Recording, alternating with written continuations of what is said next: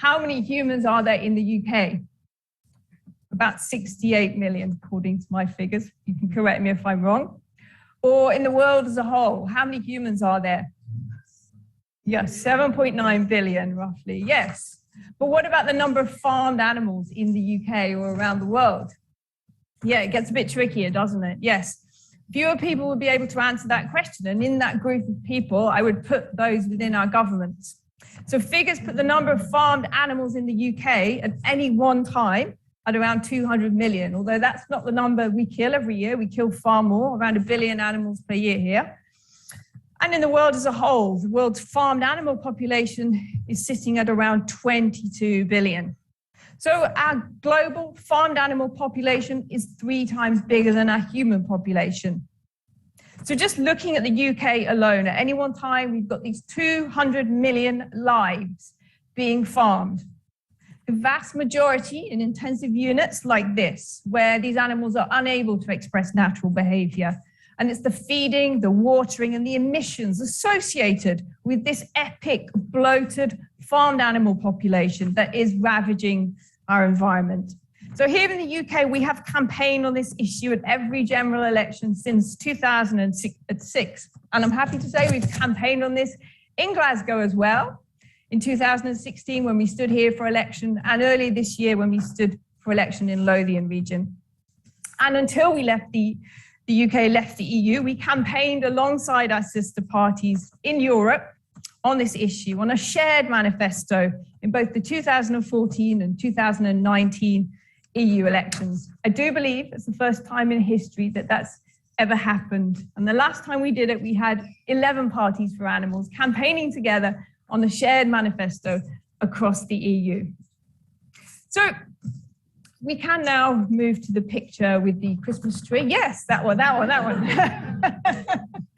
This is a hustings taking place in the New Forest, where our candidate, Professor Andrew Knight, is in a panel with all the other candidates standing for election. And this hustings was held in a church, kind of a typical scenario for where our debates take place. And often we've campaigned on what has felt like deaf ears and against the odds. We've been excluded from hustings. So at that very same hustings where Professor Andrew Knight was talking, I was excluded from a hustings because my party was too small, and so was my colleague Femi Amin. She was also excluded because our party was too small. We've been excluded from TV debates and radio shows. And perhaps one of the most ironic things of all, we've been frequently referred to as a single issue party. And yet when we aim to speak for the 99.99% of life on Earth, I believe nothing could be further from the truth. We are not a single issue party, but perhaps there are some others operating in the UK. We've also at times been accused of only caring about animals or only caring about the environment and not about humans, as if it's not possible to care for all at the same time and we somehow have to make a choice there. Well, we don't believe we do have to make a choice. We've always maintained that a world that's fairer for animals and fairer for the environment is one that will be fairer for people too, and healthier. But perhaps now we're beginning to arrive at a point in time where that message is beginning to hit home. And despite the challenges of our UK political system that isn't particularly favourable to small parties, we have carried on. And the next slide, please, if I may. In 2017, we gained our first councillor, Jane Smith, in the town of Alsager in Cheshire. Jane is sitting there in pink. Jane is also our deputy leader.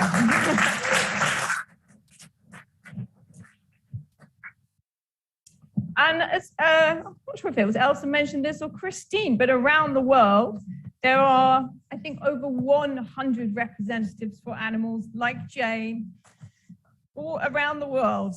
Yes.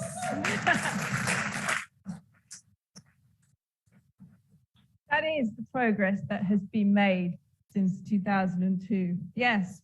So sitting on Alsager Town Council in Cheshire, we can have the next slide actually. It should be a little hedgehog. Yep, that's right. Rapidly declining hedgehog population, that is. Jane Smith's hedgehog motion saw Alsager become the first council in the UK to stipulate that native hedging or wildlife tunnels for all new planning applications should come into force. This was a move followed up by 12 other councils after that, up and down the country, and 79 other councils have expressed an interest in doing the same thing. Later that year, Jane was also instrumental in making Alsager the first town in the UK to have a standalone pollinator action plan. And in 2020, Jane was very successful in advocating for a non-lethal rodent management plan for all council-owned buildings. We think that's the first in the UK. And these, I would say, are perfect examples of policies that can come about when you think about the world from a perspective other than the human. Jane has also been campaigning for plant-based meals in Cheshire East, where she's able to speak at the council there. But that's sadly a matter still to be won. They haven't yet been convinced. And Jane's recent motion in Alsager Town Council, a town that has declared a climate emergency, she had a motion for plant-based options to be provided as standard at council-catered events. That motion, unfortunately, was not successful. And I say that's a demonstration of the way that we still have to go in driving home to those who lead us the urgency of the climate and biodiversity crises and the role of animal agriculture within them. I'd say many people still don't get that. That is a wildlife tunnel that Jane was very successful in having installed throughout Alsager. And I'm sure in the break, Jane can chat to anyone that's interested about those wildlife tunnels. So yes, the mayoral picture, yes, that's great, thank you. Looking much healthier there, I'd say. So this year I stood for election for the Mayor of London and the London Assembly, and I really wanted to get the word speciesism out there in the election campaign. I stood on a platform of ending speciesism and promoting plant-based diets across the capital. The first time that a London mayoral candidate has called for that, and I think the first time that the word speciesism has been used in a London election campaign. Well, as you know, I think you all know.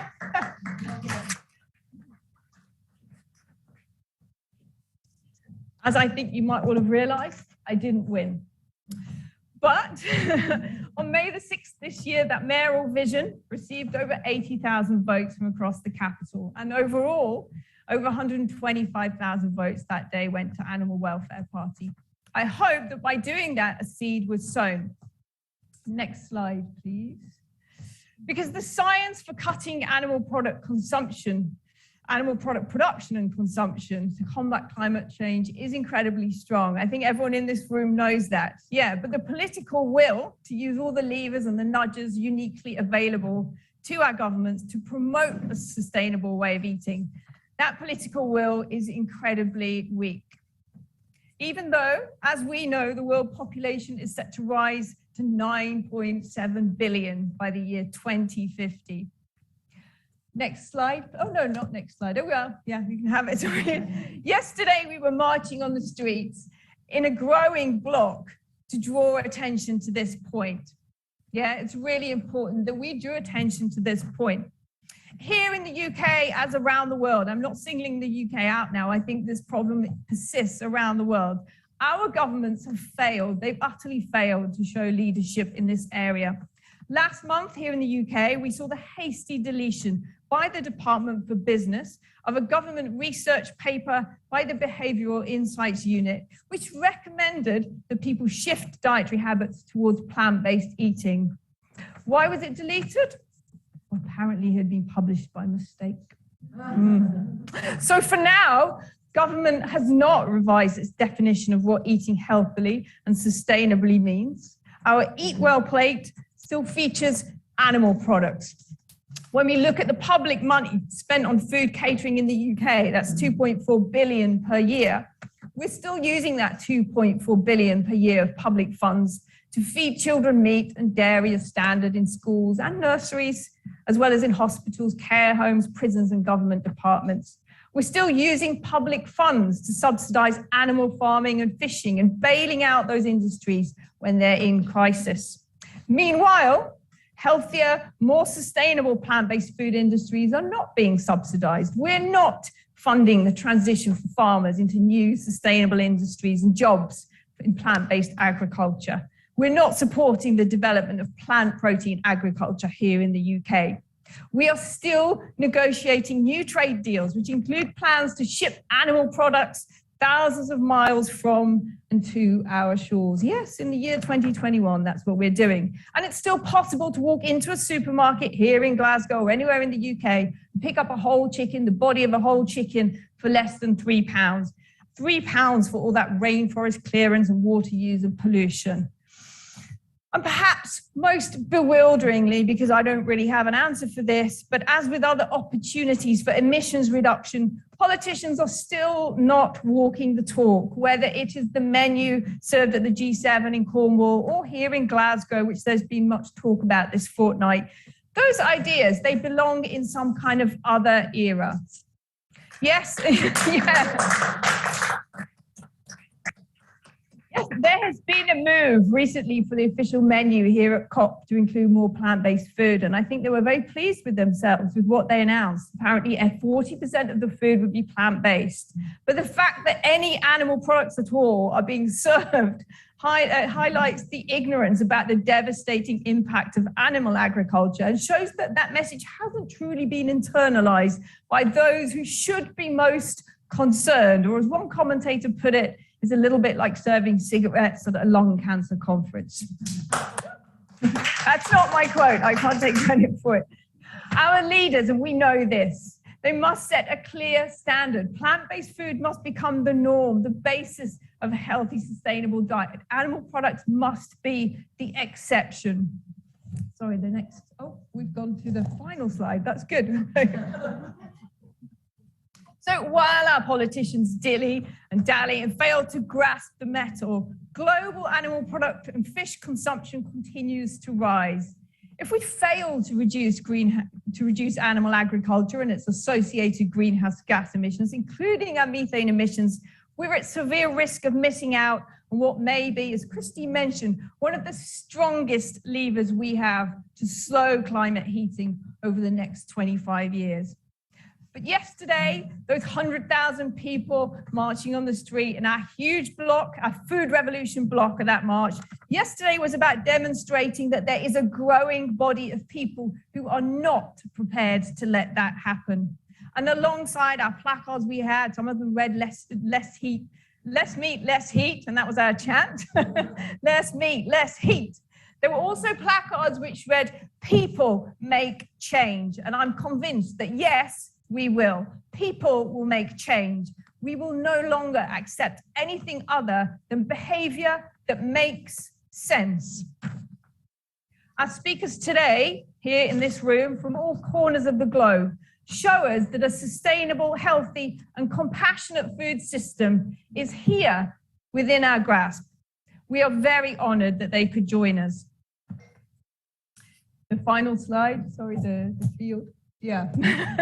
Knowing that we have a growing movement of people here now calling out for the kind of changes that are so urgently necessary, it brings me great hope. I hope it does to you too. I thank everyone here and at home for their interest, for being part of this incredible movement, for using your energy, your efforts, and your creativity to realize a new, sustainable, and more compassionate society. There is a world to fight for. And we will. Thank you.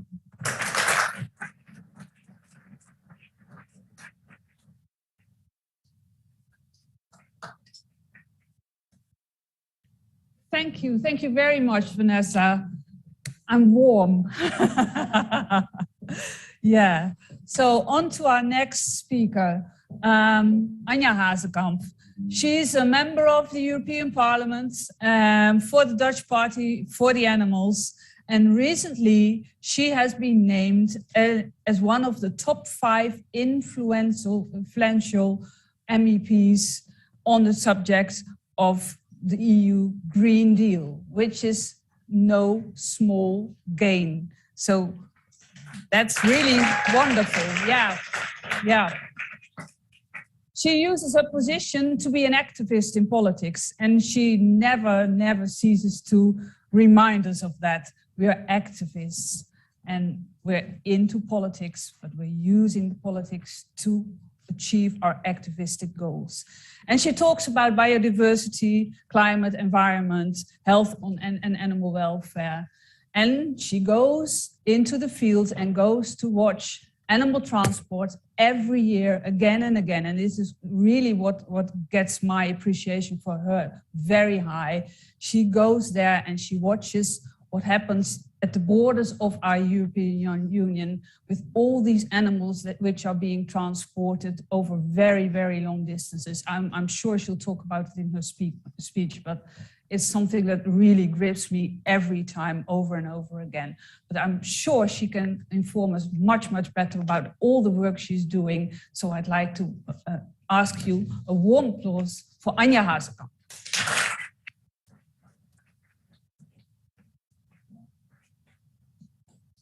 Well, thank you so much, Elsa, for your kind words.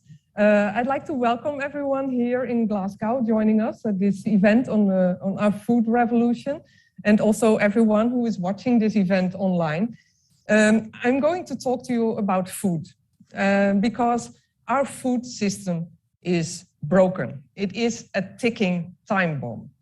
And industrial animal agriculture and intensive pesticide-using monocultures are driving high greenhouse gas emissions, are polluting our soil, they are contaminating our water, they drive biodiversity loss, and for what it's worth, they are absolutely compromising animal welfare.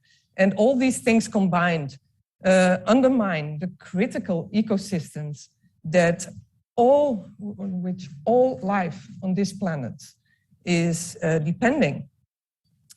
Globally, our food and farming systems contribute up to 30% of our greenhouse gas emissions. And agriculture is responsible. I'm looking at my PowerPoint, but you can go much faster than this. Yes, a little bit further, back. Yes, back. Yes, this is it. So, so agriculture is responsible for about 90% of Europe's ammonia emissions, and this has a significant negative effect on our environment and is a major contributor as well to the air pollution that kills 400,000 Europeans every year. Pesticides and fertilizer use continues to seriously threaten biodiversity and human health, and it has to be drastically reduced. Next one, please. Yes. Therefore, it is of paramount importance that we address these topics at the COP26. We desperately need a food revolution that is crucial to preserve and restore biodiversity, to improve animal welfare, and to limit global warming to less than 1.5 degrees. And it is encouraging to see so many of our sister parties at this crucial climate conference here in Glasgow, because sadly, it is not self-evident that the world leaders attending to this climate summit will indeed take the necessary steps to achieve a healthier, fairer, and more sustainable food system. In fact, it is quite the opposite. And now you probably think, yes, right, but you're a politician too. Why should we believe you and whatever you are saying? Because what is the difference? Well, the Partij voor the Animals is part of this fast-growing movement, an international movement of people who work on animal rights and environment. We are activists. Elsa said it before. We are activists, maybe the next slide, please. We are activists who are inside and outside the parliament, and we fight for the future of our planet. And we are just activists occupying seats in our parliaments. Next slide, please. We will also do what we promise. We do not only talk, blah, blah, blah, but we act as well.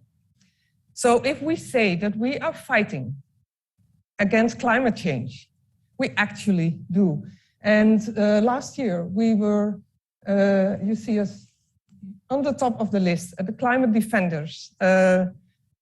And this is based on our voting behavior. So we actually vote accordingly.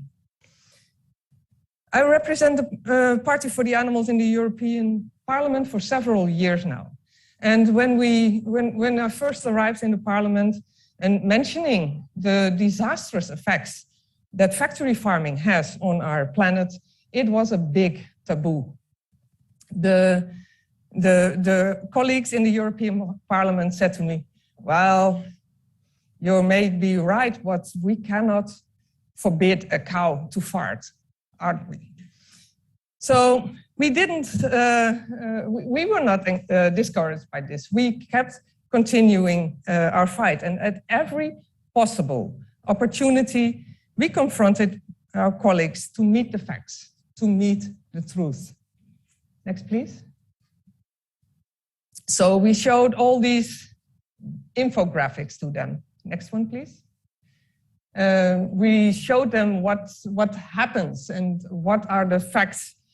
And then, next please, 1.5 years ago, the European Commission, they presented their farm to fork strategy.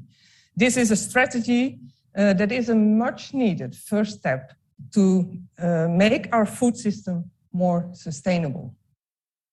However, there remained two big elephants in the room, or as we like to say, two cows in the room, which were insufficiently addressed in the Commission's strategy. One of these cows was the EU's unsustainable trade policy. And the other one, you can guess it already, was the intensive animal production system and our overconsumption of meat, eggs, and dairy products. Next one. Fortunately, the Partij voor the Animals was able to get a leading role in the farm to fork strategy. And we were able to draft the Parliament's first response on this strategy to make the farm to fork proposal from the European Commission more sustainable. And we also included these two cows in the room, the EU's trade and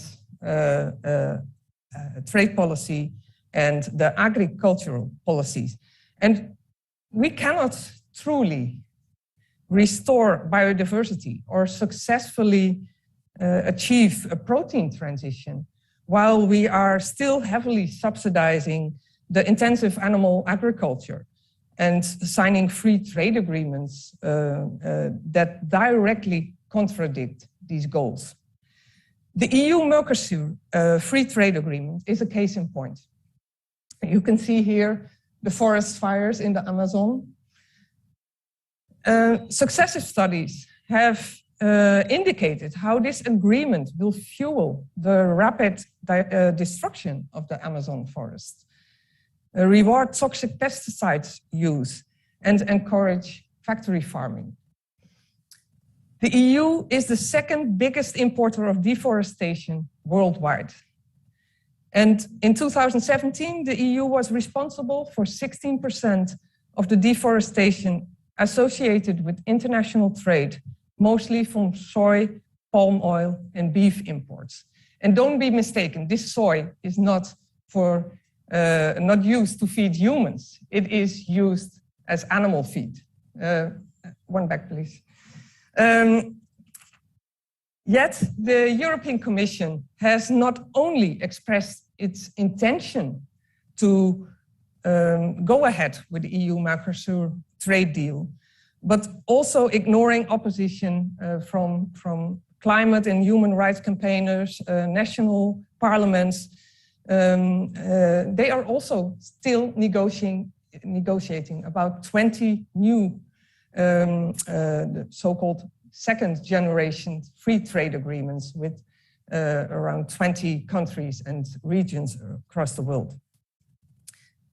But in the farm to fork strategy, we were able to stop this. The European Parliament wants to stop the EU-Mercosur trade agreement. We want to stop the negotiations. The Parliament also wants the rules that we set for our own food production to be extended to imported products. So no more products that are produced with lower standards than our own to be imported in the EU. And by doing so, we also protect our own farmers from unfair competition. The next one, please. The other cow in the room was the animal agriculture. And we succeeded to include this topic in the Parliament's response on the farm to fork strategy as well. For the first time ever, the European Parliament recognized the impact of our current food system on climate change, on biodiversity, on the spreading of zoonotic diseases like COVID,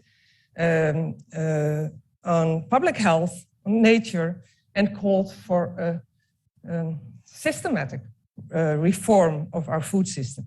And this was a huge breakthrough, especially the call from the Parliament to move away from factory farming and to reduce the number of animals kept in animal agriculture. Because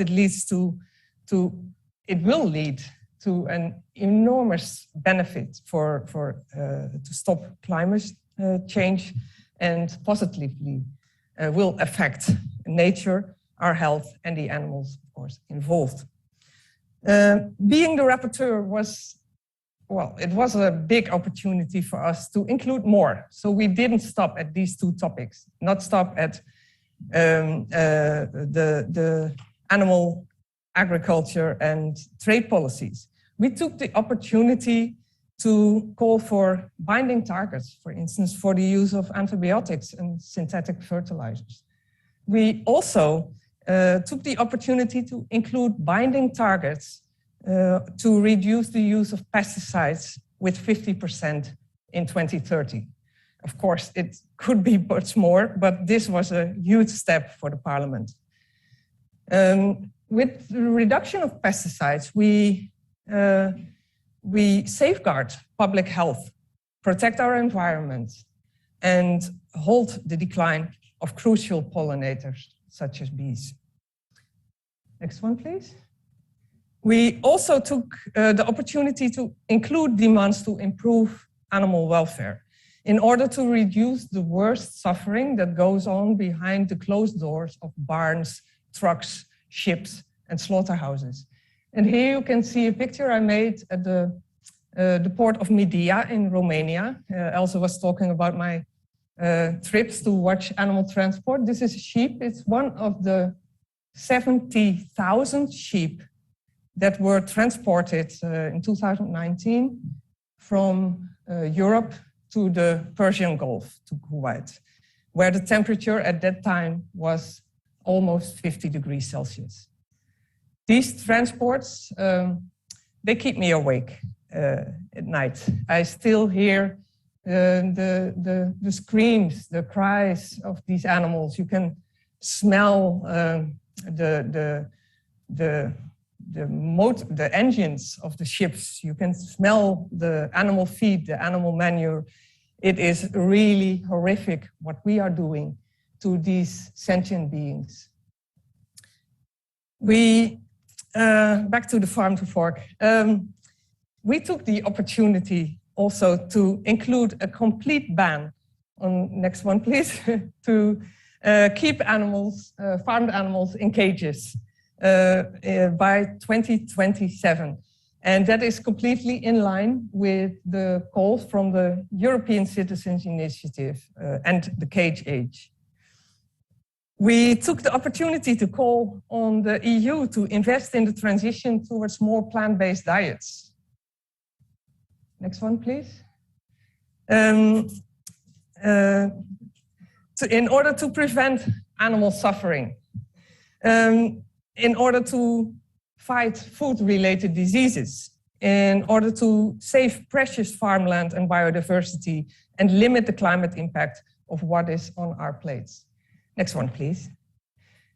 We took the opportunity to call for mandatory front-of-pack labeling that is clear and honest food labeling to enable consumers to make more informed choices about environmental impact on their food, on animal welfare, and on their own health. We took also the opportunity to transform 25% of the, next one please, of the European farmland to organic farmland. We also included some very specific calls, which I know many of our sister organizations and NGOs have been fighting for decades. For example, a demand to ban the import of cruelly produced horse meat from South America and to prohibit the unnecessary and cruelly production of veterinary medicine pregnant mare serum gonadotropin, which is produced from the blood of pregnant mares. But then, once we have written this draft report and included all of these calls, of course, we still had to negotiate with the rest of the parliament, because in order to get a majority of the 705 MEPs from all over Europe, we needed to try to convince them. And last month, after 1.5 years of negotiation and many fights, we convinced this majority of the European Parliament to vote in favor of our report. And 452 members agreed with us that we need this food revolution. Next one, please. And this was also the first time that we resisted the intense and aggressive lobby from multinationals, especially agricultural multinationals, the big businesses, the Monsantos and Bayers of this world, but also the big farming corporation who just wanted to continue with business as usual. We beat them. So, yeah. And we couldn't have done that without the help of all the NGOs, the consumer organizations, the animal welfare organizations, all the environmental organizations that helped us convince the members of the European Parliament to accept the proposal as it was and stop the watering down of the text. And it is no secret that I believe that this farm to fork strategy and the European Parliament's response could have and should have been a lot more, far more ambitious than it is now on many, many issues. But this farm to fork report and the position of the European Parliament offers hope. It offers hope for a livable future in which the food that sustains us will no longer be produced at the expense of future generations. Next one, please. This vote represented nothing less than a paradigm shift. The Parliament has recognized that intensive livestock farming increases the risk of zoonotic diseases. The Parliament recognizes the negative impact of animal agriculture on climate change and biodiversity. And the Parliament wants to include our European environmental and animal welfare standards in trade policy. In the next year, the European Commission will present 27 legislative proposals to fundamentally change our entire food system. A system that produces food in a way that is within our planetary boundaries, and food chains becoming more resilient, shorter, local, nature inclusive, and of course, more plant-based. And together with NGOs, the Partij for the Animals will, together with our sister parties from all over the world, will keep on fighting for the necessary food revolution. the best news is we don't have to wait for the world leaders here at COP26. We can start today. Our knives and forks are the most powerful weapons to fight climate change, biodiversity loss, and improve animal welfare. So I would just say, let's start today and make these powerful weapons be used in a way that is very effective. Thank you.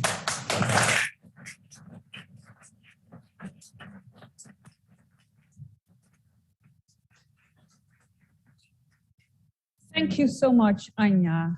Thank you. Now we have some time to take some questions for either Christine, Vanessa, or Anja. And I'll be reading some questions that came to us through the internet. And Stephanie, who is walking there, Stephanie Pasma van Voorthuizen, she will take questions from everyone here in the room. I think we'll start with a question here. Is anybody here having a question for either Christine, Vanessa, or Anja? I can see yes. Thanks. Yes, please. Good afternoon, everybody. My name is Silvia Lunni. I'm working for the European Alliance for Plant-Based Foods.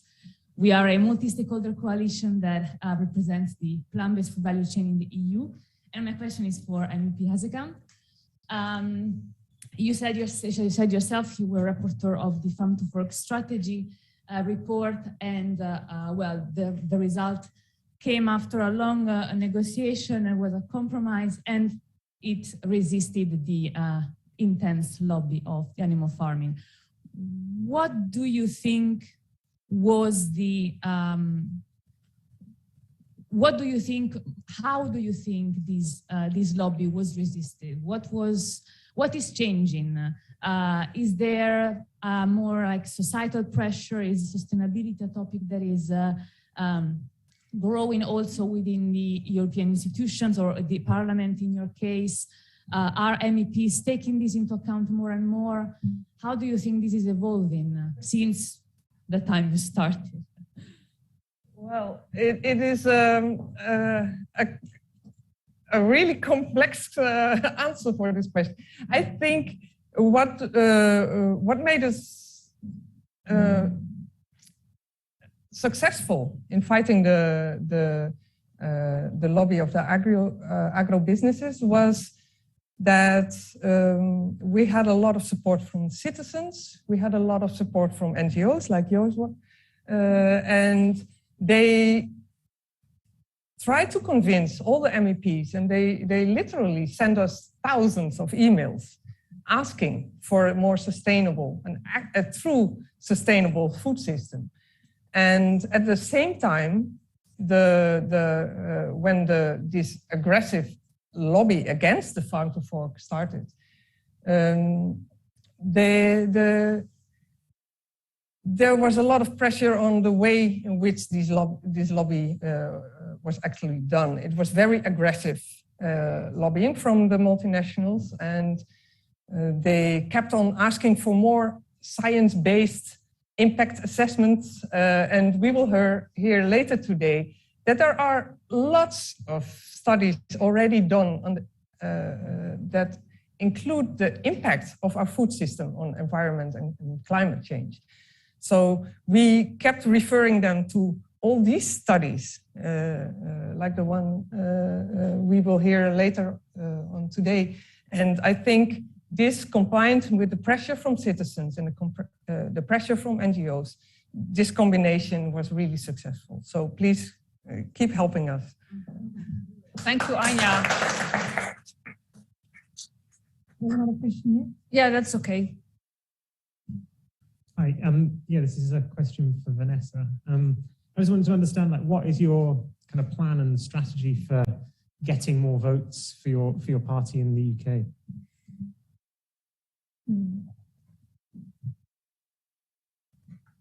I'm already mic'd up, aren't I? Yes. You are. Yes. So standing in the elections, the London elections in May this year was something that we really did because we wanted to reach a broader audience, basically. So it's quite an expensive thing to do. I know the concept of paying to stand in elections is somewhat foreign to other parties that we work with from around the world. So in case you don't know, here in the UK, we pay to stand in elections. And the London Assembly election and mayoral election that we stood in was quite expensive, £10,000 to be on the ballot paper, another £10,000 to be included in the booklet that goes to every voter in London.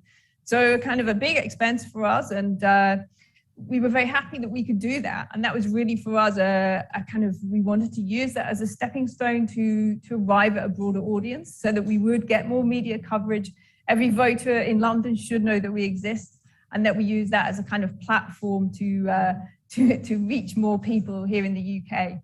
But obviously for us coming up next, there are a series of local elections, and really it's for us, every time we stand the idea is to become more well-known, to get more people to vote for us, also to join our party either as a member or as a supporter, and to keep growing. And I think, you know, as I said earlier, it is difficult for small parties here in the UK operating in this system. It's not an easy system for us, but we keep persevering. That's the idea, is that each time we grow a little bit, our vote percentage share goes up, and it's slow growth basically, but we're getting there. Thank you, Vanessa. Yeah. Any other questions? I'm taking one here. I'm reading it from my thing. Would it, I'll address this to Christine. Would it help if much greater awareness is created among the public about the subsidies enjoyed by large landowners, their land holding size and amounts, and other subsidies, direct and indirect, to the meat and dairy industries? Maybe this is more Anja's thing while I'm reading this. And there's the challenge to keep your answer short as well. Yeah. Would it help to create greater awareness about the subsidies? Maybe you can talk about agricultural subsidies. Well, what we hear often is that people say, you as politicians should not decide what is on our plates. But at this moment, especially the European Union does decide what ends up on your plate. They promote not only the intensive animal agriculture with billions of agricultural subsidies, but they are also promoting meat and dairy and eggs. And despite the climate impact that these products have. So we want the European Union to stop promoting meat and dairy, and in exchange start promoting plant-based healthy diets. And by doing so, I think they can influence what is on the plate in a good way, instead of promoting these unhealthy, unsustainable, and cruel products. Thank you, Anja. Yeah. Christine would like to add to that. Yes, if I can add from a national perspective. And I think it's certainly helpful to make more known where the subsidies go to, the European subsidies. And it's one of the main reasons why we don't get the transition in the Netherlands is because of the income support for farmers, which gives a free pass to every farmer to continue the way they do. And every measure that you take, if it's restricting other kinds of emissions in agriculture, they can't be a success as long as these subsidies are coming from the EU. So I think, it's a good question. It's definitely good to make as visible as possible. And that's what we're doing as well in the national parliament, to make as visible as possible where these subsidies go to, and that they are free pass to continue with business as usual. Yeah. If you want to stay here, because I've got a question for you, which is how did people react when the Partij voor the Animals first came into parliament? Yeah, well, you have this sentence of Gandhi as well that says first they ignore you, then they laugh at you, then they fight you, and then you win. And that was definitely how it went with the Partij voor the Animals. When we were founded, first people were ignoring us. So we tried to get into parliament, and of course we got some support. And it was what Vanessa was saying: if you participate in elections, then it will definitely help to get some visibility. And then the journalists were asking about the Partij voor the Animals and the rise of them to other politicians, and they said, well, yeah, it's nice, but I think they're not so necessary because, we already have a Green Party here and they are doing their job. So that's how they ignored us in the beginning. But then you saw that we had actually more success because, of course, we had a lot of support from people who were seeing this blind spot in politics. And then I remember seeing images of our former party leader who was at media events, and then there were politicians, and it was like statements about animal welfare. Who wants to have a sustainable agriculture? And everybody was putting up his hand from every party, to the Liberal Party, to the extreme right. They were all like, oh yes, of course, we want to have sustainable agriculture. And it was only because they saw the Partij voor the Animals as a competition. So they said, oh no, now we are for animal welfare. And that was our first success, that other parties were running faster because of the existence of the Partij voor the Animals. And then later on, when we got actually into parliament, we got attacked really by the media, and they were, because for instance, we had a pronounced launch of our Meet the Truth. That was our first documentary which was launched, which was already laying the connection between farming industry and climate change. We were the first ones who actually addressed that. And then this movie came out, and a lot of people said, oh, this is nonsense, and the numbers are not correct. And they were researching to really find things in the documentary which were not right, just to fight us, just to make us unnecessary. Because when you make some party unnecessary, then you can go on. Then you can go on with your own stuff. So in the end, we succeeded because they couldn't find any mistakes. There was a researcher who was saying that in one of the biggest newspapers in the Netherlands, well, no, they are right. We have done the job, and all the numbers are correct. So that was a huge success for us. But there are many examples of trying to make us unnecessary in that period. And now you see we are in a phase that we are growing, also in the polls, election polls, we are growing, and people seem to get it, and media seem to take us more serious. Like, oh, let's not look at their name, but look at their story. So you see that we are still are growing in seriousness. But it's remarkable because it's just the way that other social movements were treated as well. And as Gandhi said, it follows the same development. Thank you. I've got one more last question, and I think Vanessa may be able to answer this, and then we'll move on to the next speaker. Is giving all animals rights as much as possible not the solution for ending the exploitation and slaughter of animals, animal culture, etc.?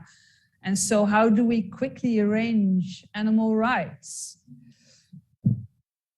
The last one is a bit tricky, maybe. But our party follows a philosophy of animal rights, and we firmly believe that animals have rights.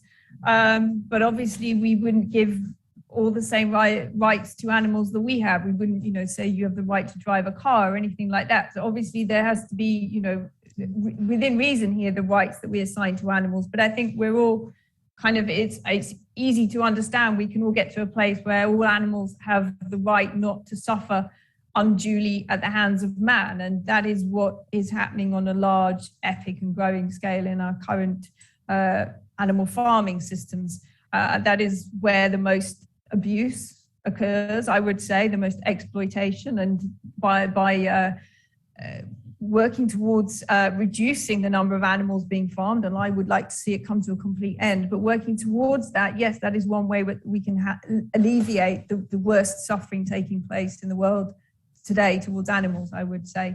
As for the question was, how do we quickly give rights to animals? Yes. Yes. I'm open to suggestions on that front because, yeah, I mean, other than, advocating for animals, explaining that they, their lives matter as much as ours, and making that case at every opportunity that we have. Obviously, we're fighting against a system that is not used to thinking about that yet, but that will change. The system is definitely changing. Yeah. Thank you. And I so agree. I think, just as Christine is telling us, that the time is now to make the change. Can somebody take this away, please? Yeah. Now I'd like to introduce our next speaker. We've heard about politics and how politics can help us being activists and help us enlarging the movement. We'll move over to science. In our midst is Joseph Poore. He's a researcher at Oxford University, and in recent years he has focused on food sustainability. And we first met in Beirut a few years ago, where he blew us away with all the facts and figures he gathered through his research on the impact of food on our planet. And today we're very, very, very pleased that you're here with us and to talk to us again about this really enormous study you did and about the impact we have with our food system and the growth of food on the planet. So a warm welcome, please, to Joseph Poore.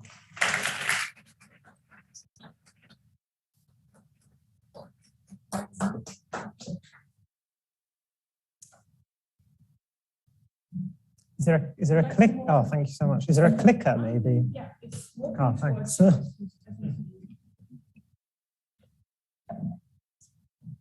Thanks.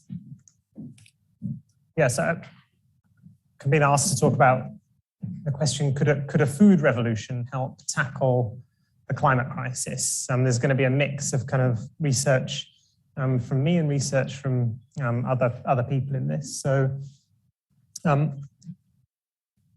today we're currently at about 0.9 to 1.2 degrees of warming. That's kind of where we are.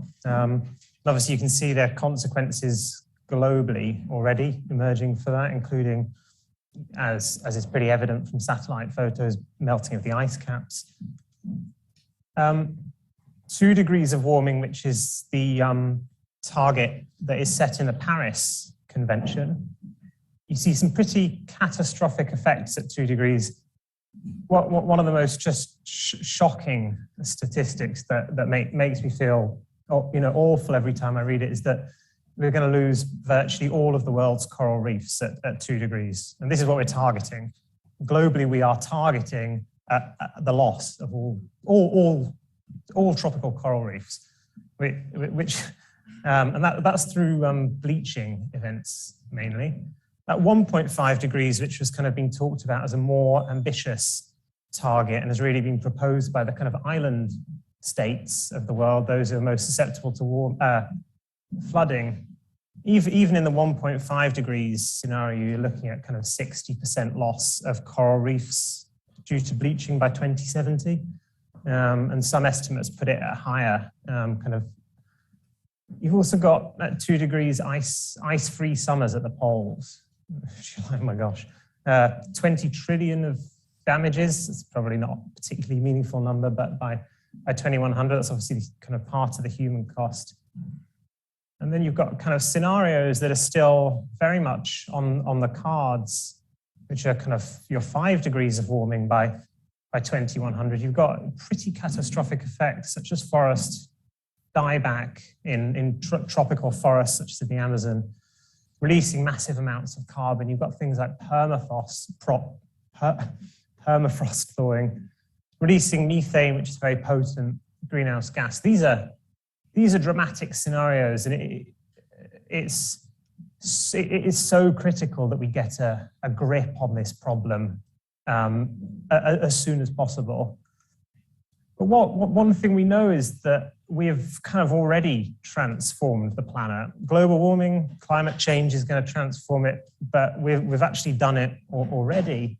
So this is just a map of the planet created by Earl Ellis and Navin Ramankati, but you can kind of see urban areas in black. They occupy about 1.5% of the world's land.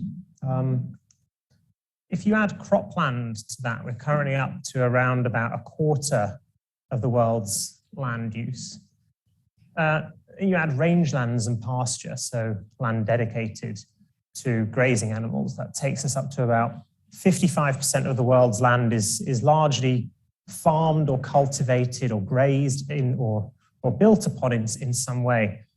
And obviously what we've had to do to get that amount of land is clear massive amounts of forest, massive amounts of wetland, massive amounts of natural grasslands, and all the species that live there. So one interesting statistic you can do is just plot the amount of land used for each kind of product that we eat. So I'm just showing some animal products here, but so just to basically say where, if you took all of that land and instead of just distributing it as a map, you distribute it by different products, you can see kind of, and animal products are responsible for a very, very large share of that. You've got beef and lamb there occupying a massive area. Milk and cheese, just milk and cheese, an area the size of Brazil, Paraguay, Uruguay, Ecuador. Farmed fish, the whole of the UK is dedicated, an area the size of the UK is dedicated to producing feed to feed fish. That's land-based feed, not. Another thing that's kind of still carrying on, we've had a lot of targets. There's a target to stop deforestation by 2020. There's now a new one to stop it by 2030. But commodity crop deforestation, this is deforestation just for agriculture, really, kind of carries on at a rapid pace. That area that is just shown on the graph is basically, if you summed it all up, that's about the size of Western Europe, has kind of been cleared just since the year 2000 to about today. Again, you can kind of look at, of that deforestation, what's causing it, what foods that we eat are causing that deforestation. Again, you've got beef and lamb is a massive driver of that. Again, milk and cheese, pretty dominant driver globally of deforestation. You see animal products there at 71% of global tropical and deforestation, with all other food at a measly 29%. In fact, you can plot a whole range of different environmental indicators. You could plot global land use that I showed first. So you could plot greenhouse gas emissions, acidification, so that's kind of ammonia emissions, etc., water pollution, freshwater withdrawals. You can plot how much environmental impact do these products cause. And then on the right, you can plot how much nutrition do these products cause. And what you see is that animal products use about 83% of the world's land, about 60%, create about 60% of our emissions, yet they give us just 37% of our protein, 18% of our calories. So you've got this huge imbalance between a very, very small amount of nutrition, relatively, to an absolutely tremendous amount of environmental harm.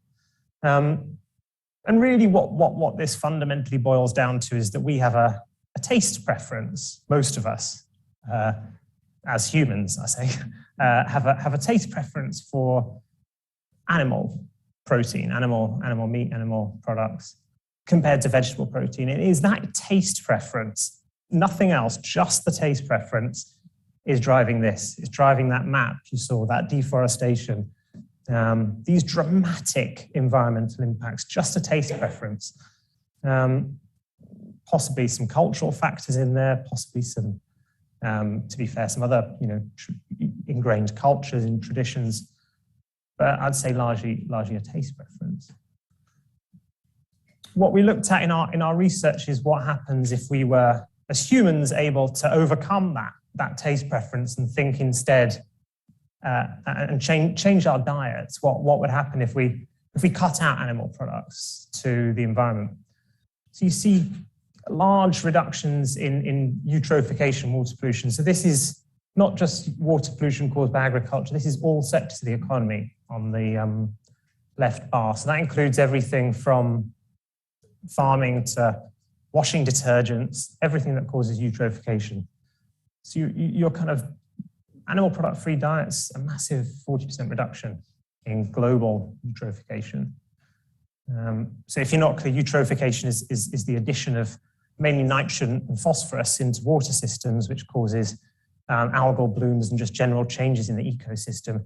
And basically in many parts of the world makes it difficult or impossible for ecosystems to survive. So fish, for example, get deprived of oxygen due to the effects of nitrogen and phosphorus causing algal blooms.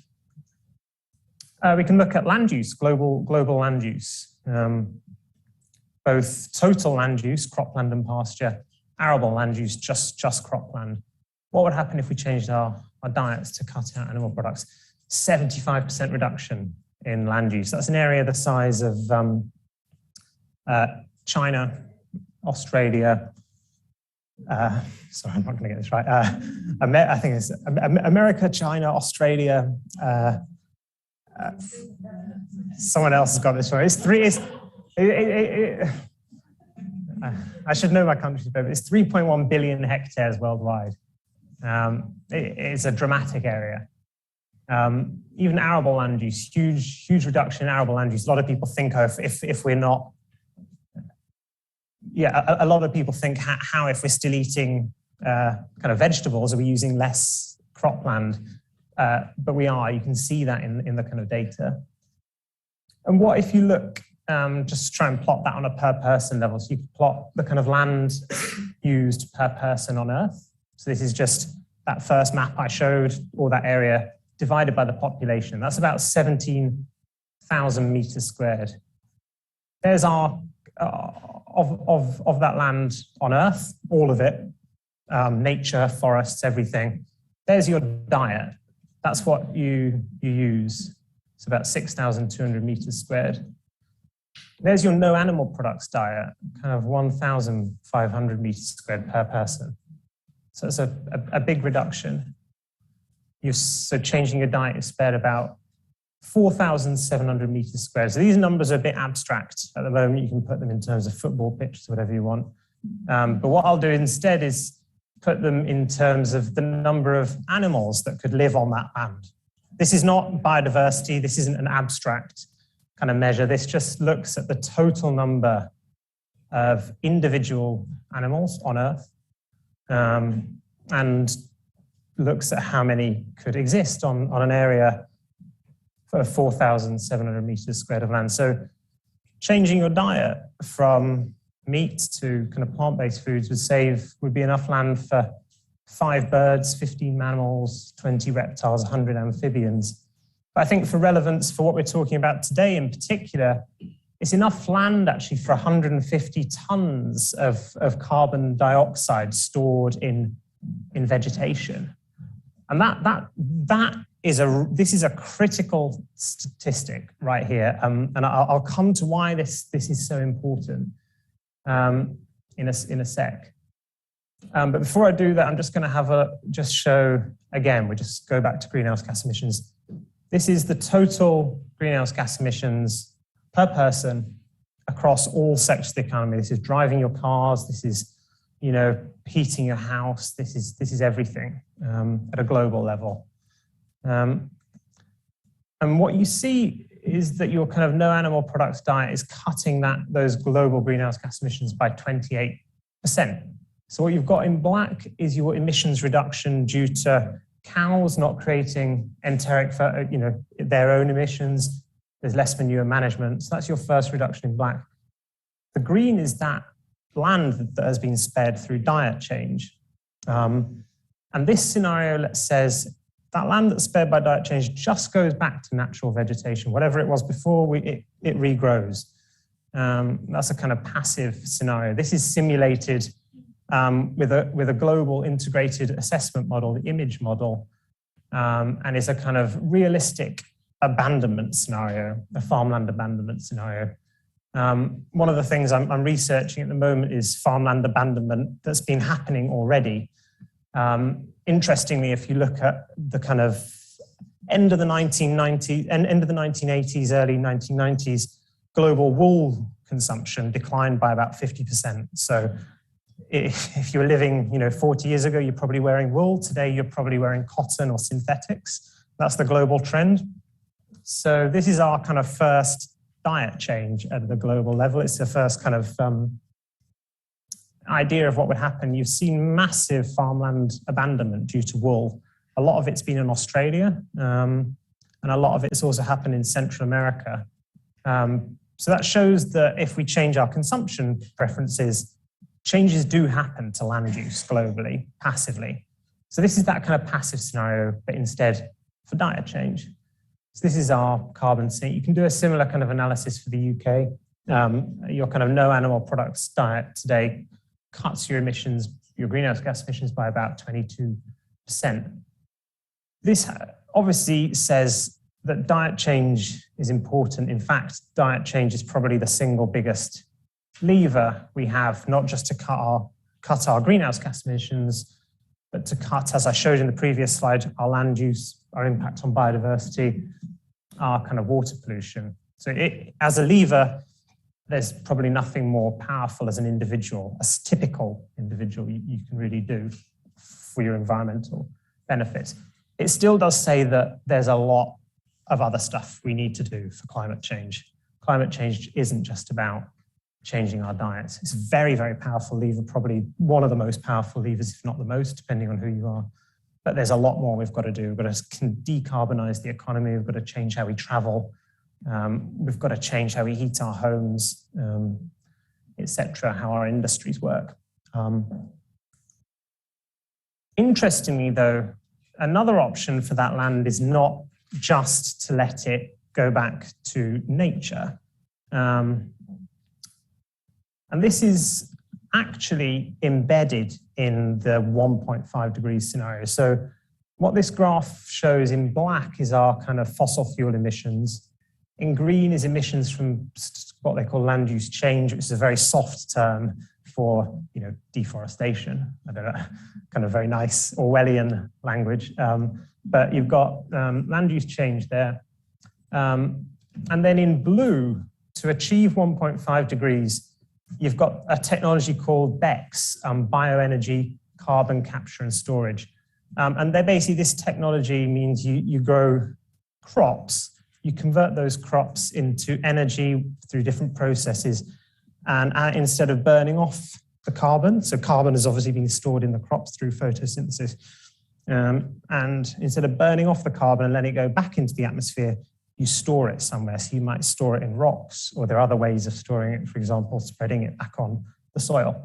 So interestingly, though, in the IPCC scenarios, there's relatively little consideration for where the land for this BECCS technology is coming from. It's this central technology that's pretty critical. It's in all the 1.5 degrees scenarios that are generated by these integrated assessment models, or virtually all of them. Yet the amount of land that's required for BECCS is an area about the size of Brazil, farmland, for this 1.5 degrees technology. And you're like, okay, where are we going to get that land? Well, if you remember on that kind of first slide, or the third slide, or the early slide I showed, I showed some of the areas of land required for each product. You saw that just milk, just dairy milk, takes up that amount of land. So even changes just targeting, for example, a swap from dairy milk to plant-based milks start liberating this land that's required for these ambitious, quote unquote, climate change scenarios. I'd probably say they're not ambitious, they are the scenario we need to be on.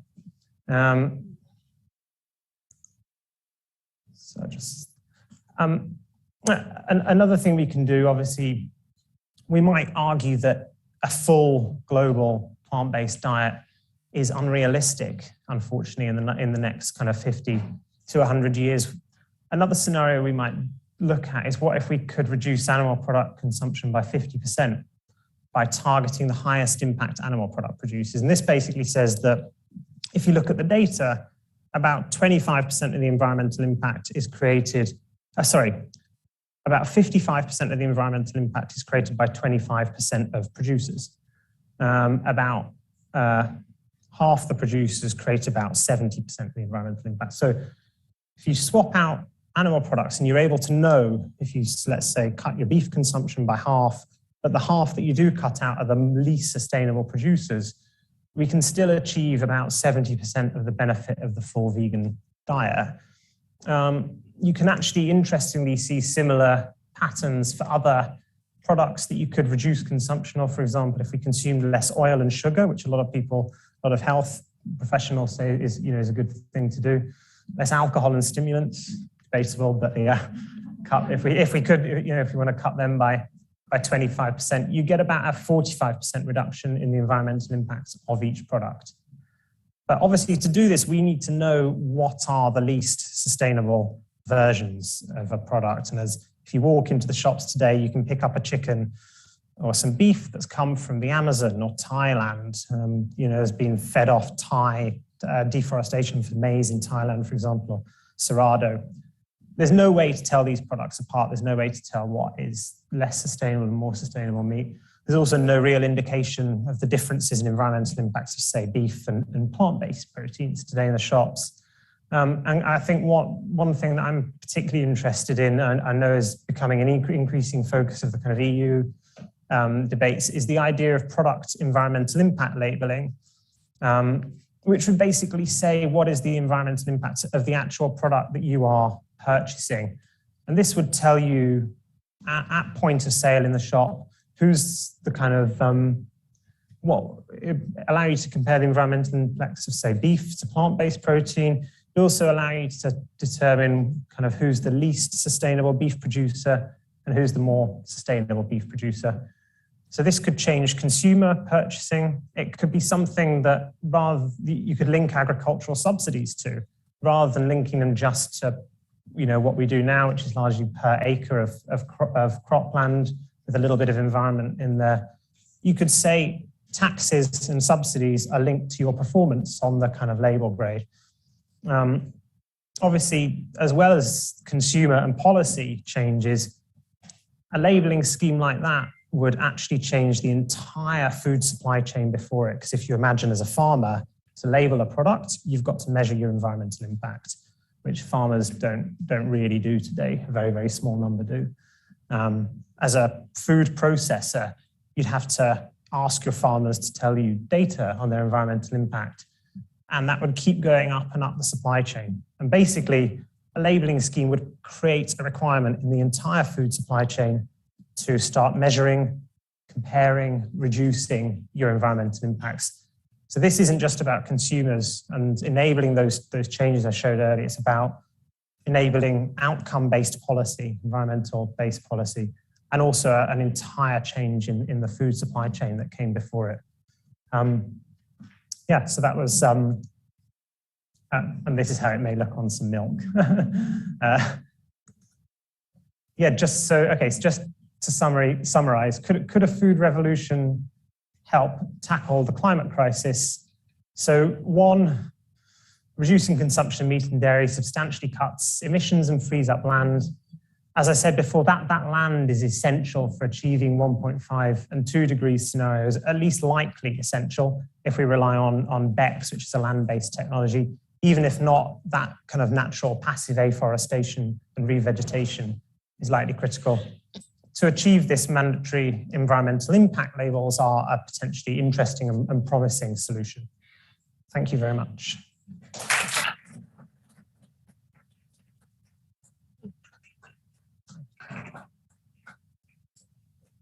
Thank you, Joseph. While you're walking away, I'm inviting the people here to put some questions to you. So if you if you don't mind, yeah. We'll start with a few questions from here in the audience. Anyone a question? Yeah, Stephanie will come to you with a microphone.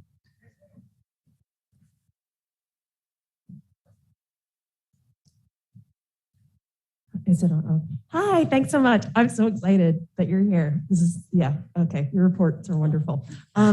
What do you think of the recent report by the group, the European-backed group Pastors, Pastres, that says, is livestock really bad for the planet? It kind of critiqued a lot of the reports pushing science-based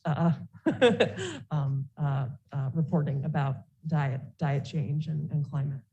Do you have any response to kind of how they framed?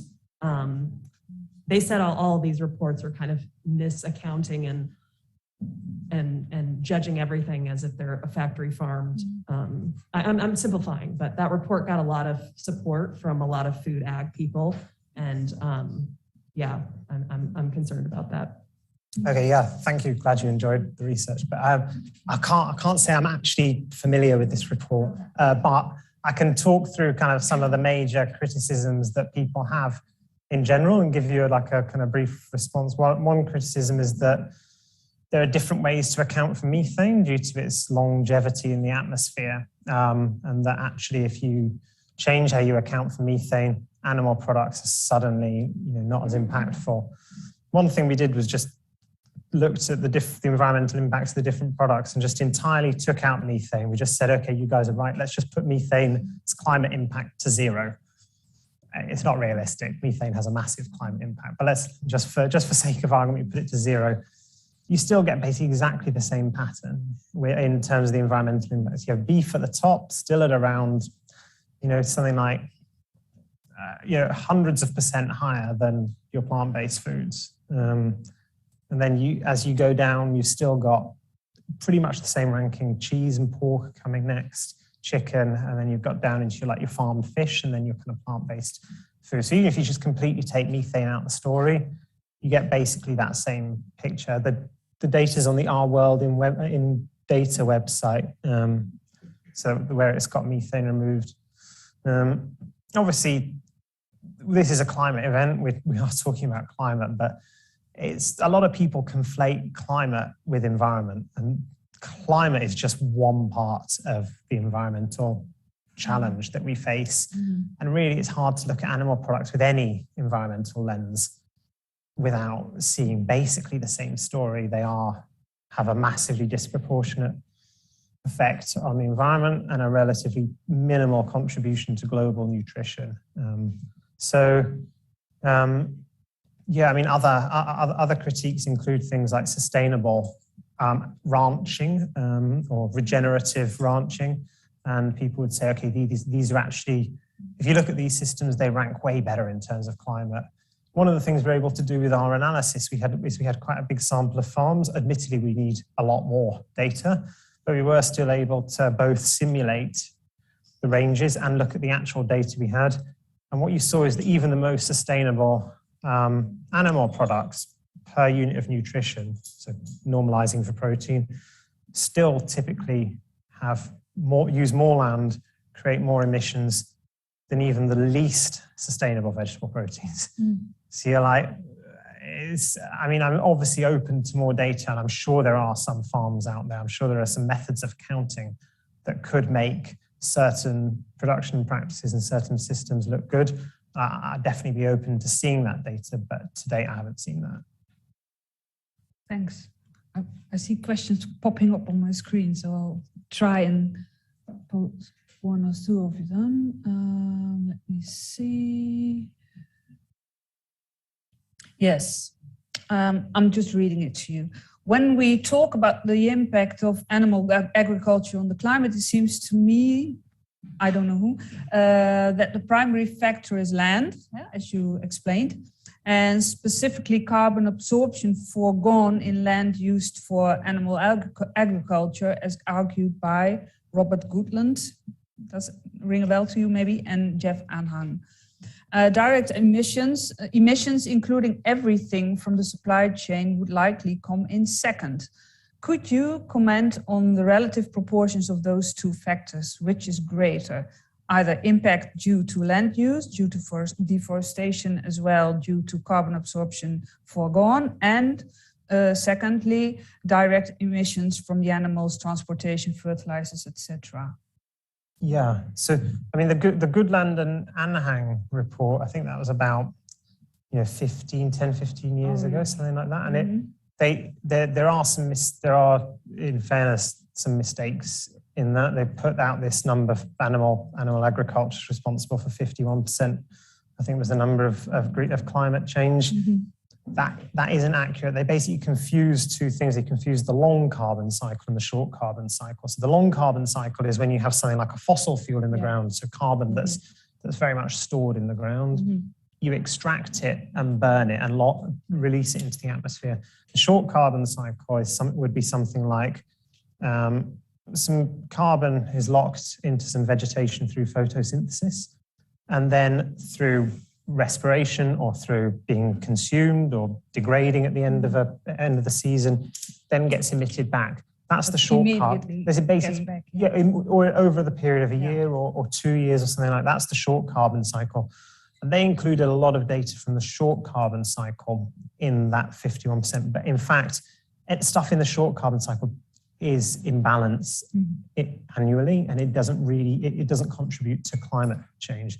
It's the long carbon cycle that does. You've got releases of carbon from deforestation or from burning fossil fuels.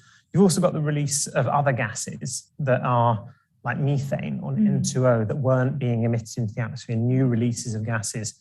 So the Goodland and Anhang, I think they messed up those two cycles. I think there's a lot of consensus that agriculture is around about a quarter to kind of 18% of greenhouse gas emissions, including deforestation, or kind of around, maybe around 20, and the rest of the 14 to 18% excluding deforestation. And then if you add in deforestation, you're kind of getting into the low 20s. And then if you add in the rest of the food system, processing, packaging, transport, retail, you're kind of getting close to 30%. That's the kind of range that is consensus. That doesn't include, as the commentator said, the kind of land that's the land that's been used that is no longer storing carbon. But that land has, those emissions have already happened. And the only way you can release that land is to change diets. So it's a scenario. It's no longer, you no longer can account for it in the accounting. It is that the only way you can access that carbon opportunity is by changing something. And that change is diet. And those graphs I showed, if you do change diet to a vegan diet, you can unlock that opportunity, the carbon opportunity. And then you get to around half of the benefit is kind of avoided emissions, half the benefit is the carbon opportunity. Thank you for elaborating on this. I think we've got one more question and then we'll go to a break. We'll take a question from here. Yes. Sorry if you sent in your question, but there's a gentleman over there who wants to pose a question. I'm Silas Raw with Climate Healers.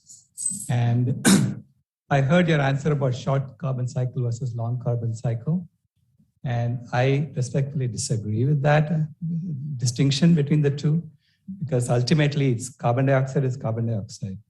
Nature doesn't care where it came from, whether it is short or long. Nature just gives you consequences for that action, putting carbon dioxide into the atmosphere. It's up to us whether we choose to put carbon dioxide into the atmosphere and sequester it or not. So this is why I disagree with the IPCC also, just not including things like deforestation and what they call pasture maintenance fires. They don't count that. If you didn't do pasture maintenance fires, carbon dioxide would be sequestered in recovering forests. So that's not being counted. So when you take all of that into account, the opportunity cost is the biggest component of using animals for food. So to me, Goodland and Anhang tried to do a really good job, and they gave a lower bound for including the opportunity cost. And I think they need to be credited for that work. Let's go for it. So the IPCC do include what you're talking about, kind of it's under savanna burning would be is where you might find it. You can, if you go on the FAO stat website, there's a block called Savannah Burning. It's around 200 million tons of CO2 emissions globally comes from savanna burning. It is included both in the FAO stat, specifically for agriculture, and the IPCC accounting. In terms of the opportunity cost, i.e. the potential for land that is currently being used for agriculture but could go back to forest, I think it definitely should be thought of as an opportunity. If we don't change what we're doing, there's no way to, if we keep farming the land, there's no way to allow forests or anything to come back on that land. You know, if we don't liberate land, we can't, for example, convert it instead to BECCS, bioenergy, carbon capture and storage.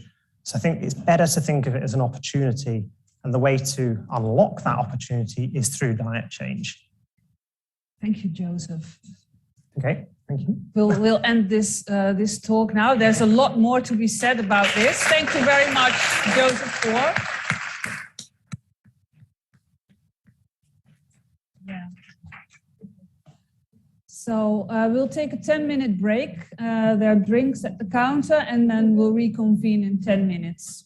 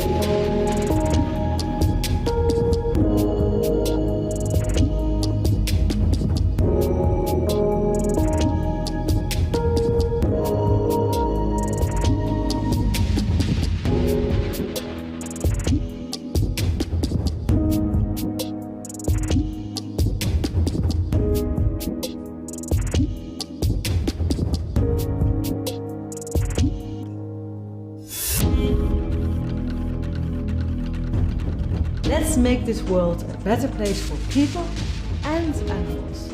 Let's start today.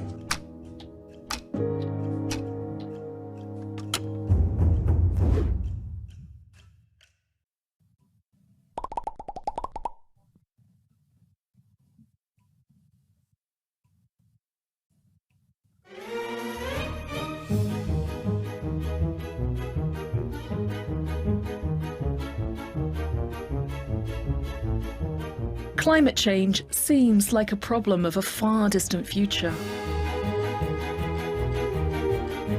We just go on with business as usual. Corona is a wake-up call. It's a consequence of how we treat nature. It has disrupted all of our lives. Prevention is better than cure. To replicate, a virus needs a host that may get sick or die. Likewise, we humans are destroying our own host, planet Earth. We've wiped out entire habitats, driven species to extinction, and reduced wildlife populations by 60%. Plants constitute 82% of all life on Earth, bacteria 13%, and everything else makes up the remaining 5%. Oh, and humans? We represent just 0.01% of all life on Earth. Yet this 0.01% has exterminated over 80% of all wild mammals. Natural habitats have been destroyed. Future pandemics will emerge more often, spread more rapidly, cause greater damage to the global economy, and kill more people than COVID-19. While wild species are dying out, 60% of mammals on Earth are livestock. We are destroying forests to produce animal feed, to create pasture for cattle, or for mining or human settlement. This causes a loss of biodiversity, greatly increasing the risk of spreading pathogens. As humans increasingly encroach on the natural habitats, wild animals are coming ever closer to human habitation. It's becoming easier for pathogens to jump to humans and mutate. Taking just one species from an ecosystem can disrupt the whole food chain.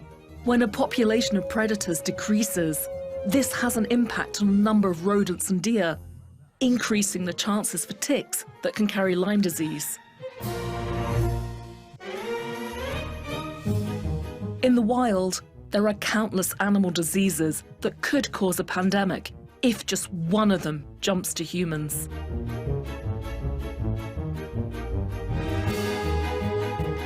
Take H5N1, bird flu. If transmitted to humans, this virus can have a high mortality rate. Then there's H9N2, a lesser-known bird flu. It's sneakier, but also dangerous. Quick on the draw is H1N1, swine flu. H5N8, another bird flu that's already found human victims. Just like us, they love to travel to new and different hosts, always looking for exotic new destinations. Wildlife trade also facilitates the spread of pathogens. The spillover of animal diseases to humans is made easier by antimicrobial resistance, intensified agriculture and livestock production, climate change, invasive species, and international travel and commerce.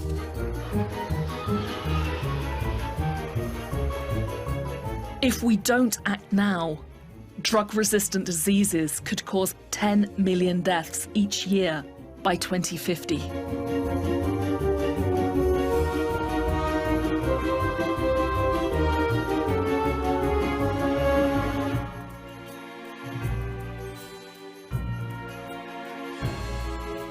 So, how can we reduce these risks? The first thing we can do is to stop deforestation, protect habitats, and ban wildlife trade. But above all, we must reduce our consumption of meat and other animal products.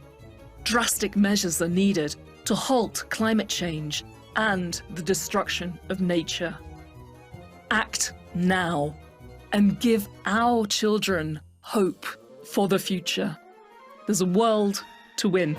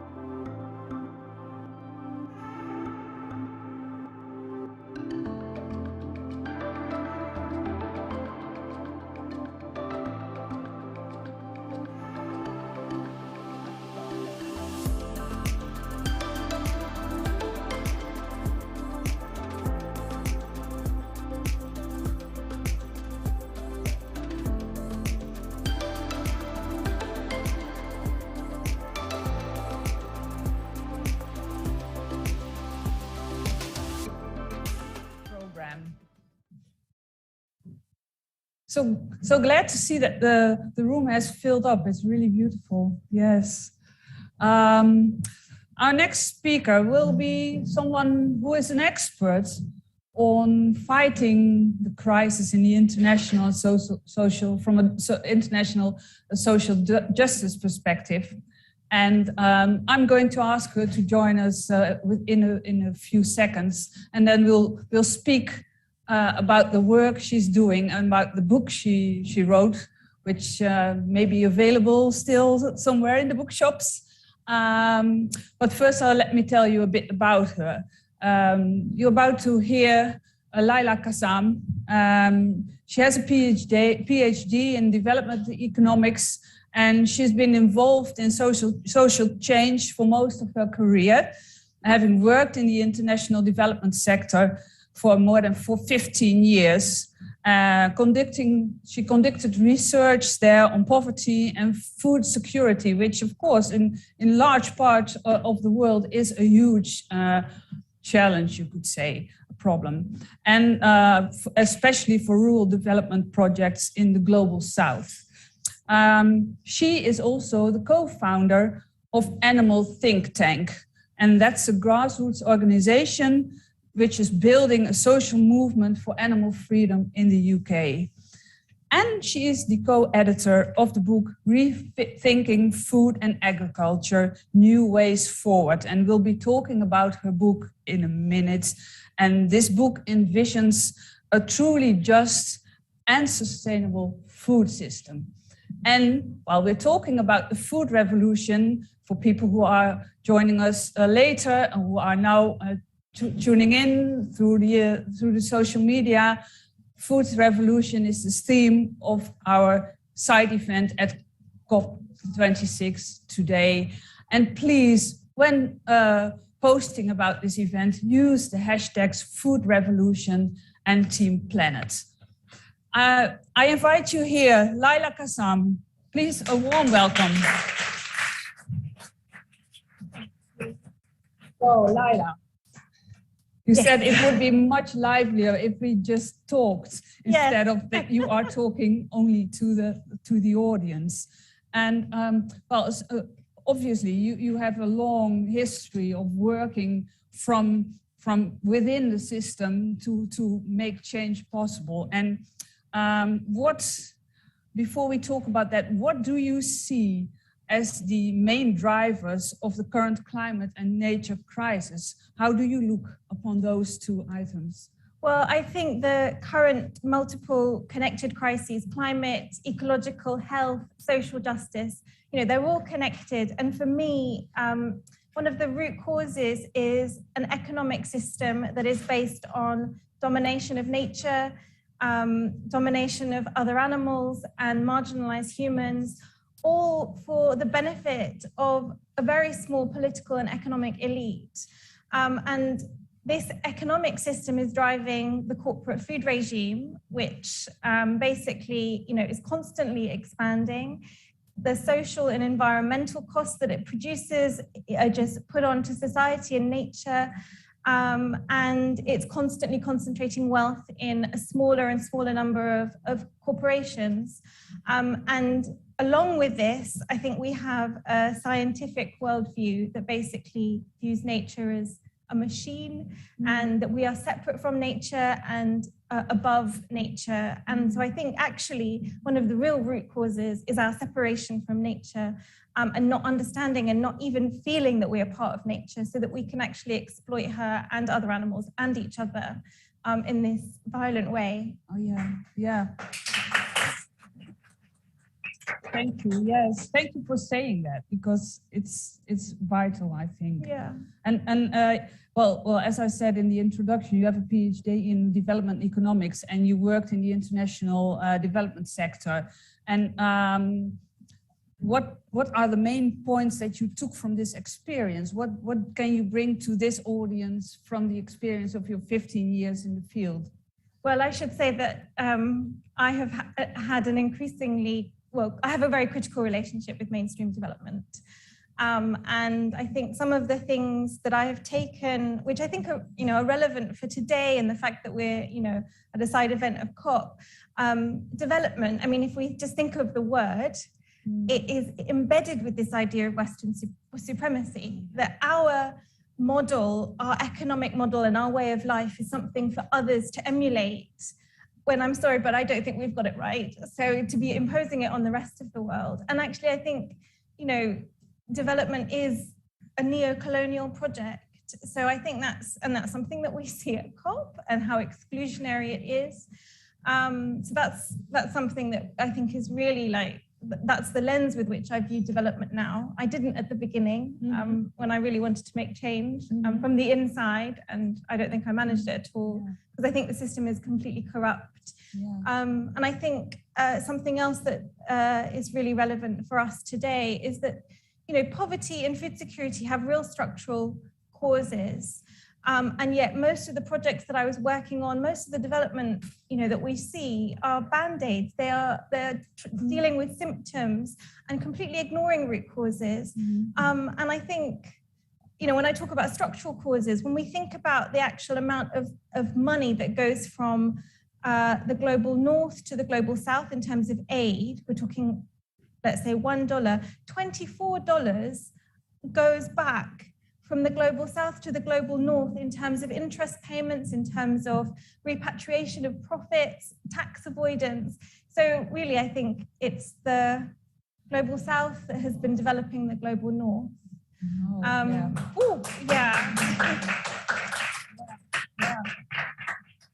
The question that popped up in my head while you were speaking was, I know so many young people in the Western world, I call it the Western world, that are really dedicated to making a change, and they think, well, I've got a gap year after after schooling, and I want to go somewhere and make a difference. What would you advise those people, those young people who want to contribute, but maybe still trapped in this old idea of going somewhere and doing good? Oh, well, can I just say firstly, I empathize, because I was one of those people. Yes, I used to be one. So yeah, I went to India, changed my life. It was really, it's such a cliche. I'm embarrassed to think about it.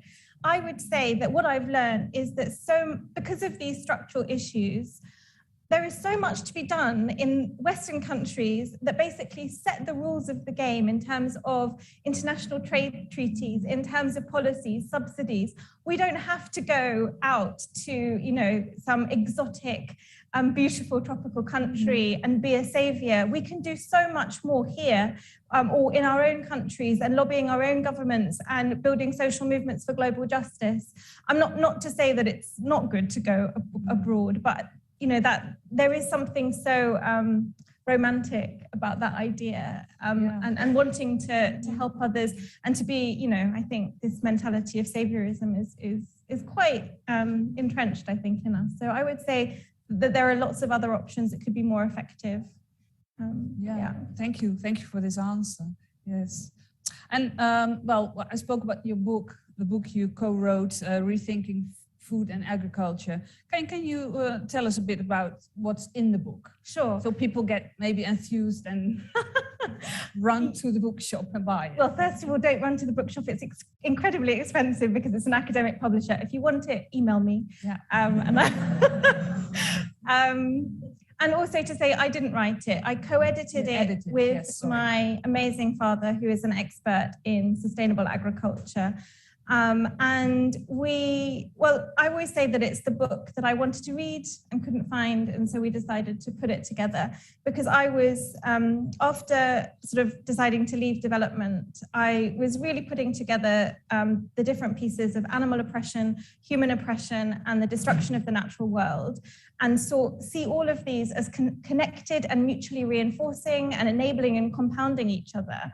And I would read amazing books about one or the other, but nothing that brought the whole thing together. So that's what we've tried to do. And so many books about food system transformation completely ignore animal ethics. And that's one of the really big things that we've brought into the book. But we really look at understanding the underlying root causes of all of these connected crises. taking a historical look at, before 10,000 years, before settled agriculture, the impact of domesticating other animals on our current agrarian Western worldview, looking at science and, again, the worldview that science brings in terms of domination of nature, the corporate food regime, deconstructing so much of it, and also highlighting new ways forward and new paradigms of agriculture, of human nutrition, and of political economy, which I think is quite rare for an academic book. Normally academics are really good at deconstructing, but not in terms of, what are the ways forward. And can you tell us some examples of what you can do to help this movement come about, this change in the agricultural system and the use of animals? Well, the book focuses a lot on a paradigm of agriculture called conservation agriculture, which actually by default is vegan. It doesn't use animal inputs. And when we hear so much about regenerative agriculture and the grazing, actually, if you took the grazing part out of regenerative agriculture, a lot of it is actually, the core of it is conservation agriculture. So not tilling the soil, keeping the soil covered at all times, diversified cropping systems. And so I think there's so much, I think it covers 15% of agricultural production now. So I think finding out and being aware of different paradigms of agriculture. And I think, in terms of human nutrition, we're talking about plant-based diets. In terms of political economy, we're talking about localization. So there's so much that we can do at every level of the system. Individual change is so important. So, I advocate for stopping eating animals, but also viewing ourselves not just as consumers, but as engaged citizens. And, we heard from, these amazing women in the Partij for Animals that, we can be activists as well. And I think structural change is so important. Lifestyle change is not enough. It's necessary, but it's not enough to make the big structural changes. So I would say that we can be, we can change our lifestyles, we can build alternatives, we can change the institutions of society from inside and outside. And that really involves collective action and working together and being really, really disruptive when needed. Yeah. Which is all the time at the moment, I think. Yeah. I think, yes, I think so. What I was thinking, what you actually say is we don't have to reinvent a food system. We just have to remember. Is that right? Yes, we just have to remember what it was like before the industrialization of agriculture, etc. Or am I misinterpreting? No, I think there's so much that we have done to industrialize agriculture all over the world in the name of development and the Green Revolution. So I think there is a big part of less industrial ways of doing things. And I would also say that traditional agriculture is not always sustainable, especially when you're plowing and tilling the soil, which is unnecessary, releasing carbon, destroying soil, which is a living system, killing the earthworms, who are basically doing the thing that, the regenerative crowd is saying that cows are doing. So I would say, actually, even traditional ways of doing things are not always the most optimal. Yes, but. Yes, but. Yes, but. Someone is whispering in my ear. Time is running out. But I got a question for you, and I'll have to read it because, you've been working with the social movements for most of your life, well, as we talked about earlier, and that's an important part in your book. And there you claim that to bring about fundamental transformative change, you need to build the power of existing grassroots social movements. Can you elaborate on that a bit more, the social movement side of the book, of your message? Yeah, absolutely. So basically, I think the point is that real transformative change is only going to come from the grassroots, because governments and corporations and the international institutions really want to maintain the status quo. And so I think they often misrepresent the problem, and they present narratives of lack and fear-based narratives that basically perpetuate their own agendas and status quo. And basically grassroots social movements are, for me, the way forward. And we're really talking about shifting power in society. And what we have is people power. We don't have the money, we don't have necessarily the influence yet, but if we think about progressive social changes that have happened in the past, they've come about through mass protest, disruptive, direct action, sacrifices. And I have co-founded an organization called Animal Think Tank. Currently, I'm focusing on animal freedom as a really important lever in this bigger system, but also because it's the cause that breaks my heart the most. And we are focused on building a social movement in the UK. And we understand social movements to be much broader than just mass protest or community organizing. All of the things that I mentioned before, individual change, building alternatives, party politics, lobbying, it's all needed and it's all important. So we've got the social movement ecology is our understanding of what a social movement actually is. Yeah, thank you very much for this sum up of what we still got to do. I think we're unfortunately coming towards the end. Maybe there's time for a few questions from the room here. Can somebody bring a microphone? Yeah, Jane is grabbing the microphone. Are there any questions to Laila? Or comments? Or are we all on the same level here? That's also possible. Oh, the lady here in the front. Yes. I'm sorry, you had another question already. Thanks, Laila.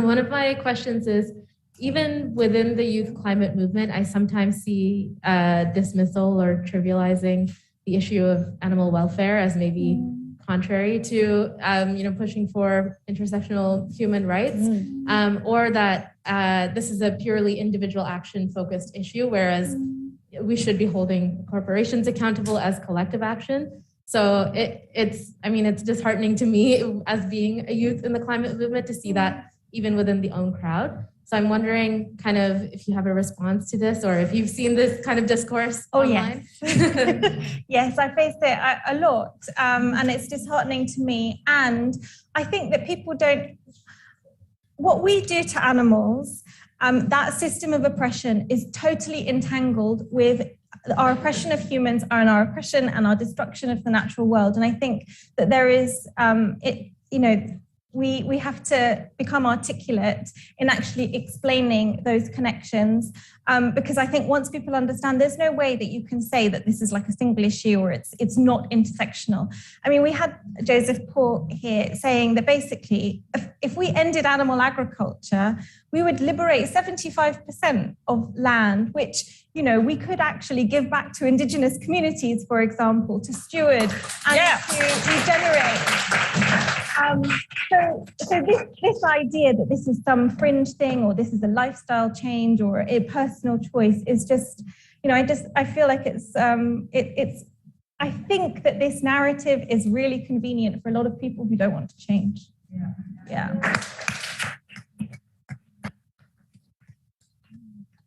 Thank you. There's one more question online, but I need to log in first, so we'll need maybe 10 seconds or so before I can put it on my screen. Yes. Where is it? It has to come through. I don't see it. I don't see the question. Okay. Yeah. Ines will ask the question. Yeah. Yes. Okay. We got one question from the audience, actually more, but we have to cut on the time. Oh, I can't. It's an A and B question. So 2 questions basically. It's a sneaky one. Wow.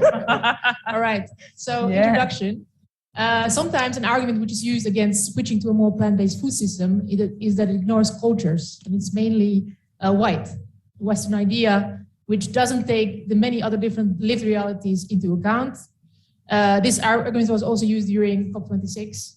A, having worked internationally, how do you reflect on that? And B, what are practical ways to make practical steps towards a fair, sustainable, and compassionate food system resonate with more people and different cultures? Oh, wow. That's a bit like the question earlier. How do we get animal rights, done? Yeah. I think the first part of your question, actually, I would say the same thing as I said earlier in terms of this idea that we could liberate 75% of land. And hand it over to indigenous communities. Not that necessarily would follow. I think is a response to people who say, oh, this is culturally insensitive, or it's a white thing. And some people might say that veganism was actually invented 25 centuries ago by Jane monks. And when I have worked. I've lived in a lot of different places in the global south, and I can tell you that most traditional local diets are plant-based, and actually it's colonization that has increased animal products in our diets. And I would say that probably the most white Western thing is our spread of the Western diet pattern all over the world that is fueling obesity, non-communicable diseases, lifestyle diseases, and just causing so much havoc. So actually, I think that it's backwards.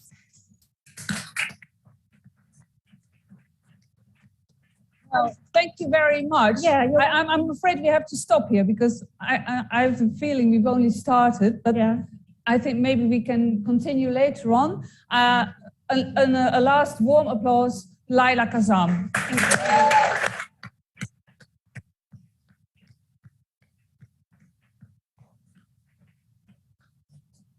I'm going to introduce to you the next speaker of our, I must say, impressive row of speakers today. Yeah. Cecilia, I see you standing there. Cecilia McLevy. I'll just talk a bit about you and then we'll ask you to come forward.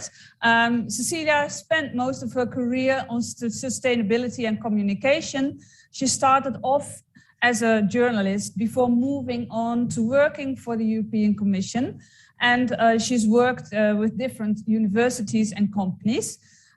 She has gained a reputation as a skillful communicator and has been awarded several awards. Maybe she'll talk about that a bit later.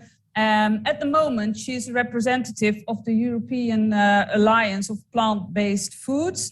And this brings together like-minded organizations in the plant-based value chain around a unique mission to put plant food base at the heart of the transition, our food revolution, which we're talking about today, towards a more sustainable and more healthy food system. And she will talk to you about her experience on lobbying and how to use lobby, which for some of us may have a negative connotation, how to use it to make change happen. I welcome here in front of you, Cecilia McLevy.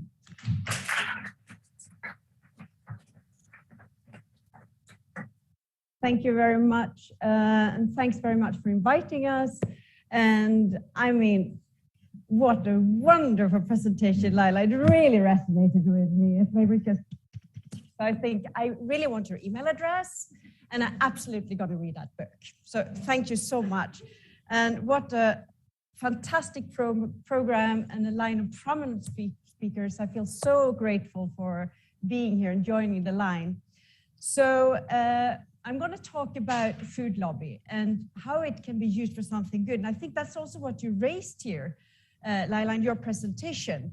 I mean, we need to change structures. That's what we're talking about. And I can honestly say from the bottom of my heart that I'm doing what I'm doing for the sake of my kids. I know that we have to shift the structures.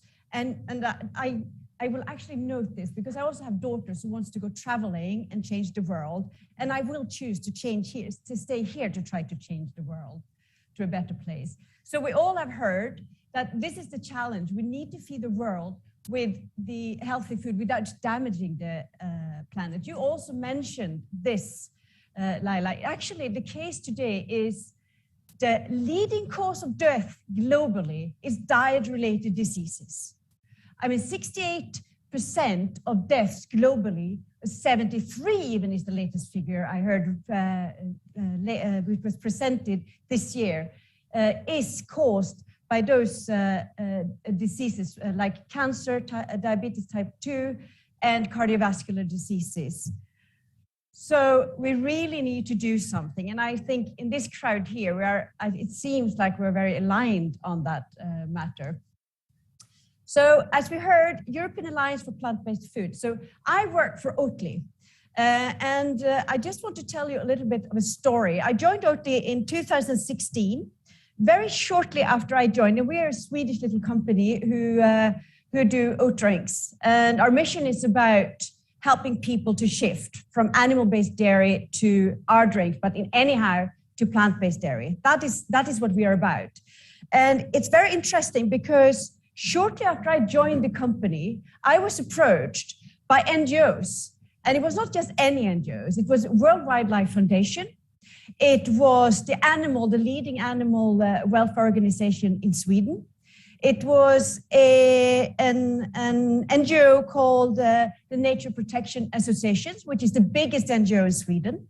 And it was an NGO called Food and Environment Information. And they approached me, and they were very serious because they said, listen, we need to have a voice of the plant-based in the political conversation. It's key because the political conversation and the narrative, as we've heard here, is framed by the animal-based norm, because that is what's been created. So therefore, I will start there. Therefore, it's so important to have a voice and try to influence those structures. So both from within the system and also disruptive. I would like to add that to your presentation, Laila, if I may. So this is what we're about. Are you happy with this slide where it just disappears? That's a cliffhanger, what we call. So yeah, very small, very small. So I can say it is that. So what we do is actually, we are a multi-stakeholder coalition. So it started off, so Oatly founded this plant-based association in Sweden. And then in 2018, we were approached by Siska Potti, who said, we need to set up the same at the European level. We need to have something making the voice heard even stronger at EU level. So that was the initiative. So we were a number of players. We have Upfield here. We were both founding members of the European Alliance for Plant-Based Foods. And what is really inspiring is, look at this. So we actually launched the Alliance only a year ago. In September last year, we launched the Alliance. And it's growing. There's so many new players coming to join this movement. And isn't that inspiring? Doesn't that bring hope? Because I also think you need to do this, but I, as many here, have also observed over the years an incredible movement. What I find inspiring here at COP26 is this engagement. I mean, people who took to the streets yesterday. I mean, the young people. I had a fantastic encounter on the train the other day where there were 3 women who had been demonstrating for Fridays for Future. And they were so engaged and committed. So it's just about bridging this gap between the decision makers and all the young people who've taken the decision already to change the way they eat in order to save the planet. That's a completely new phenomenon. And I find that so heartwarming. And we know it's not at the end of the day about saving the planet, because the planet will continue to exist. It's actually about saving ourselves and our own future. So I would like to just be a little bit, because my role here today is to try to, and Ines was really clear to me, Cecilia, think about now that you speak, that this should be, so people think it could be worthwhile engaging in lobbying and how to do it. Of course, my experience is limited to Sweden and EU primarily. But I think we have drawn a few lessons that I hope that you also can benefit from. So what we started off doing, and we have a fantastic secretariat, Sylvia is here working for the European Alliance for Plant-Based Foods. We started, of course, to map what are the key problems? What are the key challenges? What do we need to focus on in order to drive this change? And trying to do it both within the system, with the force of the members, and outside the system through different actions. I'm going to show a couple of examples to you to better explain what I mean. So we started off, And I won't go into the details. I could. Anja would, those of you who listened to Anja earlier, she would very well know what we're talking about here. But what we also can see is that since the animal-based consumption and production patterns, they have become norm. So it's actually sometimes even difficult to try to draw out exactly what needs to be changed because it goes through in so many layers, in so many. Are you with me? Do you understand what I'm talking about here? So that is quite challenging, because then when you're trying to advocate for something and explain it, and people don't. But what do you mean? Where is the problem? Can you be a bit more specific? So that is the thing number one. I would like to just be specific. Try to identify what is it that we need to change, because that is what the policymaker will ask you about. Second point, which I think is super important, because as a policymaker, I mean, if you put yourself in her or his chair or shoes, it is you want to do good. Most people, all people, I would say, want to do good, and they want to be presented with solutions. So not to come with complaints and problems, or if you do, you frame it in a way that, ta-da, we have the solution. That is a very powerful, but you also need to have concrete examples to share to show this. And I'm going to give you a couple of those. So I will skip, I know you've been sitting so long, we're way behind schedule. So I will not go into the details here of nitty-gritty of all that needs change. I'm happy to share more of that. So just reach out and connect to us. And we will tell more, right, Silvia? Yes, she knows. So here is, for one example, true cost of the food. We know that is distorting. I won't dwell on it. And here is the marketing mechanism, where there are actually promotions and subsidies that goes completely wrong. I won't dwell on it. School schemes, school programs, I won't dwell on it. And then we have like those with the VAT and taxes. I won't dwell on it. And we have to have some public and better incentives to drive this. So we know that finance is key. That is, we've heard that repeatedly today, that part of the problem we're living today is because the conditions are set by financial markets. And that is about financial growth, not about people's growth. I mean, several people have talked about it, and that's what, I mean, it's been so heartwarming listening to so many today here. But of course, we are a crowd that are aligned, but it's beautiful that we are, and that we are a growing number of people engaged on this. So I won't dwell on this, but there's lots of things. And those of you who heard Anja earlier, she talked about the farm to fork strategy, which is actually, I would say it's a pioneering document, because for the first time, or strategy, for the first time, and this is interesting from a global perspective, even though I completely agree again with you. I mean, it's like you've become my bureau here, Laila, but again, it's not that this should be norm for everywhere, but actually for the first time, you'd set the food system at the heart of climate policy. And not only that, it's not about agriculture policy only, but you're actually looking through the value chain. You integrate consumption with production. You talk about both public health and climate change and environmental dimensions, and the transition that needs to be just. It needs to be inclusive. And I think that's very important. It's not one against the other. We need to do it together. So, yes, I won't dwell on this, but there's lots to be done. So I want to give you one example. I can talk for hours on this. I know you're very tired by now, so I will try to keep it short, but I would like to share a very nice, beautiful example, a concrete one, which is linked to what Joseph spoke about earlier. So this is a research project, which is financed by Oatly. And these are the hands of Adam. He's a fantastic young farmer in Sweden. And he was going to take over his farm from his parents, but he was quite depressed because there was always those outcries of crisis in the sector. So he was very hesitant to taking over his parents' farm. and they did animal farming, sheep farming. Do I say that correct? Because I normally, is it sheep or sheep? Because it's quite an important difference between those two. Sheep, thank you. So what he did, he took it over. And normally, if you're going to be a successful farmer, you want to make money, right? Because that is really, it is about your livelihood. Normally, the system builds on that you need to increase the volume. Volume in order to make money. So Adam, he's young, he was 27, so he must be, is he turning 30 this year, actually, when I'm thinking about it. So he thought, but we cannot increase the number of animals. We need to shift. So he actually reached out to Oatly and asked, and because Oatly was perceived by many farmers as we were against farmers, and he turned to us asking, can we work together? So we connected that with a Swedish researcher and we looked at his farm. Can we do a transition at the farm?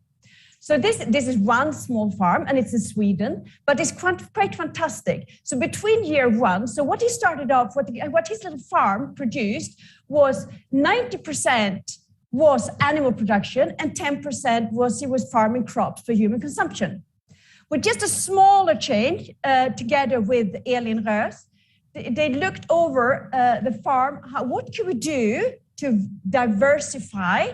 So not entirely abandoning animal farming, but shifting towards plant-based farming, and also looking at the biodiversity angle and so forth. What can we do? So this is a small shift. So they increased the production from the farm from 10% to 26% for human consumption. And what happened, the result from one year to the other was at year one, his farm produced, he could feed 60 people. And we're counting 2,500 kilocalories per day. He tripled the amount of people that the farm could feed. And not only that, the land use, of course, was much more effective. So he halved the land use and he more than halved the greenhouse gas emissions. Isn't this powerful? I think this is so beautiful. And I want to tell you one more story, because now we've entered, so we wanted to do a bigger thing. And this is coming back to the European Alliance for Plant-Based Foods. So hold on, I'm not just talking about Oatly here, but this is really relevant and to the journey we're doing. So what we did, we thought we have to do it at a larger scale. So we were going to do a recruitment campaign in Sweden, and we thought, but nobody will want to apply, because we did one of those ad campaigns where we come and become the new farmer, Nobody will apply. More than 120, Sweden is a small country, right? More than 120 farmers applied to be among the 10 farmers to be part of this new, bigger research project financed by the European Commission, and the UNICEF project is called, about sustainable farming practices. And the common denominator among all those farmers, we interviewed them, it was like a real recruitment process. And this I find very interesting in the context of what we're speaking about. They all agreed they missed a platform to talk about transformation. Isn't that interesting? Because their lobby organizations, they were all about preserving what is. I think this is key, and there's why it's important to also talk within the system. And it's beautiful, the will is there. It's just that you don't have the tools. So I won't dwell more on this project, but it's super interesting, and it's available, of course, to look at. And what the power of making your voice heard. So I wanted to share one example, and then I want to share two concrete examples of where we use the member base and the strength of working together. So, and sorry again, because it's based on example from the European Union, but there is where we are active. So bear with me. Still, I hope it's a relevant example to share. So I don't know how have you heard about Amendment 165 and Amendment 171, quite boring. But what happened is, EU is going to review and take a new decision on their common agriculture policy. The European Parliament introduced two amendments. Amendment 165, which meant that you were not allowed to call a plant-based burger a burger, to make it simple. Maybe you recognize it now.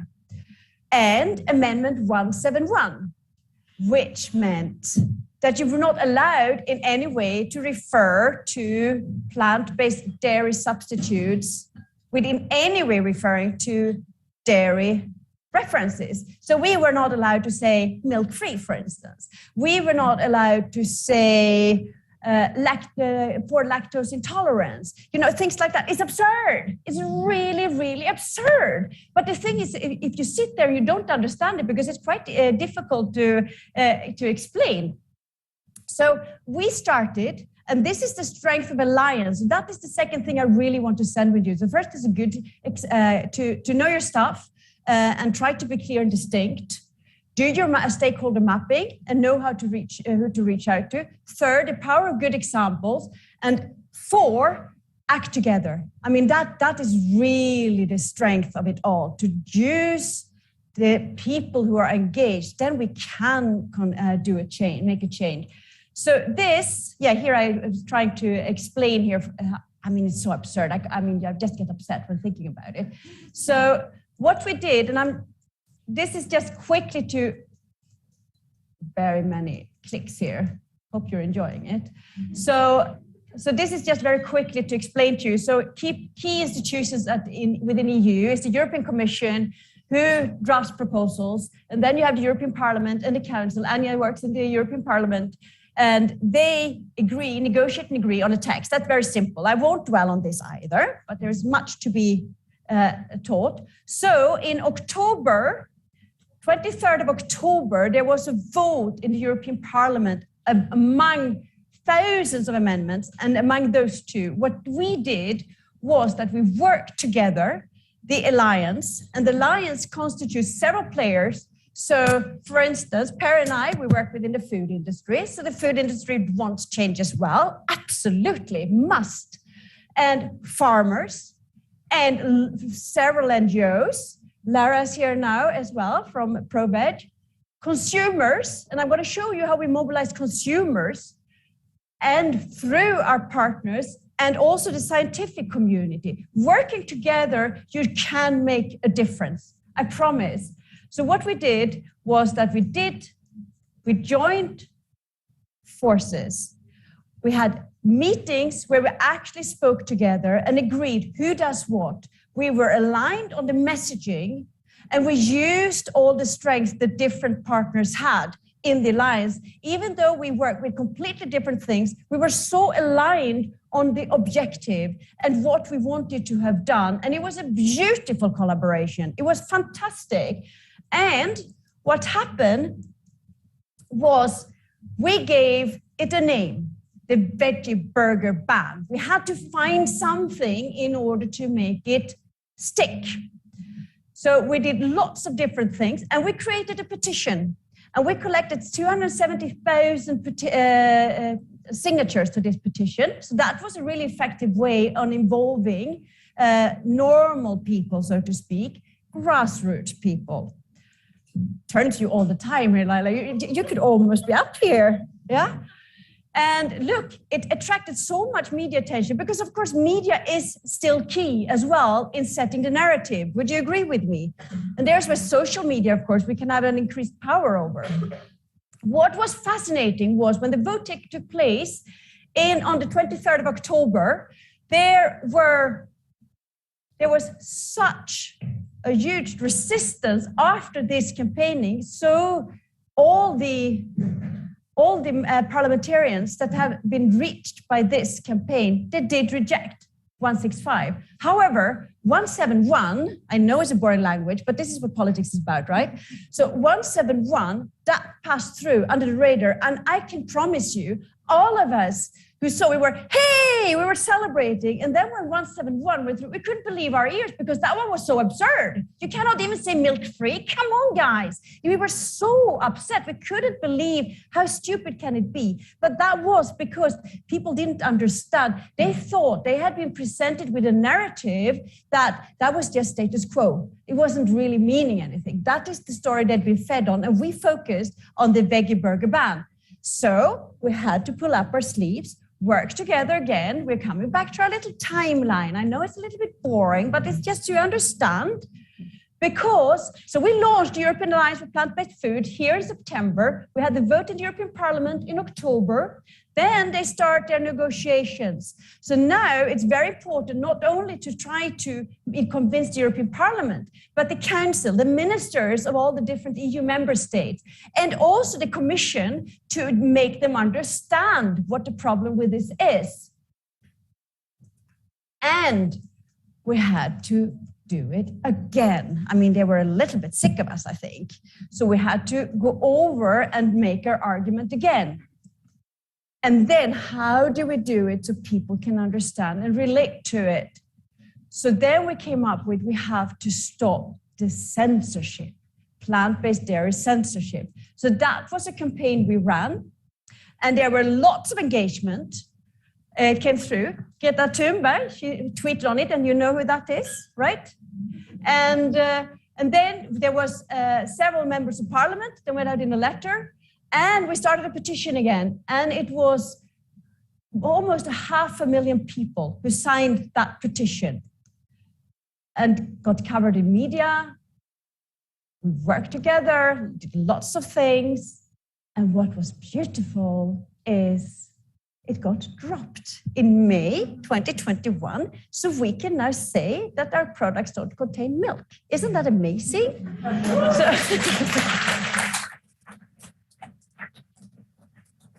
So a final note, Ines, you want me to stop, right? Yes. So the final note is that we are now, I just want to, working together is so important, and you can make a difference. And we are now working together with plant-based food alliances and association in different parts of the world. And we are doing a call for action here at COP26 as well, where the food has to be put on the agenda. And of course, we are advocating a plant-based shift. So thank you very much for your attention and listening to us.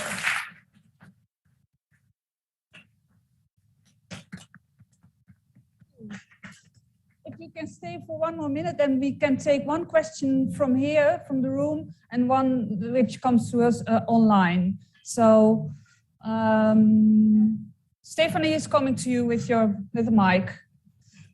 Thank you so much.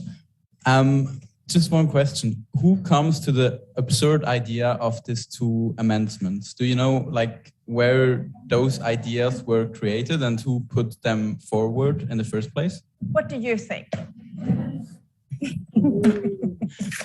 I mean, I think something, but I want to hear it from you. Well, I wasn't in the room when it happened, but I know when we've spoken to policymakers, when it came to Amendment 171, they hadn't understood the consequences. They thought it was this because they'd been fed with a narrative that this is just status quo. It came from vested interests who will benefit from and feel threatened by the plant-based industry. I think that's safe to say. Is that a good enough answer? You had a second, or are we? I have one more. Yes, I have one more. One last question to you. I'll read it to you. Would you say that involving public support is always a good idea, or is sometimes lobbying behind closed doors getting more results? And if so, could you tell us why one or the other? That's a very good question, relevant question. You need to do both. You really need to, because at the end of the day, it's like you, Laila, like you said, it's about connection, right? And it's about connecting to people, and you do that by meeting people and talking to them. And when you manage to connect heart to heart, and you need to be able to explain yourself to create an understanding. So that is why what you do when you mobilize public support is that you can show as well, here's a movement. Here are many people. It's not just me talking about this, but you can get much more personal. So it's about long-term relationship building, create an understanding and awareness, and working within the traditional ways of working. But then it's actually to showing, like people like you here today, to show that that support is there. There are many more like us advocating the same thing. Yeah, and I have got one more additional question, and I expect you're really into transparency, etc. And how do you look at the behind closed doors lobbying from a perspective of transparency? This is a good question because I'm Swedish as well, right? And so in Sweden, this is funny because I've been working in Brussels and I've been living in different countries. So in Sweden, we have the most far-reaching law on transparency in the world. So there's considered a citizen's right to have access to everything the authorities decide on.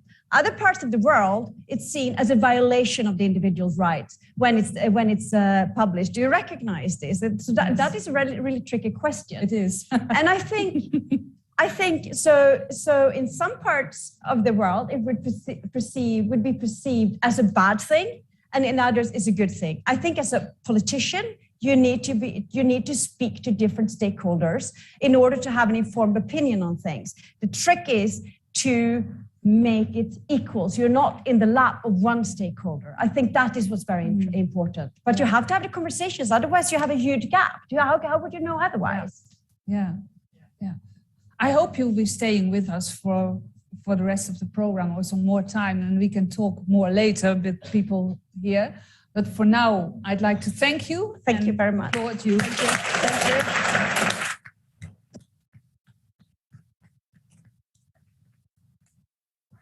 So, we've got one more speaker for you before we take a break, and I would recommend you stay. I'm going to introduce to you Alex Lockwood, and he's a senior lecturer at the Center for Research in Media and Cultural Studies at the University of Sunderland.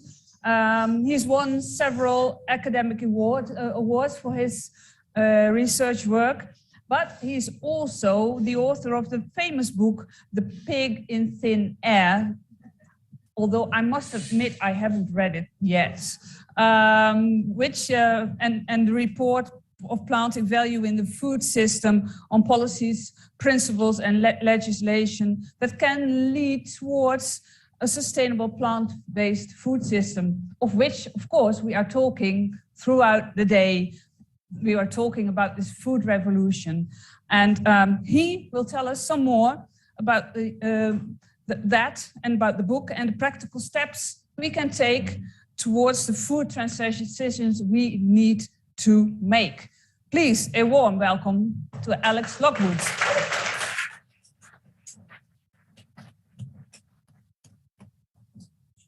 I'm so pleased there's a clicker because I thought I was going to have to shake the plant every time I wanted to change slides. Can I have my slides? Yeah. Oh, there we go. Brilliant. Thank you. And I mean, I feel like the way that you've programmed this, you've put the warm-up act on after the main act. So to follow the two speakers who've just gone is, well, the good thing they've done is really raise the energy and the temperature of the room. So I know we should all be drinking cocktails right now. So I will keep it brief. And thank you very much for the invite to speak and for staying with us. So, I've been working in climate issues for about 20 years now. I started in 2001 and came to animal agriculture, food issues a little bit later, as Livestock Long Shadow was published, as the Goodlin and Angang report in 2009 came out, and as then Cowspiracy. I was lucky enough to be at the premiere of Cowspiracy just by chance, actually, in Los Angeles. That's enough for the name dropping. That's the name dropping done. I wrote this book that you so kindly called World Famous, but that's stretching it a little bit.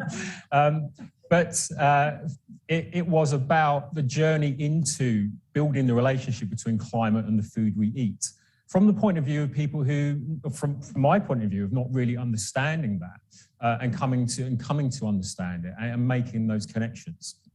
And from there, I've really turned to sort of animal agriculture issues, the relationship between food and climate, and particularly what a lot of people have spoken about, which is like connecting stories. You know, how do we make these issues salient, emotive? How do we change people's perspectives?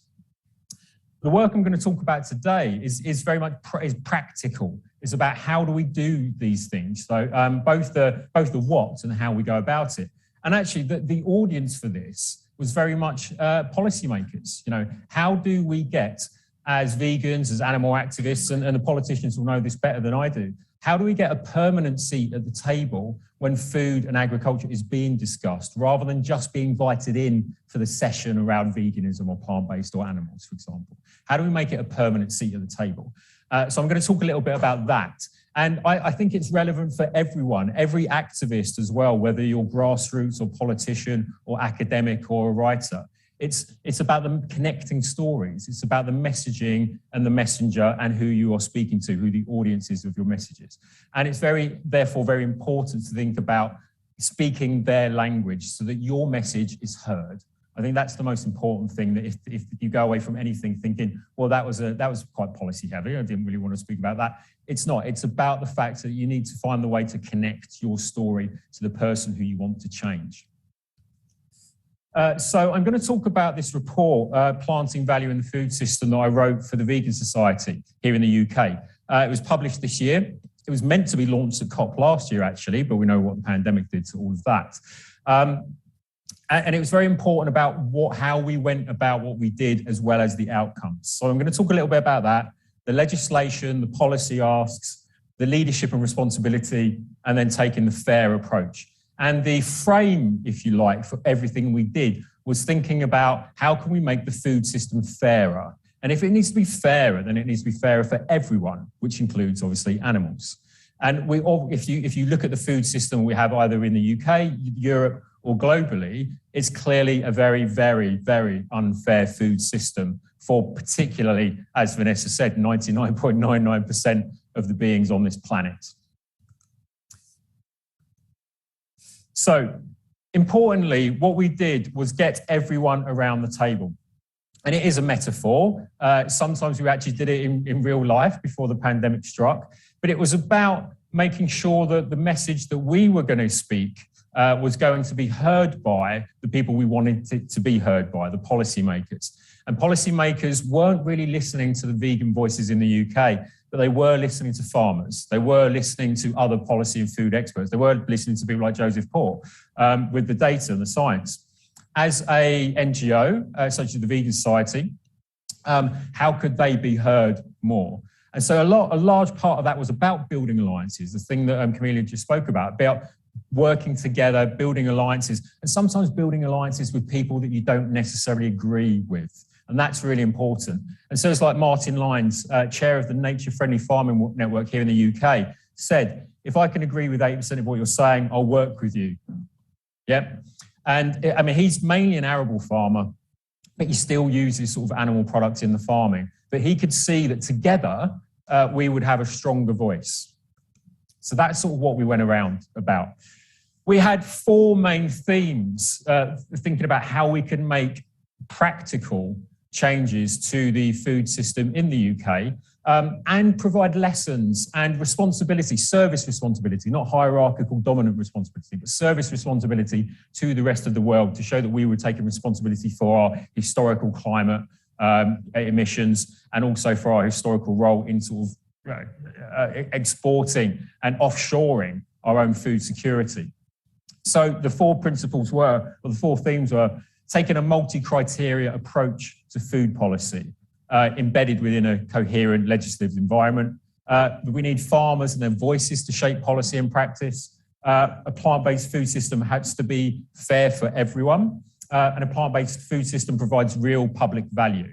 And so our job was to convince people that this was right. And therefore we thought, well, what's the language that they're speaking? What are the language that policymakers are speaking?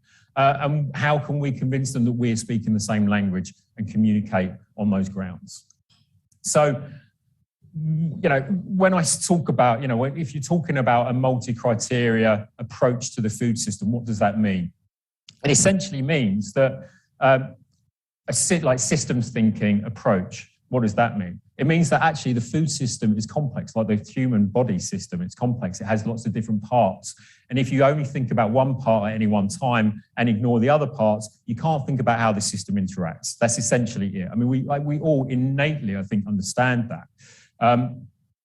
And therefore, when we're looking at different criteria, it's because when one part of the food system is changed, it's going to impact another.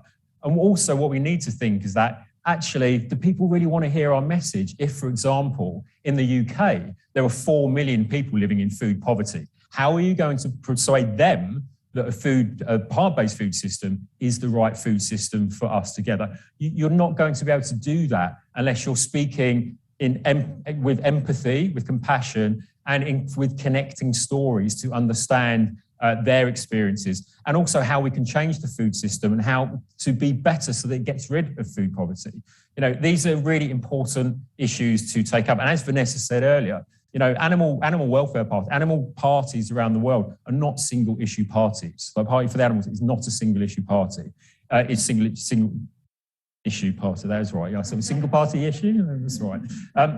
So when we were looking at how we were going to change the minds of policymakers in the UK and around the world, we knew that we had to be speaking across the different criteria that they were interested in. Because DEFRA, the department in the UK that takes responsibility for food and agriculture and environment, has for a long time now worked in a systems thinking model with multi-criteria that it measures to work out what the best food system is for us in the UK. So we would speak in that language. So we looked at health, economy and just work, climate change and ecosystems, and social and cultural values to work out how they interacted, and came up with a whole list of different policy asks that would speak to all of those areas and think about the overlap in those areas. So make it very clear to policymakers that we deserve and demand a seat at the table permanently on these issues. So the practicalities of what we think we need in the UK and how that can provide pioneering leadership for the rest of the world was to talk about, one, a food sustainability bill. And that means that actually we take food seriously, not as part of an agriculture bill or a part of an environment bill, but look at food properly in its own right, and so that it's addressed properly in politics on its own right.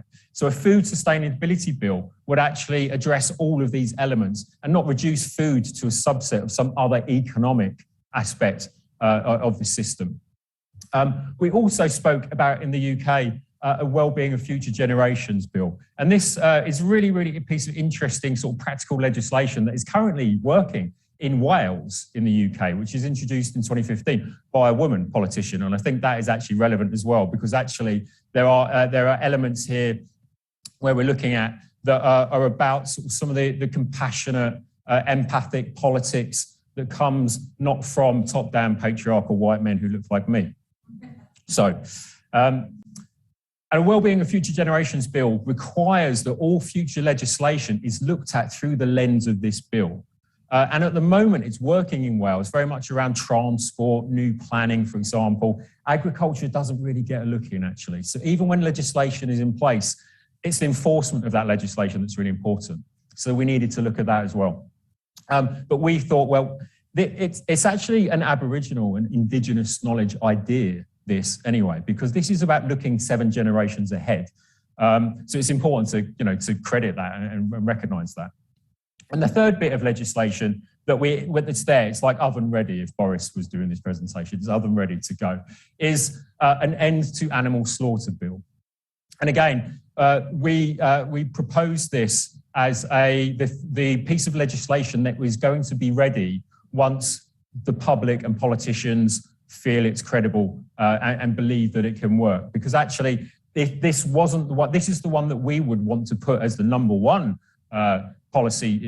piece of legislation that we're proposing, but the policymakers aren't ready to hear it. So again, it's working out how do we lead them there? And we lead them there through this timeline of food sustainability, well-being of future generations, leading to the inevitable transition that we're already on the path towards, which is an end of slaughter for animals, an end of sort of like the property rights and property ownership of animals. We've broken that down into 3 particular asks in terms of like policies that can be implemented. And this is what the Vegan Society are currently lobbying for in COP26 at the conference and taking forward, is this idea of consistent leadership from the global north in the shift towards sustainable, fair, plant-based food systems. And actually taking, as Camelia said, really concrete examples of how that works. One from the Netherlands, in terms of their ideas for reducing the farmed animal population. Portugal, placing the need for plant-based vegan meals on every publicly procured menu in schools, colleges, prisons, for example. And also in Canada, where they have invested in their plants and legume rotation within the agriculture system. So that they're now one of the world leaders in that. In Canada, about a quarter of all agriculture includes at some point nitrogen-fixing legumes. In the EU, it's 1%, because they've invested in it and we haven't. So it's consistent global North leadership to make these changes. Our policy asks 2, food sustainability laws in all of the countries of the global North, and we're counting 28 countries there, the super rich ones who've, as Laila said, have basically been developed by the global South. We need food sustainability laws in the next 5 years to embed the agreements that we've already signed up to, and specifically about food, not just agriculture or the environment. And third, it's about research and development, pouring more and more money into these areas. So again, I'm not going to dwell on this, but there are about 25 of these different policies in the report, Planting Value in Food, which you can get at plantingvalueinfood.org. And there are some that are relevant everywhere. Restrictions on food advertising, not just relevant to the UK, but actually relevant globally in terms of reducing the impact on consumer habits to switch to plant-based food systems. The need to scale up and invest in horticulture, critically important here in the UK as well as around the world. And we used to have this in the UK before it was all scrapped. And also a nitrogen tax to help farmers get off the fertiliser treadmill. All ideas. So these are just 3 of 25 that are in the report talking about how we can transition in practical terms. So these are really useful for activists on the ground having conversations in the street to convince people, as well as policy lobbyists working with policymakers in government. So global North must take responsibility. And that's in a way, because we can transition to a plant-based food system in the global North, we must, because it means that we stop our offshoring of our food sovereignty, security onto other countries who can less afford it. And actually it also means we are showing responsibility historically for what we know that we've done to the planet, done to animals. So consistent leadership, plant-based agriculture solutions, and importantly, it's a message I think we can all share. The transition to a plant-based food system is happening. It's just not happening as quickly as we like, but it is happening. And therefore that's positive. And that's the message that we can say to everyone. And there's so much evidence for that people can take away. So thank you for your time. Any questions?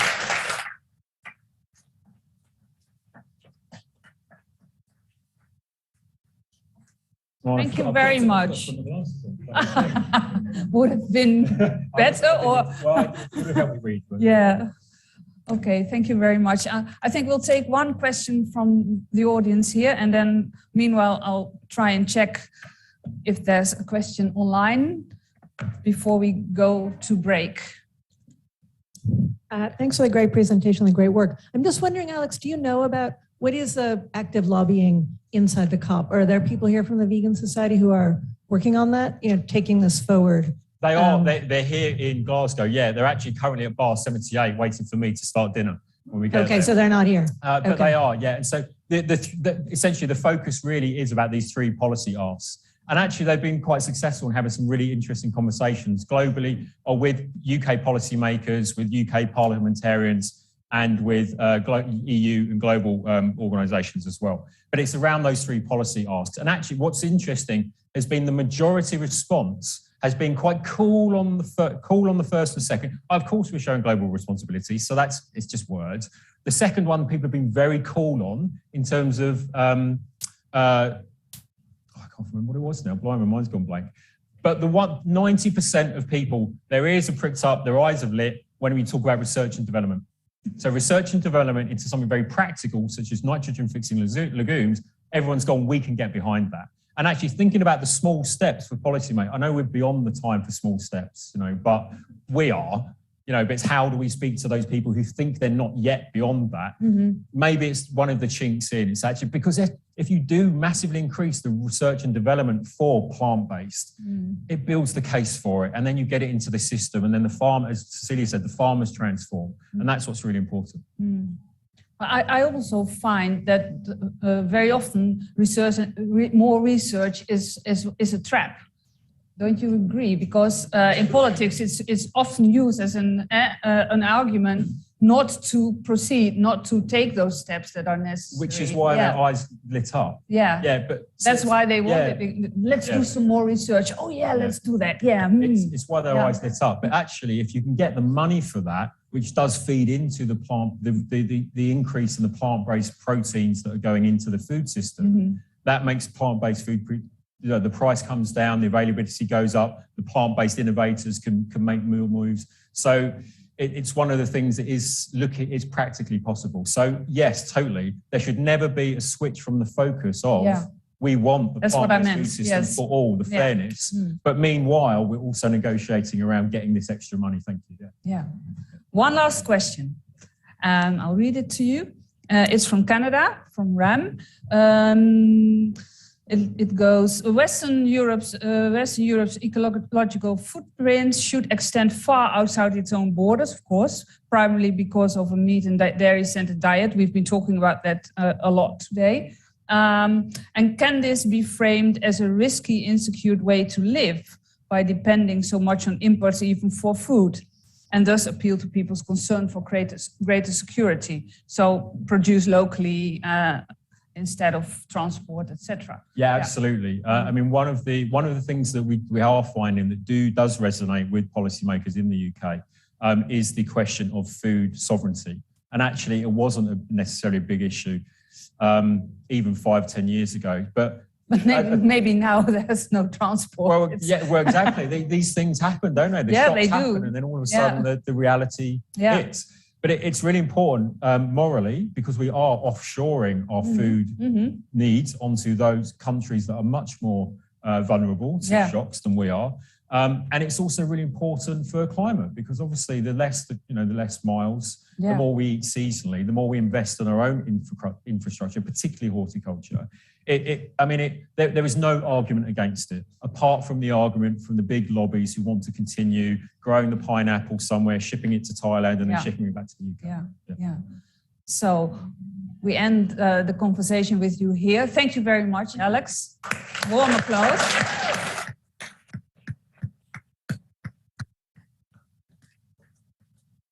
We're taking a break, and I think everybody would like to get up and move about a bit. Here you see the rest of the program. We'll take, say, 40-45 minutes, where you're invited downstairs where there are drinks and bits and bites to eat. And you're very much invited to look at each other for conversations and make connections. And we'll be back after this break with many more interesting and inspiring speakers. Thank you. See you later.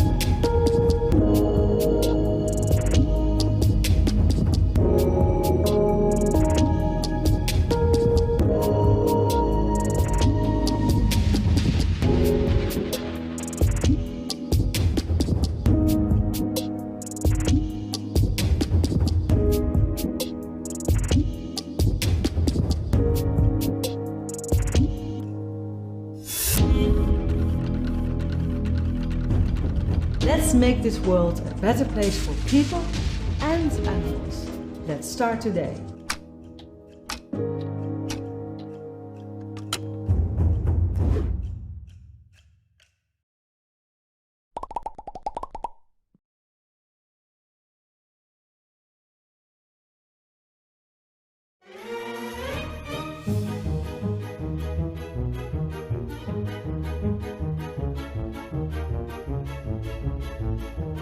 Climate change seems like a problem of a far distant future.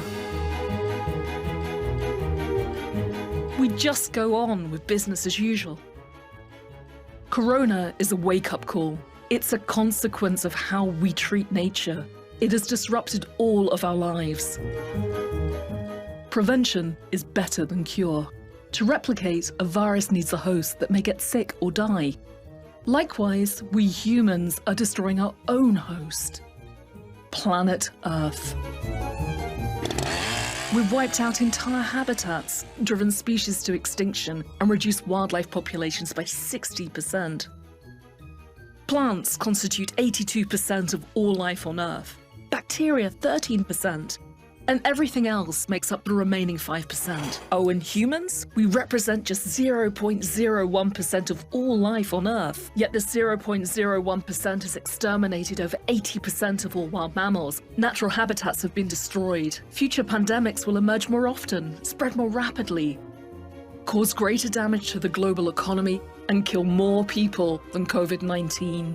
While wild species are dying out, 60% of mammals on Earth are livestock. We are destroying forests to produce animal feed, to create pasture for cattle, or for mining or human settlement. This causes a loss of biodiversity, greatly increasing the risk of spreading pathogens. As humans increasingly encroach on the natural habitats, wild animals are coming ever closer to human habitation. It's becoming easier for pathogens to jump to humans and mutate. Taking just one species from an ecosystem can disrupt the whole food chain.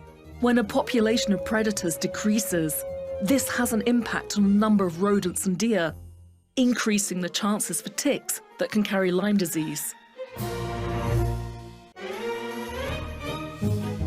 In the wild, there are countless animal diseases that could cause a pandemic if just one of them jumps to humans.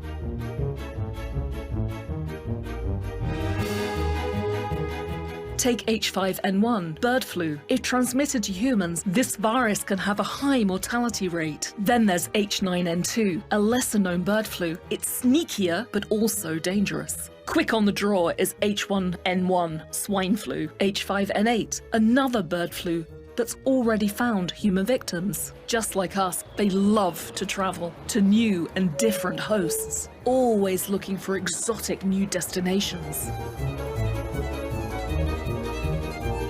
Wildlife trade also facilitates the spread of pathogens. The spillover of animal diseases to humans is made easier by antimicrobial resistance, intensified agriculture and livestock production, climate change, invasive species, and international travel and commerce.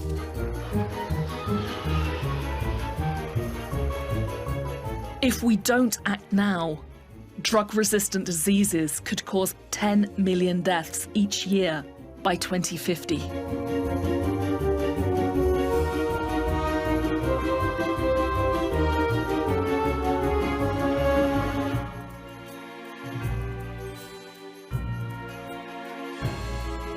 So, how can we reduce these risks? The first thing we can do is to stop deforestation, protect habitats, and ban wildlife trade. But above all, we must reduce our consumption of meat and other animal products. Drastic measures are needed to halt climate change and the destruction of nature. Act now and give our children hope for the future. There's a world to win.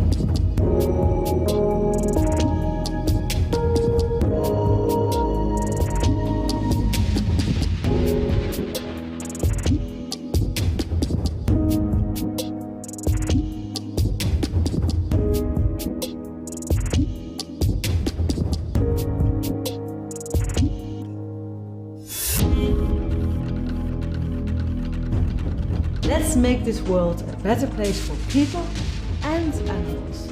Let's start today.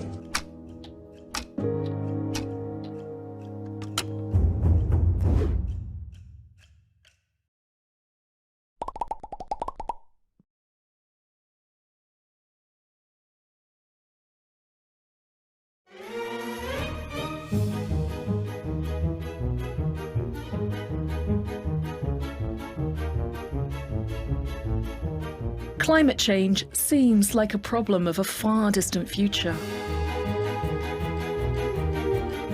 We just go on with business as usual. Corona is a wake-up call. It's a consequence of how we treat nature. It has disrupted all of our lives. Prevention is better than cure.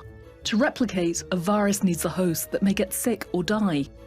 Likewise, we humans are destroying our own host, planet Earth. We've wiped out entire habitats, driven species to extinction, and reduced wildlife populations by 60%.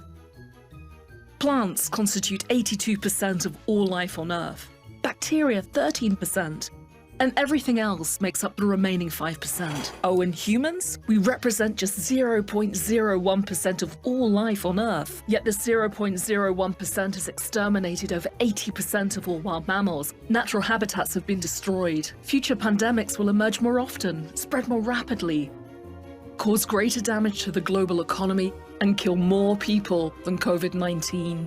While wild species are dying out, 60% of mammals on Earth are livestock. We are destroying forests to produce animal feed, to create pasture for cattle, or for mining or human settlement. This causes a loss of biodiversity, greatly increasing the risk of spreading pathogens. As humans increasingly encroach on the natural habitats, wild animals are coming ever closer to human habitation. It's becoming easier for pathogens to jump to humans and mutate. Taking just one species from an ecosystem can disrupt the whole food chain.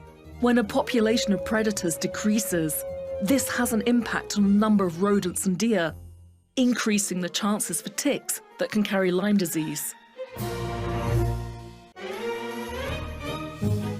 In the wild, there are countless animal diseases that could cause a pandemic if just one of them jumps to humans.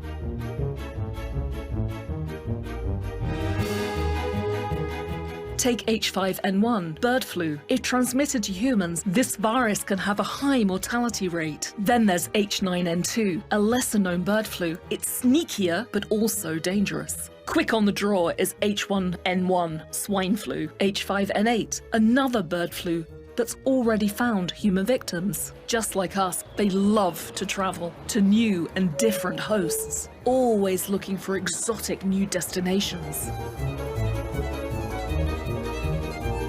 Wildlife trade also facilitates the spread of pathogens. The spillover of animal diseases to humans is made easier by antimicrobial resistance, intensified agriculture and livestock production, climate change, invasive species, and international travel and commerce.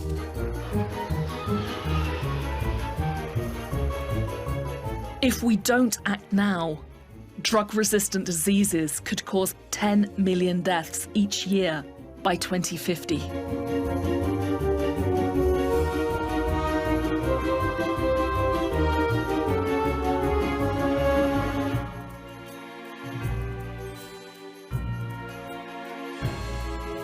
So, how can we reduce these risks?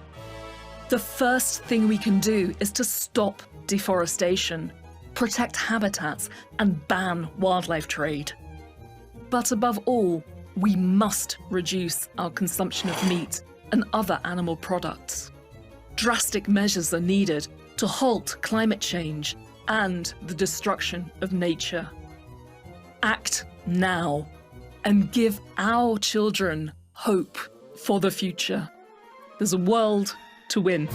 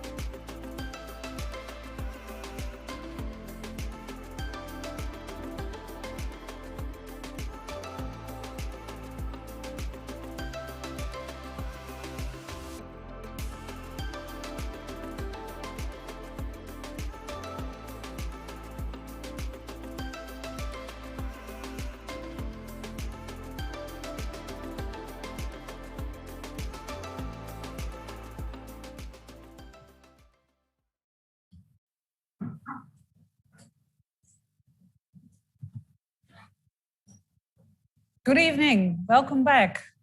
So glad you stayed with us. And also a warm welcome to the people who are maybe rejoining or joining us online at this side event at COP26 in Glasgow. And we're talking about food revolution today. And we've heard of many people from around the world how they think we should transform our food system into a sustainable plant-based food chain, which is good for humans, for animals, and for the planet. So we're coming to the last part of the program, and I hope I'll be able to show it to you on the screen, what the program is for the rest of the evening. Yes. We'll have some speakers who will be present here in the room, and we'll also have some speakers who are connecting to us through the internet. So you'll be seeing some online presentations, and that's for the people here, and you'll see some people who are luckily live with us. So you can see it behind me. At first, we'll contact Miklos Antal in a few seconds, who's an economist at the University of Leeds, and he'll talk to us about post-growth economics. And after that, we'll have some people who will be talking about inspiring initiatives all around the world concerning the food system and freeing animals from our food chain. But I'll talk to you about them later. There are many names there, you can already see them, and we are so pleased to have this diversity of people joining us tonight. But first, I'm going to introduce to you Miklos Antal, and he'll be popping up on your screen in a minute. Miklos, as I said, is an economist and a research fellow at the University of Leeds, at the Earth and Environment Department. And he's been working on research on different ways we can structure our economic system to make it work for the welfare of people, animals, and our planet. And that's exactly what the theme is, of course, of our event today. And he will tell you more about the post-growth economics. We see a picture of him, but we don't see him moving yet. Maybe we can set him into... Yes. Hello. Hello. Hi. Hi, Miklos. Hello. Someone put an arrow on your face. Maybe that can be removed. Welcome to our side meet. Yeah, that's better. I can't hear you yet. Can you speak? Yes, I can. Oh, yes, you can. Well, I very briefly introduced you, but I think you're the person who can introduce yourself much better than I can. So for the next 20 minutes, we'd like to listen to what you have to say on post-growth economics, which is, of course, key to saving the climate and saving the planet. So we'll listen to you, and then we'll have some Q&A. Okay, thank you. So yes, indeed, there's some room for improvement in the introduction because I'm not in Leeds anymore. I left Leeds 2 years ago, and I'm now in Hungary, where I'm originally from, but working on the very same issues. The title of my presentation was not my own idea, and I can answer this question very easily. Well, at the moment, no one really knows how to build an economy that functions within planetary boundaries. And what's worse, we are not even concentrating on this question enough to know it better very soon. When we are talking about economies, then, well, just a moment, because my slides are not, are my slides moving on the screen? Probably yes, because yes. There's substantial delay. Now I see. Okay, so let's start with the most fundamental question. What are economies for? And if you have ever heard people saying that it's very good if workers feel like their jobs because then their productivity will be high and then GDP will grow, then you will know that, well, something is twisted here. Is that the main goal? Is GDP growth the main goal? Because indeed, what we should be aiming for is high well-being at the workplace, high well-being outside the workplace, for for individuals, high well-being for the communities, and high well-being for other species. So basically, to live and let live. And as we are talking, or as this talk is part of a side event of a climate conference, let's start with an example that is climate related. So here you can see a graph on which you can see how CO2 emissions and the main drivers of these emissions have changed over the years since 1960. And these are relative changes. And what you can see here is that CO2 emissions are going up, and the main drivers, the three main drivers, are population, how many we are, how much we consume on average, that's GDP per capita, and how polluting is what we produce, that's CO2, or what we consume, that's CO2 per GDP.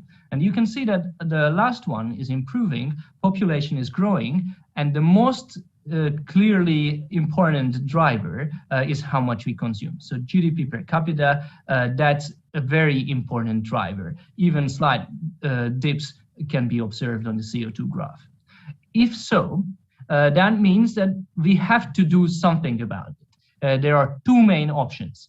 Either we completely decouple GDP per capita and CO2 emissions, so CO2 goes up, CO2 goes down while GDP goes up, or we do not grow GDP anymore. So these are the two main options. But then the main question is, which option should we aim for, and what should we do for each?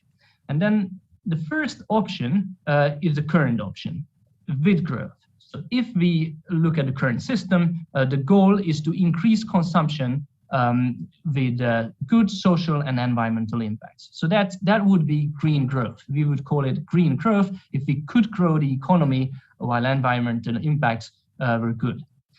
History shows that we were not terribly successful in that. So consumption did go up. Social impacts were, well, not always good, not always bad, but environmental impacts were very often quite bad. And the question is whether we can change this for the future. And there are reasons for optimism and there are reasons for pessimism. So let's talk about the reasons for optimism first. So there are people who believe that very soon we will be able to come up with new technologies, for example, to remove CO2 from the atmosphere directly and then put it underground, and then the climate problem will be easier to solve. Well, these technologies do not exist today, but some people hope for this. Others say that another reason for optimism is that population growth will slow down. So the annual growth will be close to zero at the end of the century. So by then, at least one driver of CO2 emissions will not be as significant as it has been so far. And another important reason to be hopeful, according to some, is that at least in some countries, it has been observed that GDP could grow while emissions could go down. So for example, this is the example of the UK. Well, this is not all, unfortunately, because there are very strong reasons to have doubts about the success of the green growth strategy. The first such reason is just the sheer size of emerging economies. So here you can see the same UK emissions that I've shown in the previous graph. Down below, the emissions of China. And then you can be sure that it's not, shifting the blame from one country to another. It's just the sheer difference between the population of the two countries. Per capita emissions are not very far from each other, but you can see that globally, doing what the UK did at home, doing that globally, well, that's extremely difficult. And then that's just the first reason to be pessimistic. Another one is that we have used resources so far that were easy to access. Obviously, we started with those, but now these resources are getting difficult to access. So for example, energy return on energy investment. is lower and lower, which means that we have to put in more energy, which makes it more difficult to get the energy that we need in an environmentally friendly manner. And then there are physical limits of efficiency. So for example, we are close with windmills, we are close to physical limits in terms of efficiency, so in terms of using the energy of the air with the windmills. It's only the only way to harvest more energy is to increase the size of the windmills and the numbers, of course. And the same with agricultural production. We are trying to increase crop yields, but in certain cases that proves to be difficult because we have optimized everything so far. And it's the future challenges are more difficult than those of the past. And then another reason to be pessimistic is that there's a huge physical lock-in. What does that mean? That means that we have built up infrastructure to be used. And it's very unlikely that we will just abandon these infrastructures from one day to another. And then that's not all. There are actors who work against change. So people who look like decent grandfathers may lead oil companies that will do everything to stop change in the global energy system and to stop change towards sustainability. And then sometimes there are solutions that look good when you first look at it, but then if you think more, there are question marks. So for example, electric cars are far better than traditional cars, but there are questions about them. So for example, if people believe that they are not polluting so much anymore, then they may drive more. And in addition to that, it is also one way to shift environmental impacts from one field to another. So no CO2 emissions if the electricity is clean, but a huge need for materials that were not needed before. So for example, lithium and the mining has a huge environmental impact.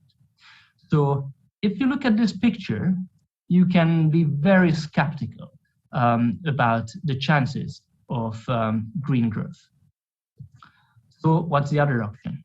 The other option is to not stick to growth anymore. So here, the aim is to decrease consumption while social and environmental impacts are both good.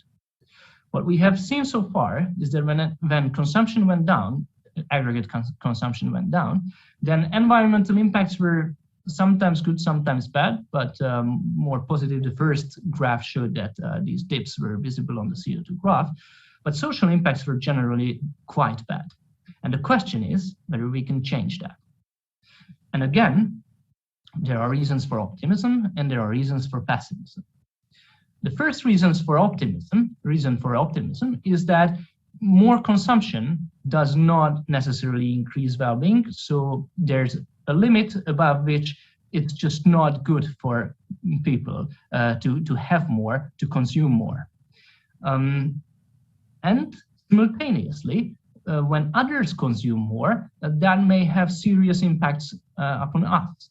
So for example, here, everybody could afford a car, but collectively, it's sort of a failure, what we are doing. And then another reason for optimism is that the recent years have shown that doing things differently is possible. So we could live without the level of consumption that we had before. However, here there are reasons for pessimism too. And the first reason is that the current culture tries to tell us that having more is almost always better, which means that when people feel that they want something and they can't get it, then they may be upset, and that may just reduce support for the changes. Another reason for pessimism is that the same drive in politics is even stronger. So progress is very often equated with GDP, and politicians have a good reason to do that because, for example, tax benefits depend on the size of the economy, the size of total consumption. And then if that goes up, then they can spend more to show to the voters, or they can give that money to their friends and allies in business who will have to re-elect them.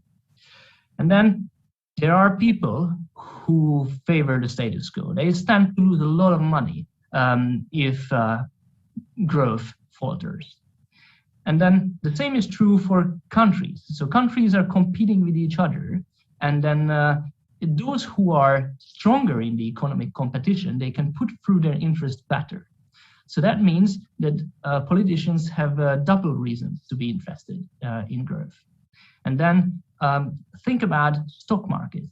How would those work if we had negative growth? So who would invest? In which fields would investment be sustained? Is it possible to do that? These are open questions. Another one is how to run welfare systems without growth. So for example, pension systems. Is it possible to have increasing pensions with an increasing number of pensioners without growth? Or do we want that? Or can we solve these problems in a different way? And then how about the healthcare system? How about the education system? Is it possible to fund these systems properly without economic growth? It may be, but the question is open. In the current system, there's self-amplification. So if expectations are positive, then people invest. If there are investments, then unemployment goes down, then consumption goes up, and then expectations are positive. But if the mood is negative, then the same thing happens in the opposite direction. So then investments are cut back, unemployment grows, consumption goes down, and impacts that matter for people occur immediately. Most important of these is unemployment. So unemployment is one of the huge problems in case of non-growing economies, not least because in capitalist economies, labor productivity is increased by companies, so fewer people are needed if there's no growth, if output is stagnant. So then people can be fired. Well, obviously there would be other options, but in the current system, this is quite a general rule. Obviously, we could reduce working time, and then that could be a progressive response, but it hasn't been used so much in the past. So therefore, we can conclude that the other option, the non-growth option, is quite risky as well. So we see the reasons for optimism and pessimism in both cases. So how do we react to this situation? Do we want to make growth greener, or do we want to make non-growth more acceptable? Currently, we are only trying to do the first thing. We are only trying to make growth greener. So we are on a path of growth, and no matter how risky it is, no matter how many times the technological solutions are failing, we are still trying to go on that path. And we are not trying to explore whether other paths are possible or exist in this area. So that's a very risky situation. Why do we do that? Why are we just ignoring half of the solutions that could be available? Well, the reason for that is that, well, it's a complex change. But, well, you could respond that the making growth greener is also quite difficult. So it's high time to think through what we could do to change the system and reduce its dependence on economic growth. And this is a list of different strategies, ranging from universal basic services and money systems to limits on advertising, but I would like to highlight two as a closing of my talk. And that's cutting consumption and reducing working time. Here, if you just think about cutting meat consumption, it's easy to think through that this will have impacts in the system that we have to take care of. For example, if we reduce consumption in one field but increase consumption elsewhere, then there will be a rebound effect. So if people just spend their money that they have saved on meat consumption, that may not be so good because those other things will also have carbon footprints. Yes, very likely lower than that of meat, but still those will have footprints, and we have to go down to zero. So it's not good if we buy cheap flight tickets instead of that meat. So we have to reduce consumption, at least in those countries where this is affordable. And then who will do that? Well, those people who reduce their working time and get something as a reward, get much more free time, well, they may actually decrease their absolute consumption. Well, that sounds like an option to be explored. And one more reason to favor this couple of strategies is that people who lose their jobs in one sector may want to go to other sectors and find new jobs. And it's easier to do that if there's working time reduction somewhere where work is shared more evenly, so more people can work in those sectors where the reducers work. So the emphasis here is on the complexity of solutions, and that it's not one single silver bullet solution that will be the response to the title question. It's a complex situation that needs complex answers, but thinking beyond growth is something that is really urgent and is really important to not fail on those goals that we have collectively signed up to. Thank you.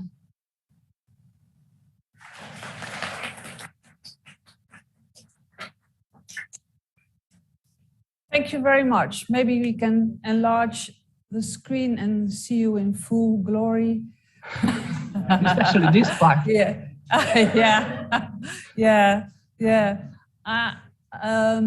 We've got time for some Q&A. There are people here present, and we'll take some Q&A from the internet.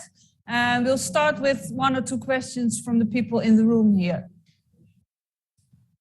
And Stephanie has the mic.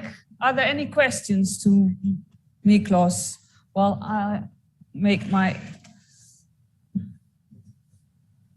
about how we... Oh, this is not working.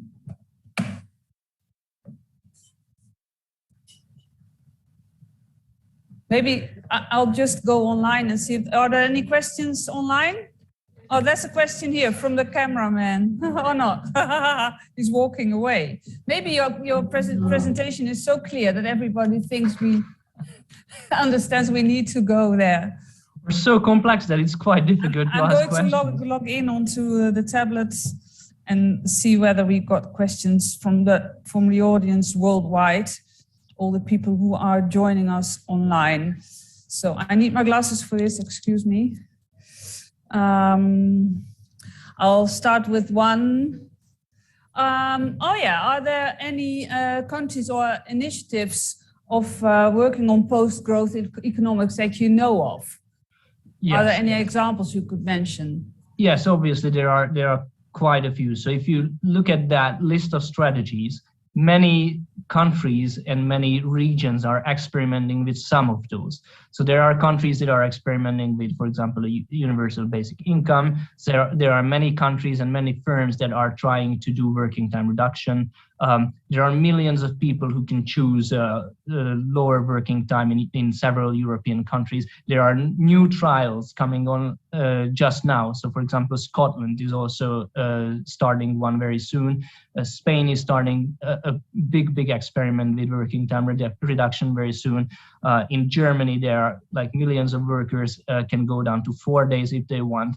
So yes, there are steps towards this. So change has already started, but we really have to speed this up. And obviously there are people who are trying to facilitate these changes. So there are NGOs working for these goals, like the New Economics Foundation, well, even my own research group is working on working time reduction. So yes, there are people who are thinking about these. There are people who are trying to organize the trials, but we are just not up to the scale of the problem yet. So we really have to upscale this. So for example, in economics research, this has to be upscaled tremendously. And these trials, these country level trials with the various strategies also need to be upscaled very soon and to a very large extent.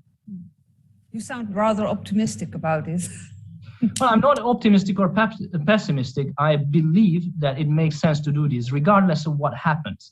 So we don't know how much we will be able to shave off from global warming with these strategies. But I believe that regardless of what happens, it does make sense to do this. It's like, a huge war when many, many people die. But if you can save a few lives, then you did something tremendously important. And I think this whole situation is very similar, that something huge is happening and it's not nice. But what we are doing is really important. So we must continue doing it. Yeah, thank you. I've got one more online, and then I hear there's someone in the audience who wants to. Oh, we'll take your question first. Yes, please. So I saw the huge slide with the many, many ideas, and I would love to maybe see it again, or if you could elaborate some more of the ideas, because I think they're very interesting. Yeah, just a moment. I have to go back here. Can you see it now? Can you see it now? Really a challenge in the room here, because there are rather small letters and. Okay. So I just read out a few. So there, yes, obviously there's no time to go through each of these in detail, but thinking about them, just starting thinking, I just read out some of these. So first. Please. The first was cut back targeted consumption. The second was limit advertising. The third was change role models, change how social media works, and change how celebrities, the values that celebrities convey. Then make the pursuit of money unreasonable with regulation. So for example, if you regulate certain markets like the property markets, then it will not make any sense to go for more and more and more. If you have high taxes at high levels of income, again, that's a good reason to not pursue money endlessly. Then help community values beyond materialism. Reduce the role of GDP at the national level. Then limit economic competition with international agreements. Change corporate ownership structures. Foster reciprocity to increase stability. It can be done in real and virtual communities. Change pension systems in aging societies. Consider universal basic income or services. Reduce working time. Use public employment when necessary. Understand whether education, healthcare depend on growth. Understand money systems better. Understand the limits of state spending, especially concerning the modern monetary theory. And understand what is useful and possible to relocalize, which could be a big strategy. So that's just a list. There are other things, but these are quite important ones. And together, they map out quite a substantial change. Thank you. Thank you very much. And for all those people writing like madmen and women, we'll put all the information online on our website, partijvoortheanimals.com. later. So thank you very much. I've got one more question for you. What do you think about a UBI, a free basic income for everyone? I thought you mentioned it sideways, but a basic income, a free basic income, do you think it will end poverty and give people more room to develop themselves and become more secure in life? Well, as a researcher, I don't want to have a strong opinion in fields where my knowledge is not deep enough. So I know very good arguments for and some arguments against an UBI. So I can understand why people say that past productivity growth, like what our ancestors did, is a good reason to share the fruits of these past productivity improvements more equitably, and a UBI could do that. But there are, so in the complex economic systems, there are some effects of UBI that may not be so positive. I don't want to make a strong statement on this because I'm not an expert on the topic. Thank you. And while you were speaking, another question came up, and I really want to pose it to you. So that's this one. Have you had the opportunity to work with politicians to educate them and help them design practical ways to counter the track we're on? To be honest, it was a huge struggle to get funded as a researcher in the first place. So I think that's the stage that we are reaching right now. So I was invited to talk today by a political party. So I think there are some progressive movements where this is happening. But I wouldn't say that, you know, the mainstream parties in Hungary are coming to me and asking how. No? But I have to correct myself, because there's one party that seriously talks about working time reduction, and there we had some communications about these questions.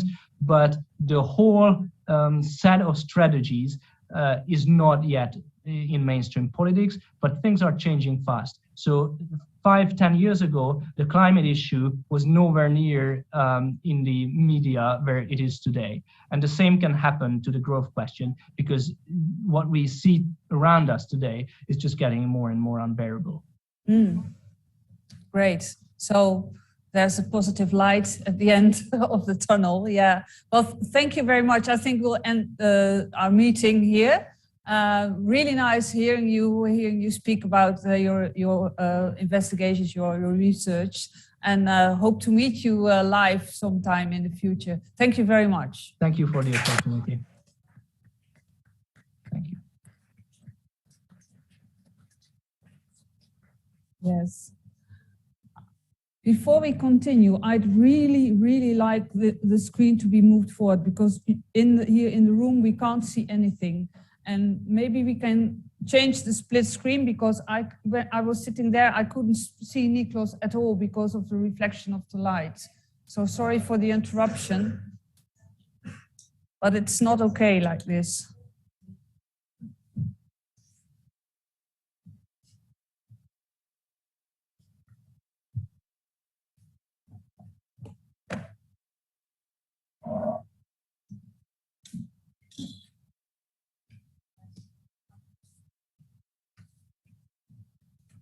I hear you can't move the screen.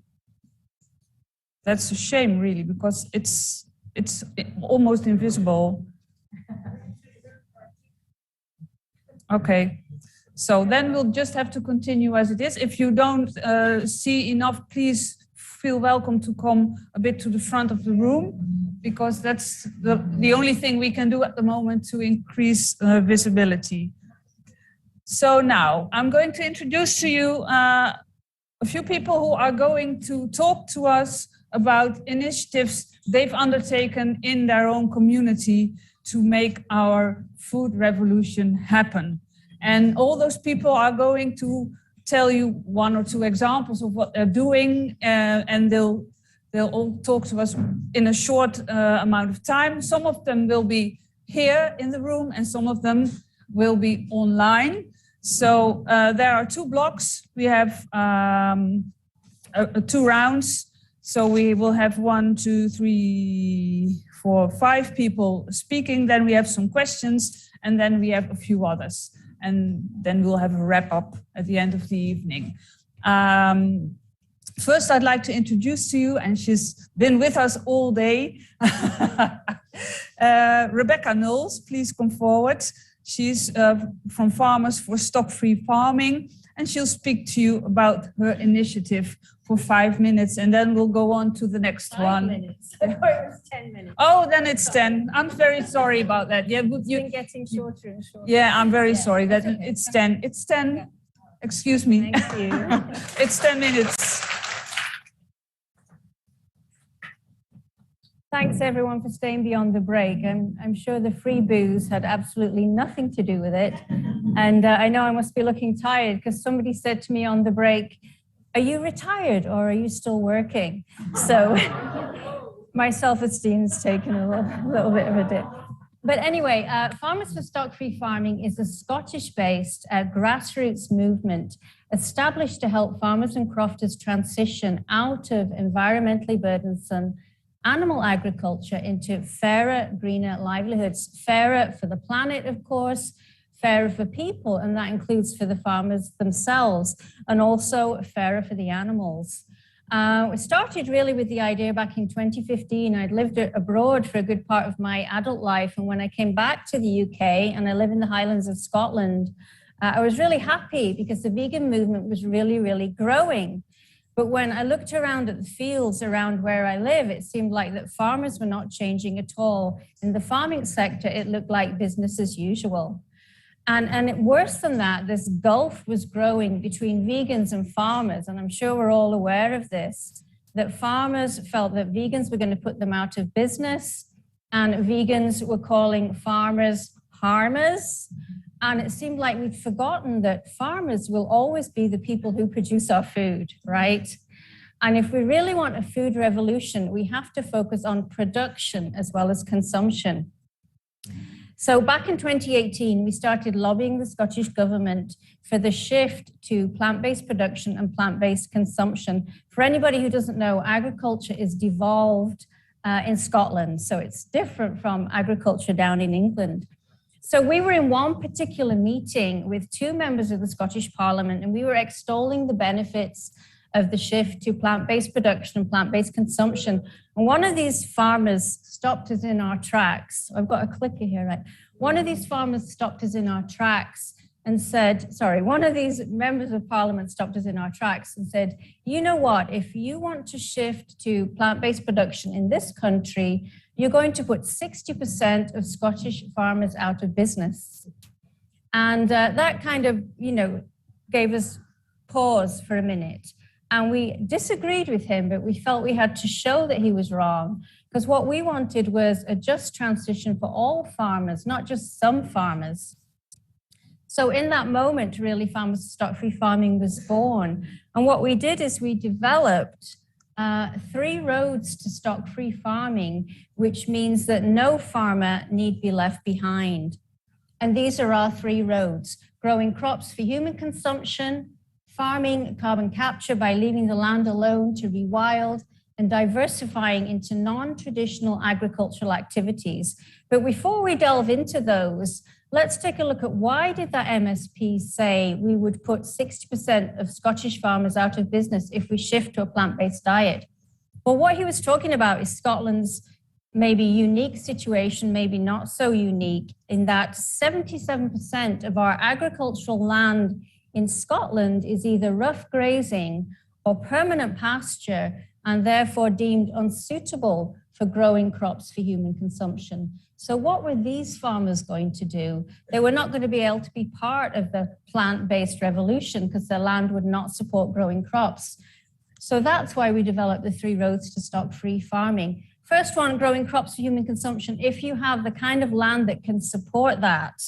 And what we do know in the UK is we have enough existing arable land in the UK to provide for the nutritional, calorific, and protein needs of every single person in the UK. The problem is half of our arable land, actually 55% of our arable land in the UK, is used to grow crops for livestock. So we need to use all of that to grow crops for human consumption. The second road is for farmers who have land that cannot support crop growing. And we're asking that they be funded, this is part of our lobbying of the Scottish Government, that they be funded to do this critical work of restoring native ecosystems and forest. Basically, the climax vegetation in the UK is native forest. And if we leave the land alone to restore, it will ultimately revert to that. So paying farmers to farm carbon capture. And the third one is diversifying into non-traditional agricultural activities. The Scottish Government tells us that farmers who diversify have incomes around 20,000 a year more than farmers that don't. And we're talking about things related to maybe tourism or repurposing buildings for storage places or events, or even generating renewable energy, repurposing land. So on our website, we feature, which is farmersforstockfreefarming.org, we feature case studies of farmers and crofters. Some are doing all 3 of these roads to stock-free farming, basically making the best of what you've got and shaping business around change. And from these 3 roads to stock-free farming, we've developed 100 ways to farm stock-free, which is on our website. It's a catalog of things that farmers can do without farming livestock. So, what is our everyday work as Farmers for Stock-Free Farming? Well, we help farmers transition. Often nonprofits are criticized for not producing anything. So our product is a transitioned farmer. And since the beginning of the year, we've had 5 farmers contacting us, looking to transition. Here are some of the people we're currently working with. This is Lawrence. Some of you may know Lawrence. He came to us in January. He was an organic beef and dairy farmer. And for environmental and ethical reasons, Lawrence wanted to transition to veganic cereal growing. That's cereal growing without animal inputs, without animal outputs ultimately, and without harmful agrochemicals. Plus, we're working with 4 farmers in Scotland now who we're helping to transition also. So what we do is we help farmers and crofters develop a transition plan. What do they want to do? How are we going to do it? We are then able to pull in expert advice to advise on things. And last but definitely not least is look for the funding for them, you know, whether that's grants or working within the existing subsidy system to find money for them to do these things. You know, when people say to us, well, how do you find the farmers? Well, there's been a couple of different ways. One is people have come directly to the website. Maybe they're Googling stock-free farming. That's how Lawrence found us. The other thing we're doing that's really exciting is we're doing a survey of farmers and crofters. And we started this because we felt it was a massive assumption on the part of the Scottish government and maybe others as well, that farmers only want to farm livestock, that farmers are not willing to change. And we wanted to question that assumption and maybe see if it was true or not. So we developed this survey and we're going farm to farm with it. If you've ever done cold calling sales, that's exactly what it's like. I've got it on my tablet, and there's 3 parts to the survey. The first part is a pre-video questionnaire about your farm. The second part is a little 10-minute video that we made. It's on our homepage. I would love you to watch the survey video. The video shows the challenges that farmers are currently facing, you know, climate change being one of them, our departure from the European Union being another one, the changing subsidy system in the UK, which in Scotland is still completely up in the air, and finally, changing consumer preferences. The shift towards a plant-based diet is also impacting farmers. So the video shows highlights these challenges or maybe threats to their livelihoods. And then we present opportunities to thrive beyond these challenges. And the opportunities are 3 roads to stock-free farming and the 100 ways that leads into.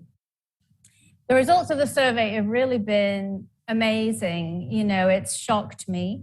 We have a question towards the end of the survey that says, it really targets our second road to stock-free farming. Remember, that's for farmers who do not have land where you can really grow crops, and that's most farmers in Scotland. The question says, if support was in place on the areas of your land that are rough grazing and permanent pasture, would you be willing to shift out of livestock farming altogether into farming carbon capture by helping the native ecosystem to restore? And most farmers have answered maybe or yes to that question. I think we've just had a couple of people say no, which is really astonishing. Also, there's a question, would you be willing to change your farming system to meet changing consumer preferences? And the consumer preference change we're talking about there is a shift to plant-based diets. And farmers are like, well, of course, you know, those are our customers. If I don't change to meet consumer preference, I might as well shoot myself in the foot, you know. So they are willing to change. So what we're doing with the results of the survey is feeding them back to the Scottish government. We've had a great meeting with Marie Goujon's advisors. Marie Goujon is our Rural Affairs and Islands Cabinet Secretary. They're very interested in the survey. They want to know if farmers are willing to change. How far can we push farmers? I think was the way they worded the question. Similarly with consumers, how far can we push consumers maybe towards a plant-based diet? So this is quite encouraging. You know, and I think one important thing to realize, for vegans to realize as well, is that farmers currently are locked into this subsidy system. We have 3 payment regions for subsidies in Scotland. If you're in payment region 1, that means you have pretty good land and you can grow crops. Whether you're growing them for animals or humans, you can grow crops. If you're in payment region 2 or 3, this is called less favored areas. So here we're looking at the permanent grazing land, the rough grazing land. If you're in payment region 2 and 3 and you do not have livestock, you won't get any subsidies. So the only way to get subsidies in those 2 areas is to have livestock. And I was talking to one crofter who said, you know what, I'd rather just do the horticulture, but we kind of have to have the animals, otherwise we're not getting any money. So this is a big part of our lobbying, is saying you have to drop this and you have to drop this right now. You know, one of the girls that we saw on an earlier slide, Gina, is up on a croft in Sutherland. Couldn't get any subsidies because she refused to have livestock, and she's planted an orchard of over 300 hybrid hardy hazelnut trees, hoping to harvest 12 kilos of hazels per tree per growing season going forward. Somebody growing great food for human consumption, zero help from the government. So we're lobbying the government for change in these areas. Almost done. Other exciting projects. You know, this is Lawrence's field of grass and clover, grass clover lay, we call it. And, you know, in Scotland, we have a lot of grass, and people say, oh, the only way you can make food from grass is to graze it with cattle and sheep and then eat the cattle and sheep. Well, we're engaged in a project to turn grass and clover into high quality protein for human consumption. And this is not a new idea. This was an idea from Michael Cole, who has passed away. But basically, LEAFU, it's called. You've heard of tofu. Well, this is LEAFU. LEAFU is leaf protein concentrate. It's extracting a high-quality protein for human consumption from grass, clover. I've made it from nettles in my garden. You can make it from gorse, wild garlic mustard, and you extract the protein. The LEAFU has a protein content of around 48% versus beef steak, 31%. Plus, it's packed with iron and other nutrients. So imagine how this could change the face of Scottish agriculture. You know, all those fields of grass. This is another alternative we're offering farmers. So we're doing this trial right now. We have 3 Scottish farmers and crofters involved in it. We're going to have 2 down in England also doing it. And we're applying to DEFRA for a grant, a Farming Innovation Program grant, to scale this program up and take it through to the production stage. LEAFU can be added into stews, casseroles, soups. We can use it to make veggie burgers and all kinds of different things. I think that's about it from me. We are in the Mitchell Library for the duration of the COP. This is me and my colleague Sam. If you're here next week, please pop by the Mitchell Library. We've got leaflets. I've got some with me tonight. If you'd like a leaflet, we are farmersforstockfreefarming.org. If you want to get in touch, I'm Rebecca at farmersforstockfreefarming.org. And thanks for listening. Thank you very much. Thank you, thank you.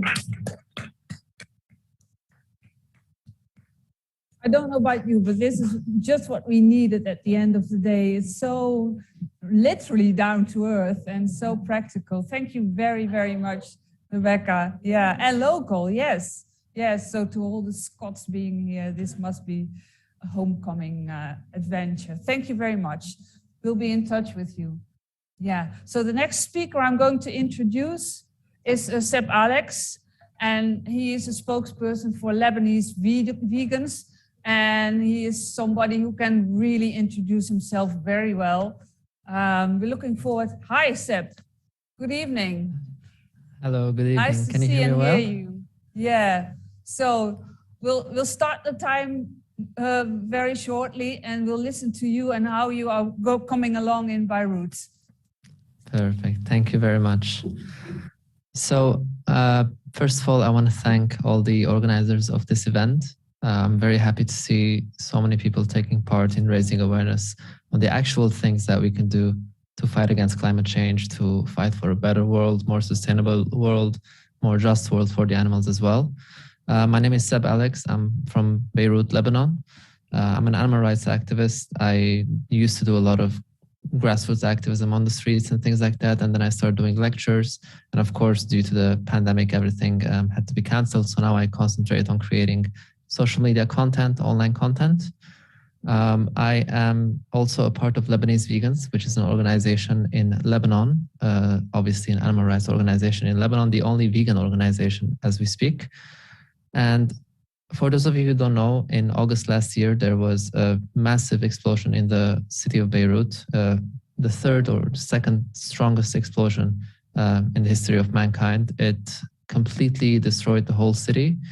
And within 6 seconds, because it was 2 different explosions, 300,000 people became homeless. And that's because it was in the heart of the city and everything that was around it was just completely destroyed. I immediately reached out to Lebanese Vegans and we decided to launch a crowdfund in order to raise money to help all the animals that have been obviously injured because of the blast, covering their vet bills, but also with the rest of the money, buy food and bulk food and also ready-made meals for all the families who can't even enter their own house because it's completely destroyed, or can't use the appliances that they have in their kitchen in order to cook. So we teamed up with all the vegan restaurants that we had in Beirut, and their chefs started making daily meals that we used to distribute around the city. And at the same time, big boxes that we used to put bulk food in to distribute to families as well. As we speak, we are still continuing the food distribution every single week now. After the explosion for around a month and a half, it was almost every single day. But now we do it every single week, and we go out and we distribute plant-based foods, of course, always to the homeless, to refugees, to migrants, and also struggling families in general. We wanted to make sure that, unlike a lot of Lebanese organizations, we also help those who are not Lebanese citizens because they often go unnoticed. So what we also have managed to do since then was work with the incredible administration of a hospital called Hayek Hospital. It's a private-owned hospital. And I think there are actually around 2 years of hard work and launching campaigns and events and things like that, Hayek Hospital actually became the world's first fully plant-based hospital who rejects to serve any animal foods on their land. Anyone who comes onto the property basically cannot purchase any animal products. Even if you're a visitor, you cannot buy any animal products from the cafeteria. If you are a patient, you will only be served plant-based foods. They did this for ethical reasons, for health reasons, for environmental reasons, and of course, for pandemic-related reasons, because they do not want to support such a messed up industry that is literally destroying the planet while it kills countless animals. So while this was happening, we also launched a crowdfund to open the world's first one-of-a-kind animal rights center, also in the heart of Beirut, where we do events and we use it as a base in order to distribute all the food every single week. We also distribute clothing every month or two, and we hold events and workshops in the Animal Rights Center. It also has a cafe that has free food for anyone who comes and wishes to eat there. We make incredible, simple vegan meals, and also a very small vegan shop where we sell all the vegan products from specifically local businesses at very cheap prices to make sure that veganism is as accessible as possible.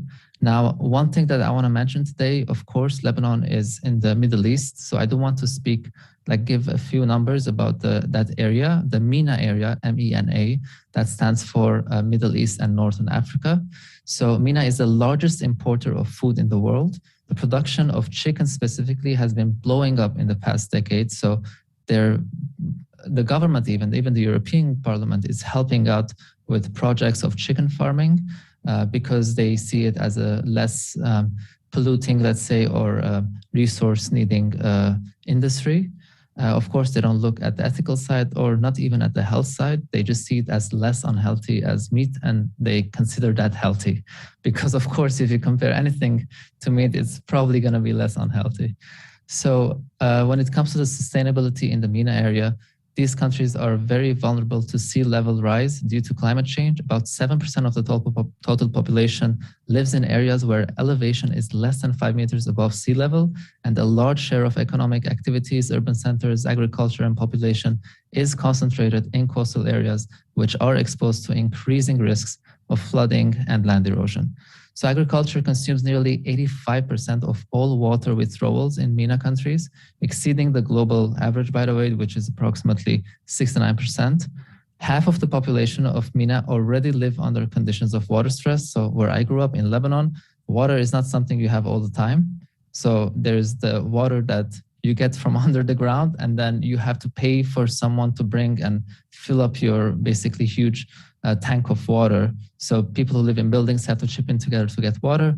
And of course that costs money, and a lot of people can't afford that. So we're using all that water in these industries that we really should not rely on. The population is expected to grow to nearly 700 million in the coming decades in the MENA region, which means the water availability per capita will be halved. And that's why I believe it's very important, specifically if there's anyone from the MENA region listening to this, I beg you to start to get together, and actually this applies to everywhere in the world, but specifically in the MENA region, get together, find like-minded people, start to form a community, start getting active. We have to keep in mind that the ethical problem of exploiting other animals completely put aside. We simply cannot continue this way, as the MENA region will not be able to keep up with the production and import of animal-based products. Also, our switch to a more sustainable food system should not be at the expense of innocent animals. So do not reduce meat by replacing it with chickens. Make the full change and work on a sustainable, just, and plant-based food system, because that's what we need and that's what the animals need for us to do. So I really think it's important for activists to get together and have this space to feel that they are a strong community, to feel safe, to discuss ideas, to hold workshops, to share the knowledge. There's always something you can learn from someone else. At the center, another thing that we do is we do events where we screen documentaries. And when we're doing that, the whole ground floor area is where we bring all the free food for the visitors to try. And we've had 80, 90, 100 people, depending on the events, showing up. We've had several events. Another a campaign that we did, actually one of the first campaign that we did that I think is also very important, is we took 17 key billboards around and inside the city of Beirut, targeting millions of people every single week who are driving in and out, by raising awareness on the billboards about the link of pandemics and animal agriculture. Of course, we could have talked only about the ethics, but because the country is completely collapsing and pandemic was making it worse, we thought we can take advantage of this moment to remind people like, okay, you can complain all you want, but as long as you're supporting this industry, you're just funding the next pandemic, whether you like it or not. Especially with avian flu and everything, it doesn't seem that far away that something like that happens again. So I really believe that community work is so important, and helping out the community that is around you is also important. So for us to have that space, the Animal Rights Center, is not something that should alienate us from the community that's around us. We actually try to have like a good relationship with all the neighbors that we have. We invite a lot of people to come there, to sit down, to have their free meals, talk to them, to create a form of solidarity, just to show them that we are here to help them. We are here to share the information that people need in order to go vegan. We have to keep in mind, unfortunately, not everyone has the privilege to have the information about veganism. A lot of activists, like myself, we found out about it. We didn't have someone come and tell us.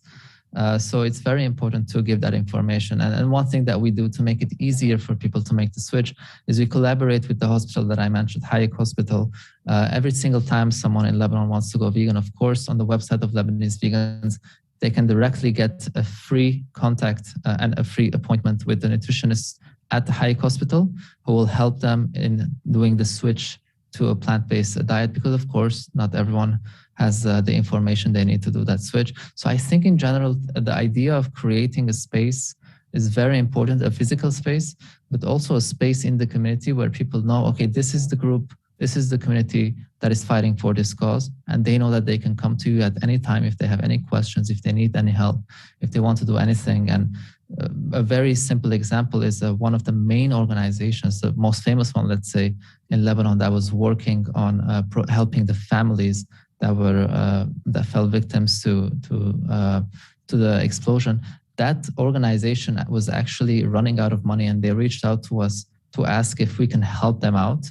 And we said, of course, we would like to take over your food distribution program for just one day in order to help them out, because they just needed some time in order to figure out how they're going to continue.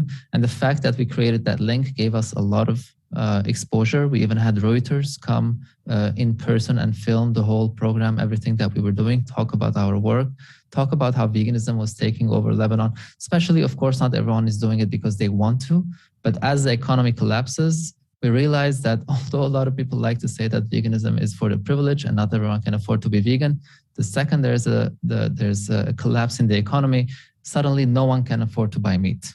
So everyone starts eating a more plant-based diet. And I think, I wish people did it for ethical reasons, but we do take advantage of that situation in order to raise awareness about this issue. I think in general, it's very important, and I fall into this myself as well. We should stop trying to fall into the social media activism world, as in, let's not rely on it. Social media is very important, but sometimes a share, a like, or a post is not going to fix something. So sometimes we have to be on the streets. Of course, if we can. It's not something that everyone has access to. So if you can't, that's completely fine. Of course, I'm not pointing fingers at anyone, but we have to remember this. It's not going to change the world by just doing that. We need to be on the ground as much as we can, depending on what we have access to. So let's stop waiting for greedy corporations and politicians to make any baby step changes that they keep on talking about for decades here and there, and start thinking how we can have enough impact where they will have no choice but make the changes we're asking for. So if we rely on these politicians, they have showed that they're not really reliable. They're not going to make the change that needs to be, they're not going to take the decisions that need to be taken. We have to push them to get to a place where they have no choice to do that. And I think, in my opinion, I may be wrong, I may be right, but in my opinion, community building is very, very important, and everyone has to give what they can give. There is no one perfect way to be active. Everyone has a different talent. Everyone has a different skill. Don't look at what other people are doing. Look at what you can do best and what you can offer to this movement, and then go all the way in. So that's all I wanted to share with you today. I hope that it can inspire people who are watching this to start getting more active within their communities, and even start building physical spaces, or even renting places, or whatever they have access to, in order to create more workshops, more spaces of sharing knowledge, and have campaigns and specific strategies in order to make the world a better place for everyone. Thank you.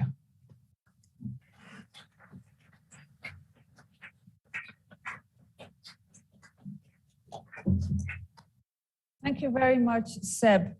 Maybe we'll come back later to you when there's a Q&A, but we're moving on to the next speaker first. Thank you very much. Thank you. Thank you very much.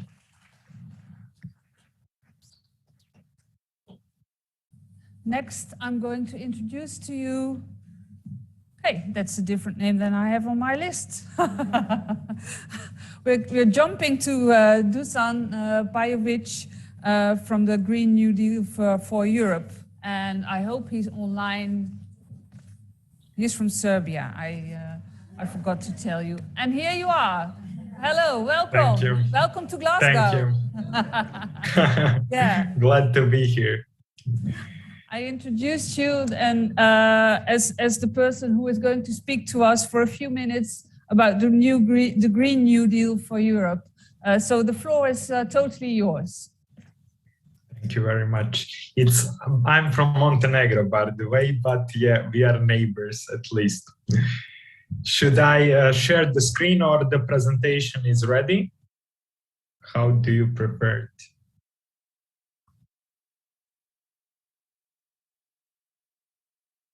Okay, I see it's ready. Great. Thank you all for coming here, and many thanks for the organizers as well. Of course, I'm Dusan Pajovic. I work for DiEM25, Democracy in Europe movement, as their Green New Deal for Europe coordinator, and I'm here to present you our blueprint for Europe's just transition. So we can go to the next slide. Let's be clear, first of all, and let's not kid ourselves. This is not the Green Deal by European Commission. This is Green New Deal by DiEM25. And they took our name and they erased all the meaning from it. They destroyed it, actually, to be completely honest. So we are just want to try to be clear. Our leader mentioned Green New Deal in 2002, Yanis Varoufakis, but well-paid lobbyists and career politicians took over the idea and started something that shouldn't be called in that way. And I'm here today to present to you an alternative idea for post-capitalism and for post-growth. We can go to the next slide. Our blueprint has been described by many important figures as a key feature of this century. For example, Bill McKibben, founder of 350.org, said that this is the first attempt at a political solution to climate change that is on the same scale as the crisis itself, while James Galbraith, for example, said that this is the most comprehensive program in Europe for the historic challenge ahead. We can go to the next slide, please. So what are the key takeaways from our Green New Deal? Let me first start by saying how much money is needed, because that's what is of everyone's interest, especially politicians. So to clear all the doubts, we say that we need 5% of European Union's GDP to go into green transition directly yearly, which is around 750 billions, which sounds a lot, we are aware of that. But when you see the data, you will notice that European Union is already doing that for fossil fuel industry, for bankers, and for animal agriculture. So we are just telling them to funnel the money into the right resources and into the green transition. We do that and we demand that because we should have no more of fossil fuels, stop subsidizing fossil fuels that gets $11 million each minute. And we want carbon neutral continent by 2030. 2050 should be a deadline for all of the world, not for Europe, which has the resources to do it right away, practically. We, of course, say that there are three overlapping crises which should be taken into account simultaneously. Those are, of course, environmental crisis, as you can assume, crisis of democracy, where people feel detached from the locus of political decision-making, and economic crisis, of course, with the rising levels of homelessness across Europe and with people who are working so much in order to just to get the food on the table. So that's why we say we need 4-day work weeks with maximum 30 hours a week with decent paychecks, where people, workers, are going to be on boards of those organizations. Of course, we are very well aware that some people may lose their jobs due to the green transitions. That's why we say universal basic income for everyone. That would come in the form of a dividend and roof over the head of every person in Europe by repurposing vacant houses into homes. Of course, to burden off the transport industry and to for the airplane industry to take some break and for cars to take some break, we need free public transport in municipals, in regions and continent-wide. It should be made by high-speed railways. And we need, just like our previous speaker, one of the previous speakers says, we need to abandon the fetishism of GDP. So we should turn to the genuine progress indicator that measures environmentalism, well-being, health, and level of education and other stuff. We should stop chasing for the GDP as it is. Of course, some other stuff needs to be changed along the way, not just economy. That's why we demand for the people to change their attitudes towards nature and non-human animals in a form of law of ecocide, to pronounce ecocide as a crime against humanity in international law. Only that can stop reforestation. And why we are here today mostly, we need to abolish the animal agriculture. Why? Well, first let's see how to do that, because I know many bubbles are popping out of your head, I assume. Let's go to the next slide, please. We say that we need to establish 3 different bodies for starters. The first one is Green Public Works, which is the investment program to kickstart Europe's green transition and transform its economy along the way. It's really important to notice that it's already according to the fiscal rules of European Union for the European Investment Bank to funnel the money into green public works. So they can issue green bonds that can be redirected towards green public works, which would then distribute them accordingly. The second institution, the second body is Environmental Union, a new regulatory framework for the just transition to align Europe's laws with scientific consensus, to follow the science, to say in a most simple way. And the third one is Environmental Justice Commission, an independent body to research, monitor and advise EU policymakers to advance the cause of environmental justice across Europe and around the world. We can go to the next slide to explain more about the abolition of animal agriculture. We say in DiEM25 that we are politicians who hate politicians. Of course, not our friends for Party for the Animals and not our friends from the Animal Welfare Party, but we do hate the rest quite a lot. So DiEM25 forged the Green New Deal for Europe as a set of measures that encompasses both social and environmental causes. When fighting for the abolition of animal exploitation, we are actually tackling both. So previously, to be completely honest, we haven't had the animal-friendly policy before, but don't shoot me because of it. I wasn't in DiEM back then, but now we are doing the revision of our policy and we are taking the turn towards the V word, veganism, and we are trying to move closer to a way of living which seeks to exclude as far as possible and practicable all forms of exploitation of and cruelty to animals for food, clothing, or any other purpose. Next slide, please. Because just like ecology without class struggle, you perhaps heard that sentence, is just gardening. Human rights without animal liberation is just a farce or a mirage of a species mind. There is no such thing as single issue struggle, since we are not living in the single issue world. We have nothing to lose but the whole planet to win, as our friends usually say, and there is no planet B. How to do it? Well, in the next slide, you will see that we endorsed a plant-based treaty, which is the initiative made by Animal Save Movement, our friends for from Animal Save Movement, that is designed to put food systems at the forefront of combating the climate crisis. We turned their demands into the policy work and into the real policy structure. So we organized their demands into something, to say, more political and more structured in that way.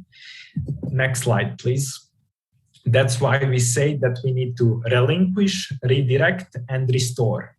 What that means? Well, we need to stop the problem from increasing. That means that we shouldn't allow any new animal farms or expanding of the previous ones.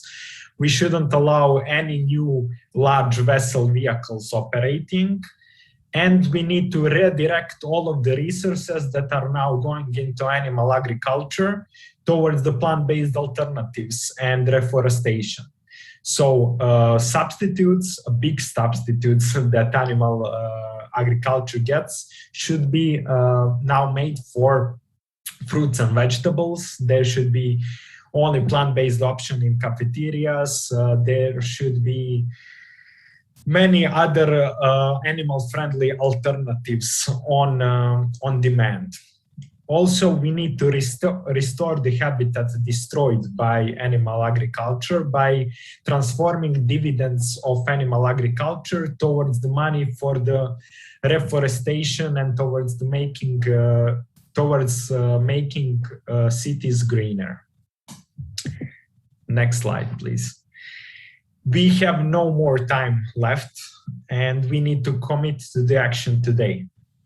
That's why Green New Deal for Europe is not a framework, not a treaty or an agreement. It's a set of concrete actions that move us quickly towards our climate and ecological goals. That's why we invite you to join us in DiEM25, diem25.org/join, join us.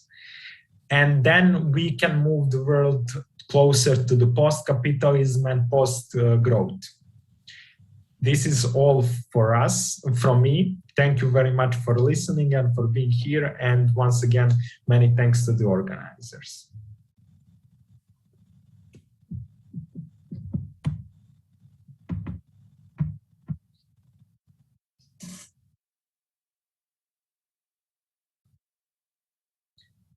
I cannot hear you. See. So the last two speakers I'm going to introduce for this block are coming from Ukraine, and I hope they're ready. It's Olena Baran from Open Cages, Ukraine, and Anna Daniliak, I'm sorry, I mispronounced your name, sorry, from Eco Action, Ukraine. And I hope we will see them now. Or are they coming one after another? I'm not sure. Oh, good evening. Yes, we are presenting together. Yes, here you are. Hello, hello. We are presenting with Olena together, and I will be the one who starts. I'm Anna. I have to stop you there for a moment because we can't hear or see you yet. Just a sec, and then we'll be online.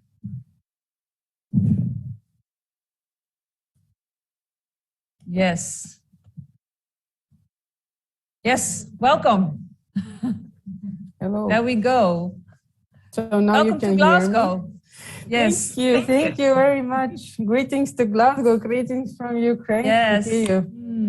I see these huge pumpkins behind you, so you're in an autumn mood. Yes, I am. Yeah, the floor is yours for the next few minutes.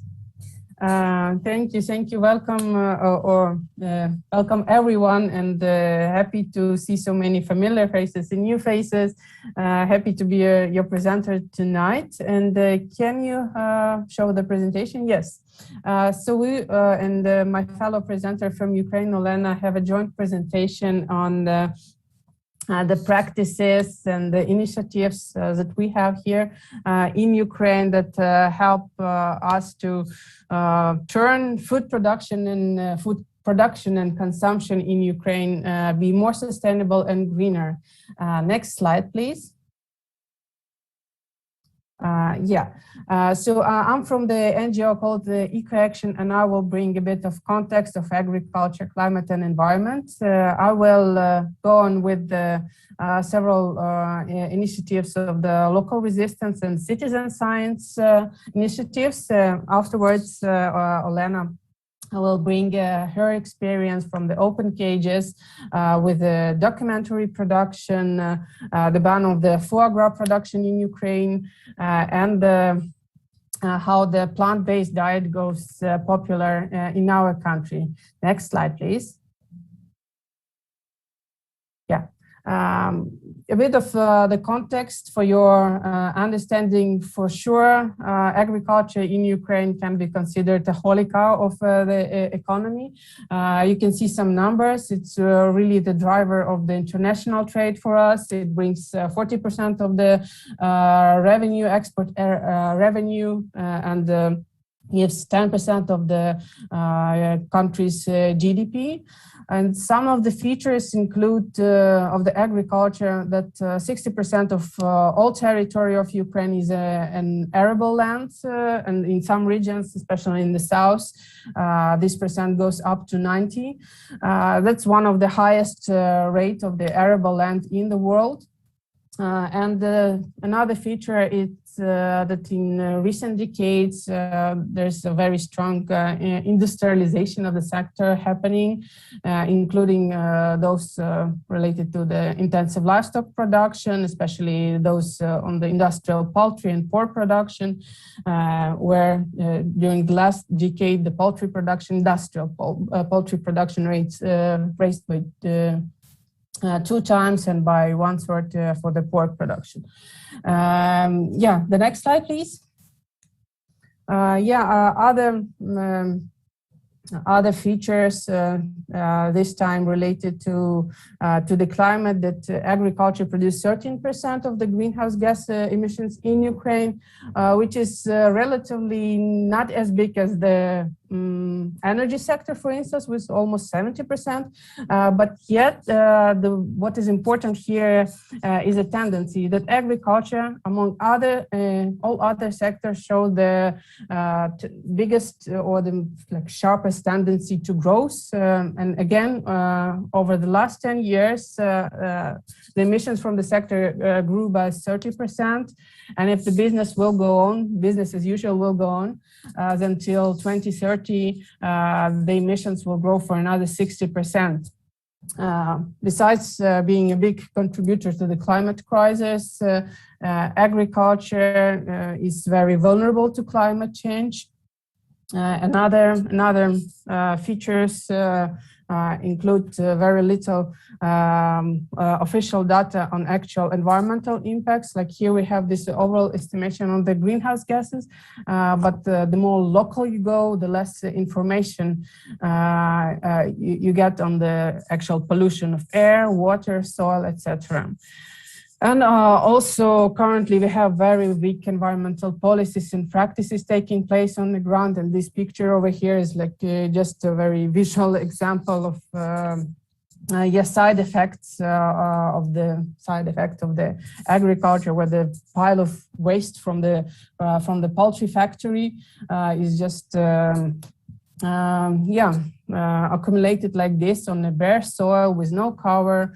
And just for the scale of feeling the how big it is, there is I circle out the car, so you can imagine how huge this pile or actual mountain of manure is. So no wonder like people who being unlucky to live next to this sort of production are raising, and there's a number of conflicts all around the country due to these malpractices or improper practices in agriculture in Ukraine. Next slide, please.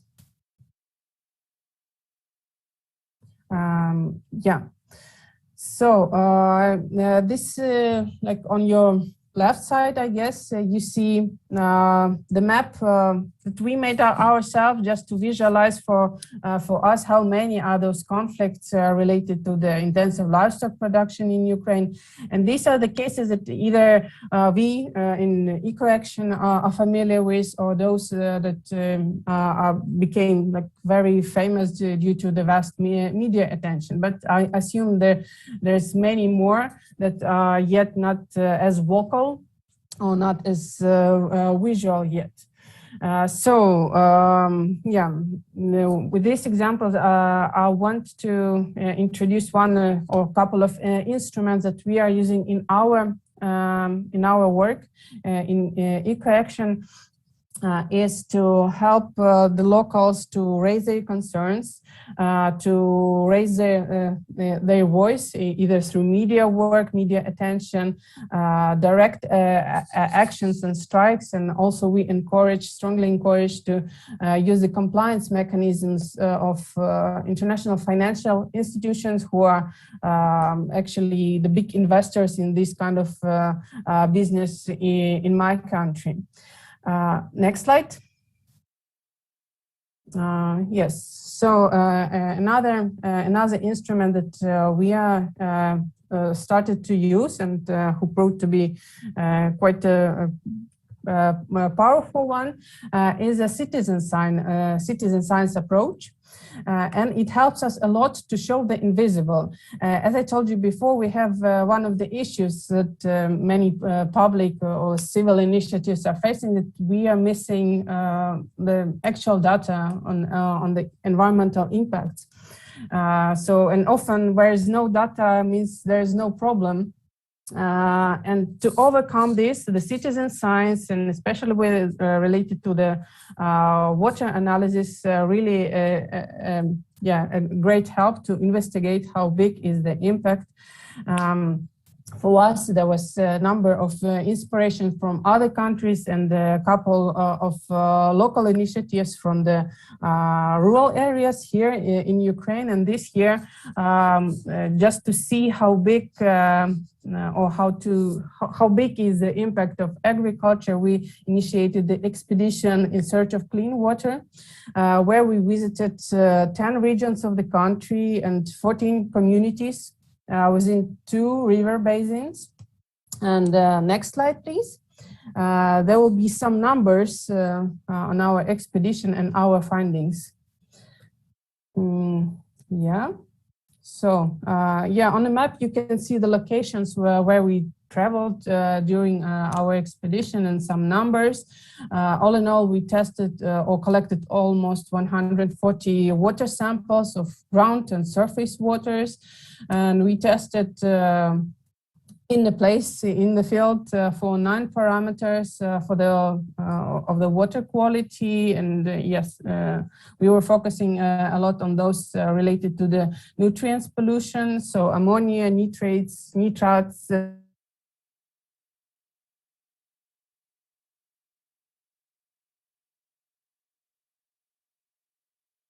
in the brackets, the closer to intensive agriculture places, the worse results were. And the most common pollutants were compounds of the nitrogen and phosphorus, which is inevitably associated with the problems with the manure and fertilizers management. Yeah, and among those samples of the groundwater, 2/3 of the water from the wells and 1/3 of the boreholes had issues with them, with at least one or in most of the cases 2 or more parameters. So it really showed that this pollution from the agriculture is not the issue of the one community or one company, that it's a mainstream and widespread problem. And with this experience, we saw that these instruments, either the media work and the citizen science, it's not a perfect instrument, but they are turned out to be rather powerful. It helps to really make invisible visible and to localize the problem. To involve the locals and spread the good practices throughout the communities. So through the word of mouth, to spread this information, to spread this practice, to involve experts and scientists and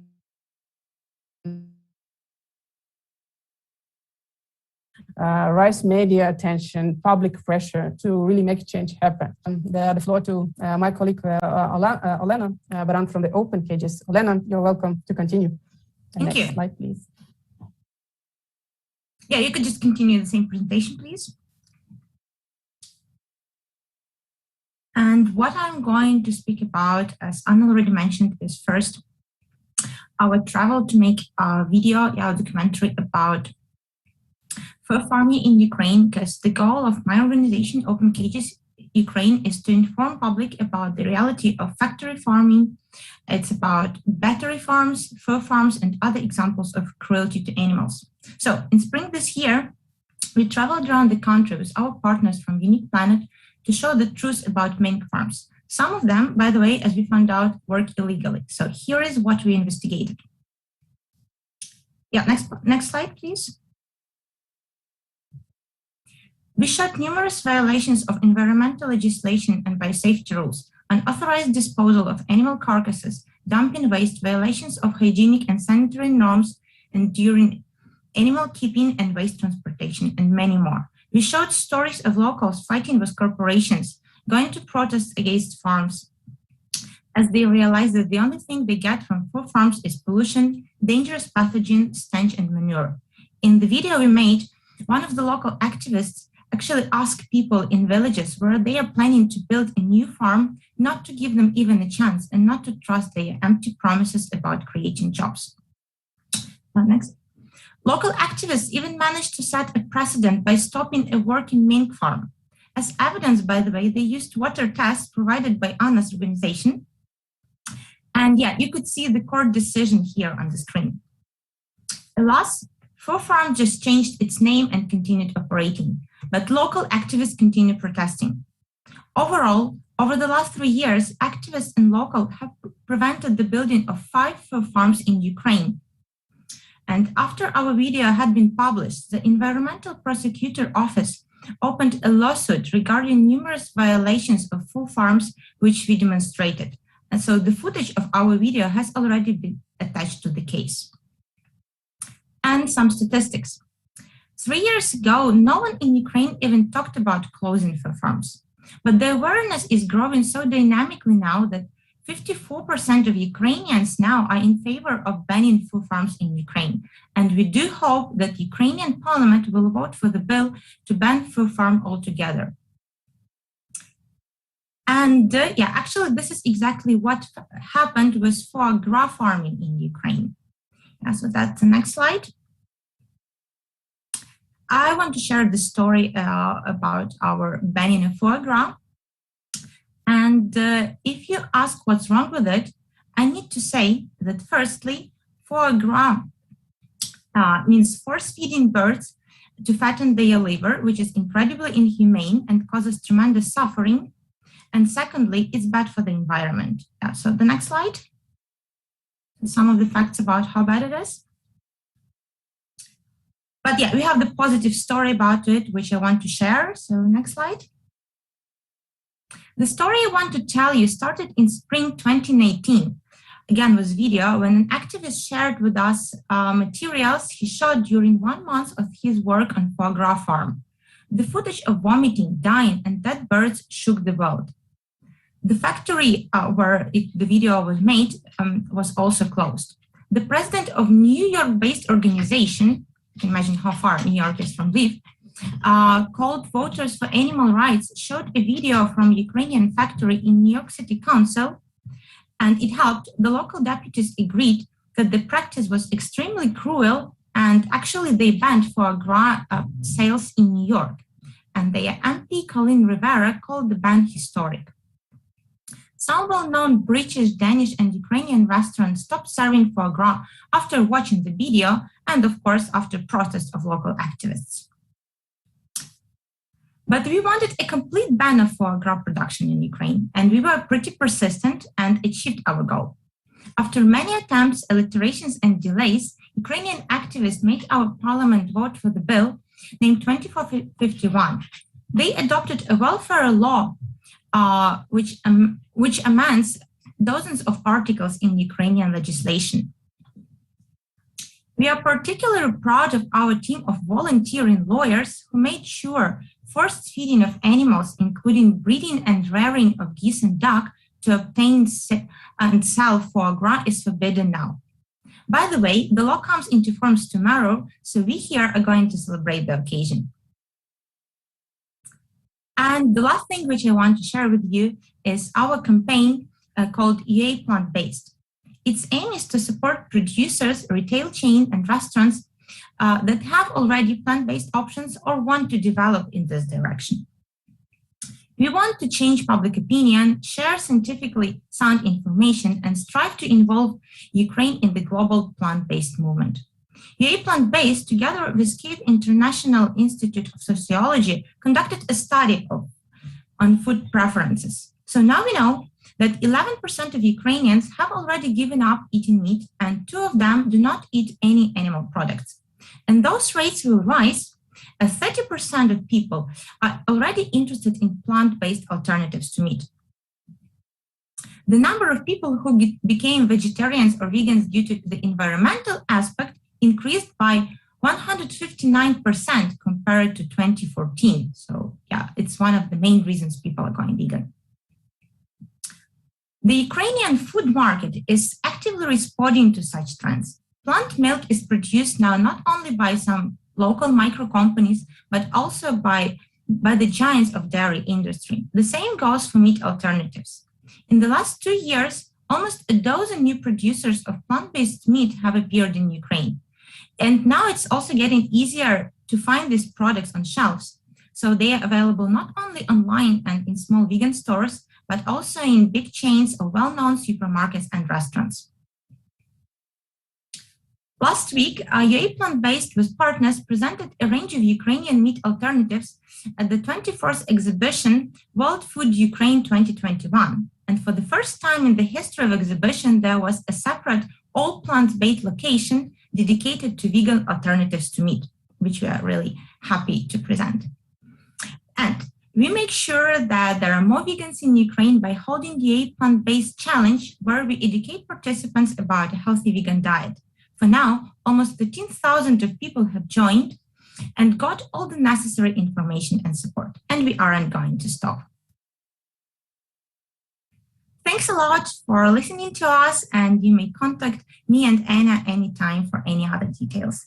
And thank you, organizers, for inviting us.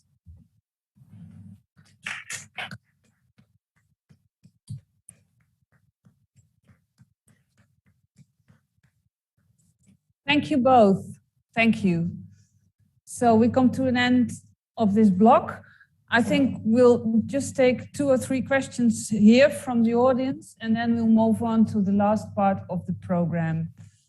So Stephanie is coming with a microphone. If there are any questions to the people we heard speaking before. Any questions? Shall I go look online? Are there any questions online? Are there? Yeah. I'll just have to log in. So if you come up with a question to any of the speakers we heard, please let know.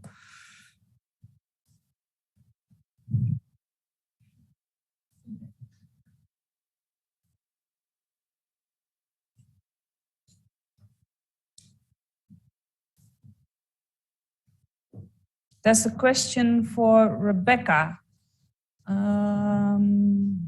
Is anyone operating such a transitional project in the rest of the UK? Do you know of any projects like yours in the rest of the UK?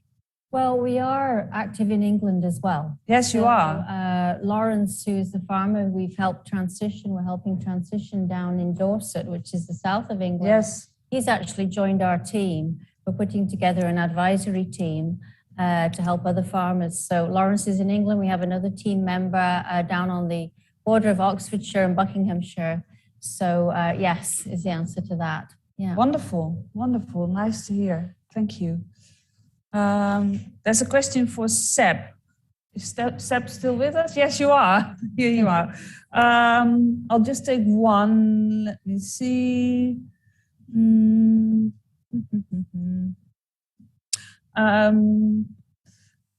To Seb, what do you think climate justice and animal advocates from around the world need to understand about their local context to begin organizing inclusive activism in their communities? What do you need to start?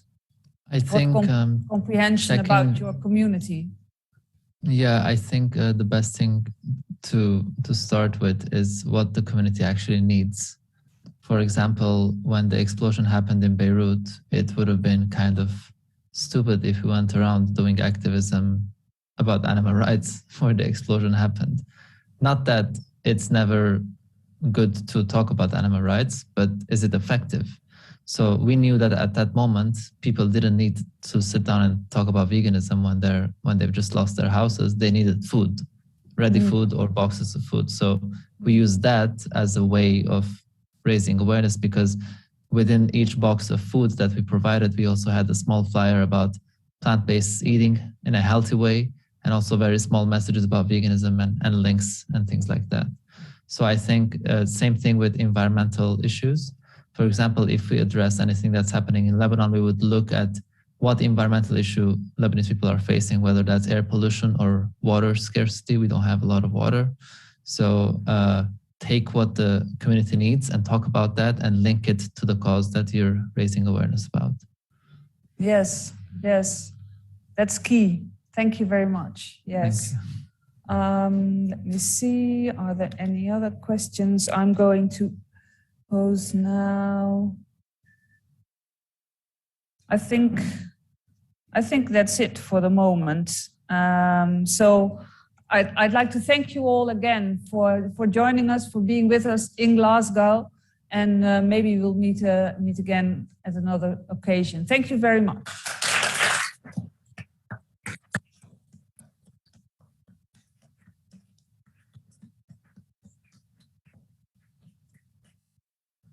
So now we have here, yes, we have here Silke, where are you?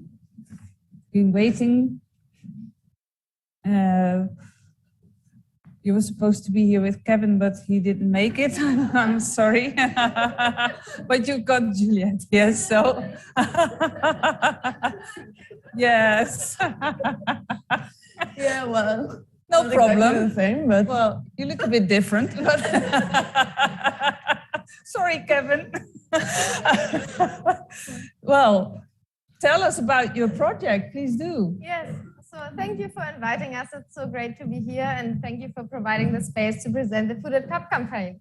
Yes, Kevin was planned originally, but his train was delayed, or he got delays. He was at Climate Life yesterday in London. And so I have support from Juliet. She's also a team member at Food at COP. And again, thanks for the opportunity to present here. I can, I can relate to the speakers that spoke before, and where I was talking about working 4 days a week, and I can really agree that's a very nice approach, because this way you have actually time to work on a campaign like that. And we're doing that now for 2 years. So with Lana and Caroline as well. We founded the Food at COP campaign about 2 years ago after COP25 in Madrid. And we will tell you very soon about why. So on the next slide, you can see our wonderful team, and you can also see Kevin there. So he actually exists. Yeah. He does exist. Yeah. He does exist. He's just very busy man. Yeah, he's really demanded. And so we are an international youth-led grassroots initiative. Formally, it's an initiative under the Agriculture Working Group within Yango. And yeah, we've been advocating for 2 years. Yango is the youth constituency within the UNFCCC. And we're an internationally diverse team. So those are the members, and they are not all of the members that are currently at COP. And we're so happy to finally meet in person, because we've been talking about 2 years online, like every week we have about 1 hour of call, and you can imagine it's such a great feeling to meet in person and well, gather around the table. Some members are missing, but yeah, some of us are here. And now Juliette will introduce to you the reasons why we founded this campaign. Yes. Yeah, so I wasn't at the COP before. It's actually my first COP. And I have to say, I am very disappointed about the catering. But when we look at COP24 and COP25, it's actually way better today, because there should be 50% plant-based option. But yeah, we will do an analysis about it to see if it's actually 50%. However, you see that the menu that was at Katowice at COP24, and there were only 2 vegan, two vegan options and 5 vegetarian. Yeah, but you see that the greenhouse gas emissions are way less for vegan and vegetarian option. So that's why we started the campaign, because we think that climate-friendly food should be at climate conferences. Like they want, they want to fight climate change, and food is something we can actually address now. Like it's the most easiest thing to do. So that's the reason people started this campaign. Those fabulous people, because I wasn't in Madrid, but yeah. I think that's yeah, and thanks for the Center for Biological Diversity for providing this data and this graph, because this data is so helpful to showcase why we need to change the food. And yeah, it makes sense to reflect the ambition of this conference also in the logistics, because it has such an symbolic value. And this is our ambition as well, to not only change COP26 that we have now, but also all the other COPs that will be there afterwards, and also the SBs or other climate-related conferences. So we start with this one, and we have reached our half of our goals. So our maximum ask was 100% plant-based. So now we're at 50% plant-based. We think, yeah, okay, it's a first step. It's already a success. Yeah, it's okay. So of course, we cannot prove that it's our success. Because they will never admit it because of us. But we can prove there's a timely correlation, and for now, that's enough. Yeah. And yeah, we have been in touch with the organizers. We have had emails, we have phone calls, Zoom calls with the UNFCCC outreach team. We have tried to be in touch with the logistics team, but they were not so communicative. Maybe you have contacts and can help us out. Or you know the next Egyptian presidency, maybe they are more communicative, or like maybe we'll see. They were probably afraid of us. We have been in touch with a catering service in Bonn, in the Bonn World Conference Center, where the SBs, like the small climate conference in June or May usually is happening. And they were saying it's actually possible for them to do a vegan, like 100% plant-based catering, because they have the equipment, they have the knowledge, they have the skills. So it's just the order that is missing. So, and yeah, we had our strategy, 100% our ask, 100% plant-based for this COP. Of course, our ask is a bit more complicated, actually, because it should not only be plant-based, but regional and fair trade and healthy and tasty and affordable and zero plastic and whatever you can imagine. The list is very long. Yeah. But it's just easier to communicate 100% plant-based, that's it. So we're very open for communication, input, discussion, and stakeholder dialogue. So we have reached out to different communities and stakeholder groups. And amongst them were indigenous groups as well, because people approached us saying, with indigenous, it's difficult. Maybe it's like plant-based diet, maybe it's difficult. So we approached plant-based groups, indigenous groups. Of course, not every indigenous group that is there in the world, but some. So we cannot say that it's a representative study that we did, but at least we have heard some voices.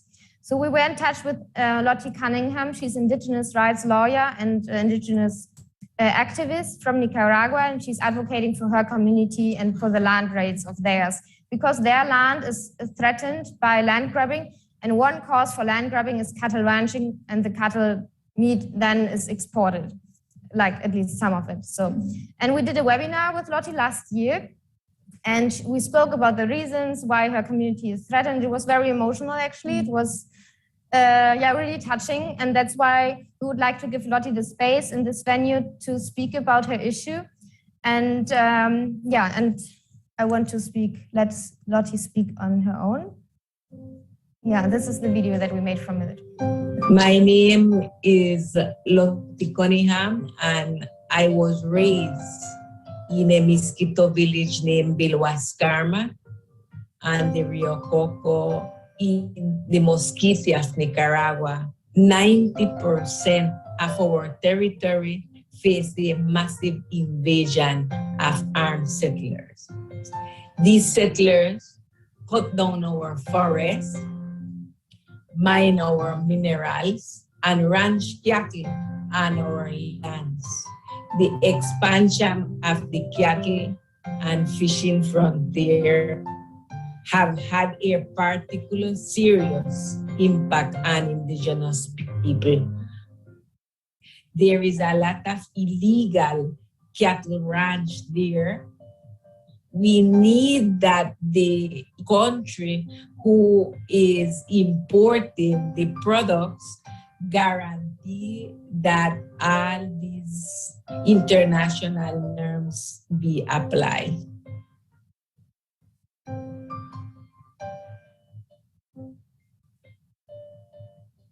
Thank you.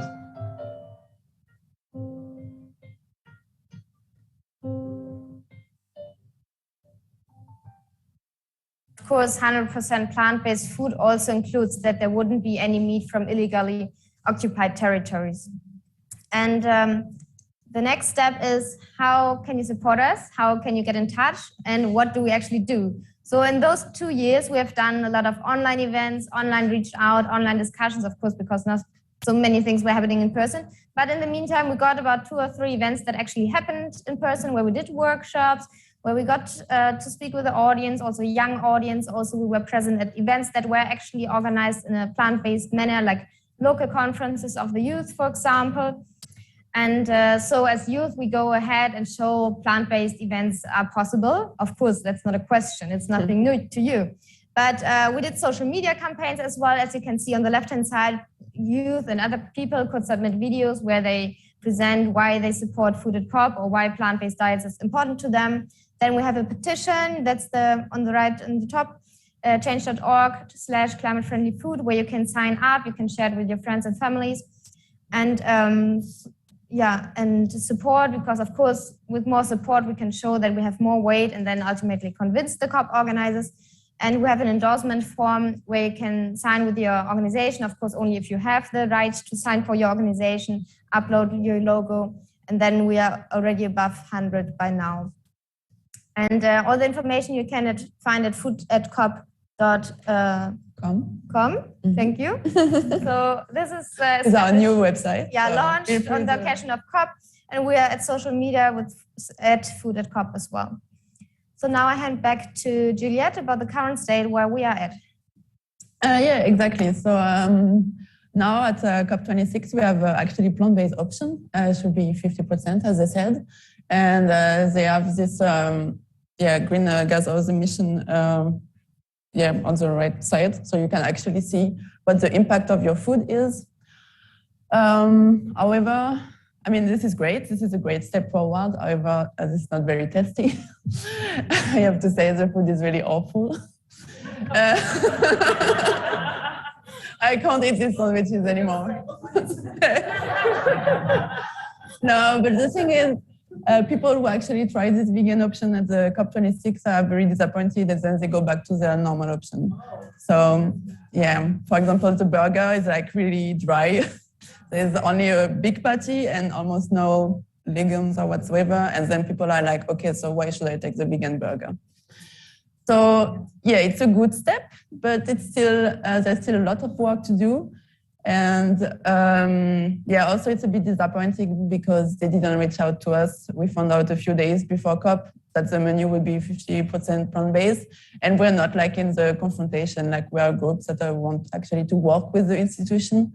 So yeah, we still have some work to do with them. So if you have contacts from nice people that want actually to work with us, let us know.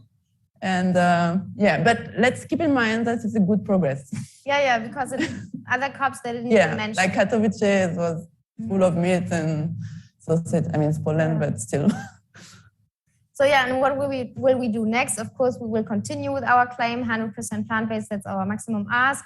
But as we see that it's difficult for the COP organizers to do it right now, we will offer them a new strategy, which is like, of course, now they have 50% plant-based. So next year they can do another step and have a default veg approach, so that we can have, with the nudging approach, more plant-based food, but they don't need to say that they forbid the burger or the beef. You can pay a bit more for the meat or something like that. Countries will not be offended, but still our maximum ask is 100% plant-based to lower the greenhouse gas emissions of such a big event.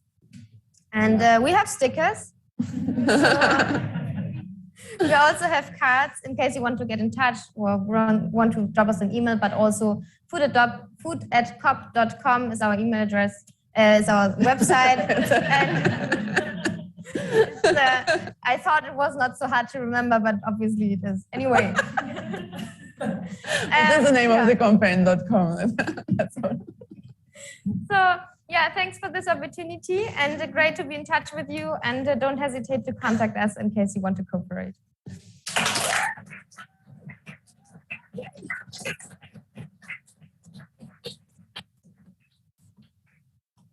Thank you very much. Thank you very much. Well, he was here all day, Joshua Monique.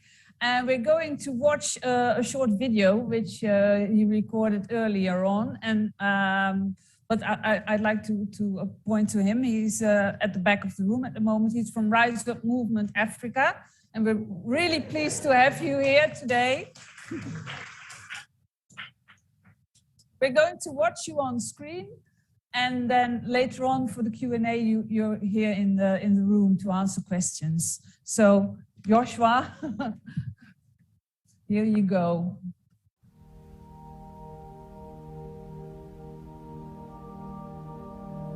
My name is Omonuk Joshua from Uganda, and I'm a climate activist, and I'm proud of it. Today, I'm glad to be a part of this climate and food conference because I believe food industry has an impact on climate change. Around the world, forests are being cleared, swamps are being cleared just to create more land for production, just to create more land for animal protein because of the high demand of animal protein. Farmers go on to clear land. Producers go on to clear land to produce food for people because of the demand people put upon them. There is a high demand for animal protein. It's so sad that many consumers don't know that whenever they demand for animal protein, they're having an impact on the climate because of their greenwashing. And that's why I'm here today, because Uganda isn't any different. Uganda, a country in East Africa, also suffers the same problems. The sad thing about Uganda is that climate change is looked at as fiction. Many citizens believe climate change is something that happens only in the developed countries. But climate change is real. Climate change is not fiction. In Uganda, a huge forest is always cut just to create more land for a huge manufacturer. Like some years ago, a huge part of Mabura forest was cut. There was a contest between the manufacturer and the politicians and the indigenous people, because many people wanted the forest to stay, because it's something part of our heritage. However, the manufacturer too wanted to cut part of the forest to create more land for the agricultural activities. Because of his power and his influence, part of the forest was cut. This is a sad story. And I don't believe Uganda is unique from any part of the world. These same things have happened in Brazil. The huge part of the forest is always being cut to create more land for agricultural production, to create more land to plant feeds for the animals. And in Uganda, as Rise Up movement, there are a couple of activities we do to raise more awareness about this. We go on to do school training because we train people right from primary schools, because we believe train a child when they are young, and when they grow, they'll never depart from this. We are training them about climate change and how our food and consumption patterns are affecting climate change. We also, there are places where swamps are also cleared, so that factories are built up to produce food for people. And in such areas, we're going to do land campaigns. We're going to raise more awareness on land, to tell people that actually whatever we are doing is affecting climate. Agriculture looks so green, its products are green, however its effects on climate are not as green as they look. Packagings are greenwashed, they are packed well in green packagings. Try to portray eco-friendly products, but however, it's not as it looks. Climate change is worsened by the agricultural patterns and our consumption patterns. That's why as Rise Up movement, we always believe in raising awareness. We also do awareness campaigns online. And online it has done a lot, because online one speech can reach so many people. Online we reach so many people to raise more awareness about climate change and agriculture, how agriculture affects climate change. In Uganda, even right now, a swamp is being cleared to create land for manufacturing. A forest is being cleared to create more land for grazing land. And this is not fair. It's not fair to the country, it's not fair to the globe, and it's not fair to the climate change movement. That's why I'm here today. My name is Amonuk Joshua, a climate activist from Uganda. Thank you.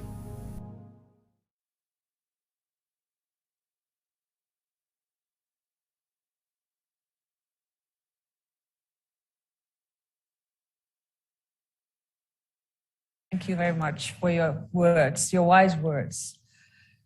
I'm going to introduce the last speaker of today, but not the least.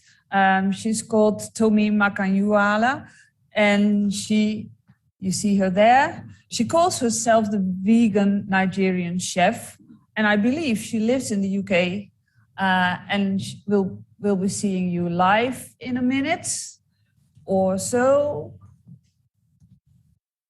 Come through, please, Tomi. Hello. Tomi, where are you? Hello. Is she waiting? Is she there?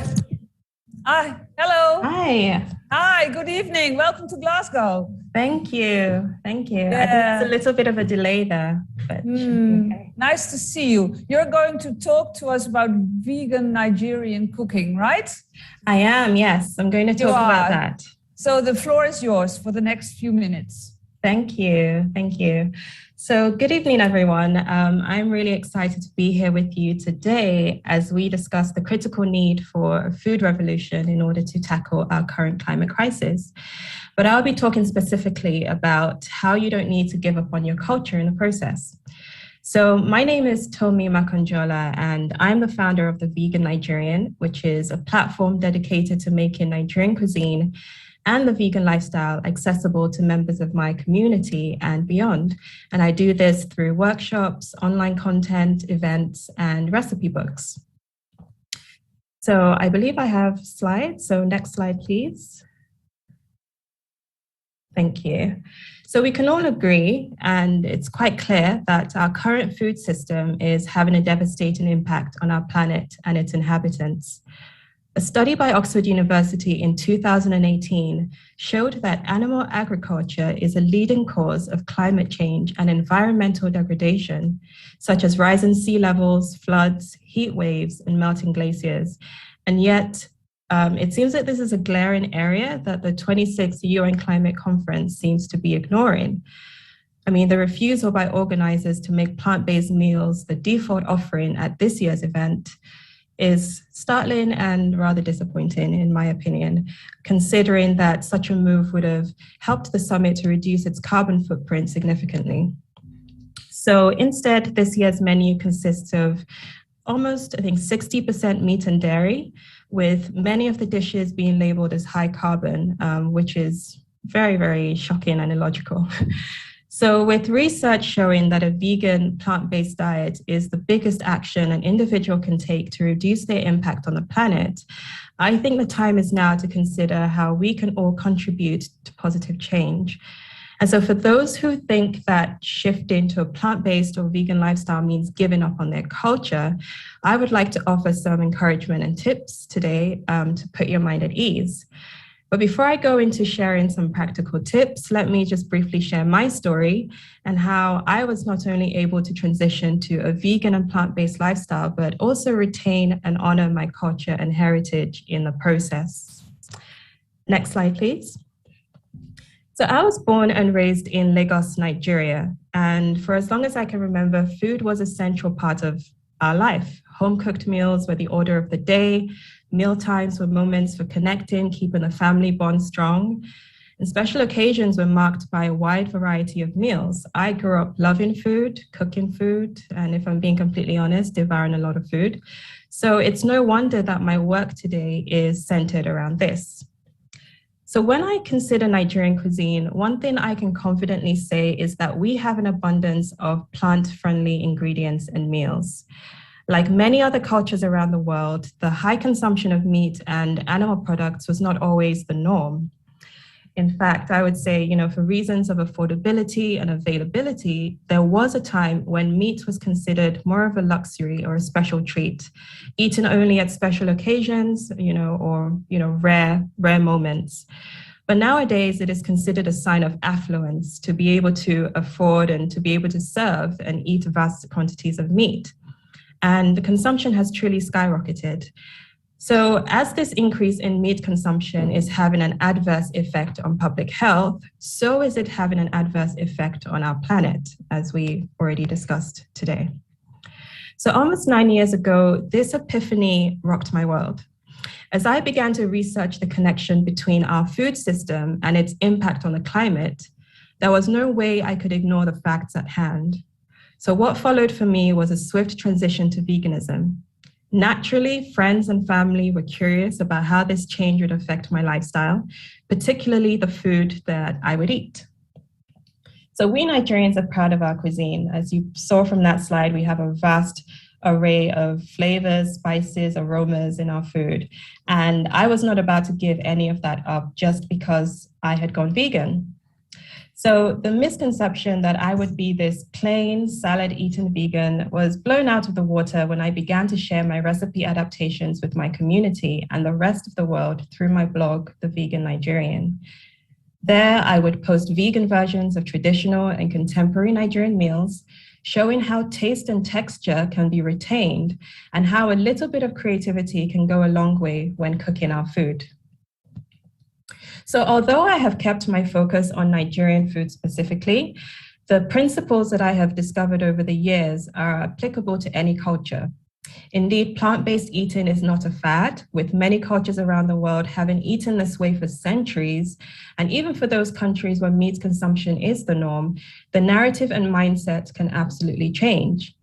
All we have to do is observe the growing availability of plant-based meals from cuisines such as Mexican, Thai, Ghanaian, Ethiopian, Korean, Jamaican, Indian, and many, many more. So vegans and plant-based pioneers from these cultures are showing us how to embrace the shift effortlessly and joyfully. So for those who might still be hesitant about making the shift to vegan or plant-based eating, here are some tips and advice that I can share with you. So I believe the slide is up. Thank you. So firstly, do open your mind to the endless possibilities and options and banish the thought that you are entering into restriction. Cannot stress this enough. There is a plant-based alternative for almost everything out there, from nut-based milks to yogurt to meat substitutes. Those traditional dishes that call for meat to bulk out the meal can be made using ingredients like mushrooms, legumes, aubergine, tofu, and many, many other things that you can think of.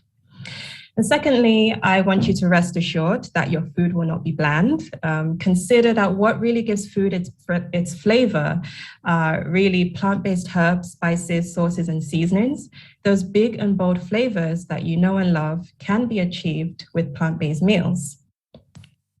Then if you're worried about breaking the bank, try to keep things as simple as possible. I always say this. Many people think that going vegan requires expensive products and alternatives from fancy health shops, when in fact, some of the cheapest and most nutritious foods are naturally plant-based. Simply embrace the core ingredients of your cuisine. For example, with Nigerian food, ingredients such as rice, beans, millet, plantain, and spinach are staples which feature heavily in our meals and are cheaper than meat, pound for pound. And next slide, please. So when it comes to family and friends, it's important to get them involved and make the subject lighthearted. I encourage you to just have conversations. I certainly encountered some resistance and skepticism from family and friends when I made the shift, particularly from older relatives. However, once they were able to taste the adapted traditional meals and see that it could still be delicious and enjoyable without the inclusion of animal products, their mindset, I would say, slowly shifted. Now I do have some family members who wholeheartedly support this lifestyle and who themselves are cutting down or eliminating animal products from their diet. It's little changes like these, I think, that will contribute to change on a wider scale. So my next tip is to do with meal prep, which is a great way to save you time and keep you consistent. Like Nigerian cuisine, many food cultures around the world have incredible one-pot dishes such as stews and porridges that can be cooked in bulk and stored in the fridge or freezer. If you are able to, a bit of meal planning goes a long way. It means that you can enjoy more of the foods you enjoy without the stress of cooking it from scratch every single day. If you can, stock up on fruits and plant-based snacks so that you always have something convenient to enjoy on the go. Now, the next point, tip for going vegan or plant-based is that if you struggle with the idea of going it alone, definitely join a community of like-minded people. This will help keep you accountable and motivated. Look out for bloggers like myself, content creators who cook the types of meals you enjoy or grew up eating, and just connect either online or through in-person meetup groups with others who are on a similar journey to you and who are sort of wanting to make this lifestyle change. There is always strength in numbers, I say, and lots of advice and support can come from such communities. Now, finally, when motivation does wane, as it sometimes does, and you maybe need a reminder of why shifting to this lifestyle is important. Next slide, please. Definitely focus squarely on the benefits. A varied and eco-friendly plant-based diet is a delicious and nutritious way to stay healthy, save animals, and contribute to a more sustainable planet. As the climate crisis continues, we should all feel empowered to take a stand and embrace a new way of eating. And the best part is that we can continue to celebrate our various cultures and cuisines within this new paradigm. As myself and several other people demonstrate on a daily basis, the journey is very much possible and pleasurable. And finally, we can only hope that the next climate conference, which happens to attract attendees from different backgrounds and walks of life, will better reflect the importance of prioritizing plant-based meals by insisting on a diverse and flavorful plant-based menu. So thank you everyone for taking the time to listen, and thank you to the organizers of this event as well for including me in this discussion. Thank you.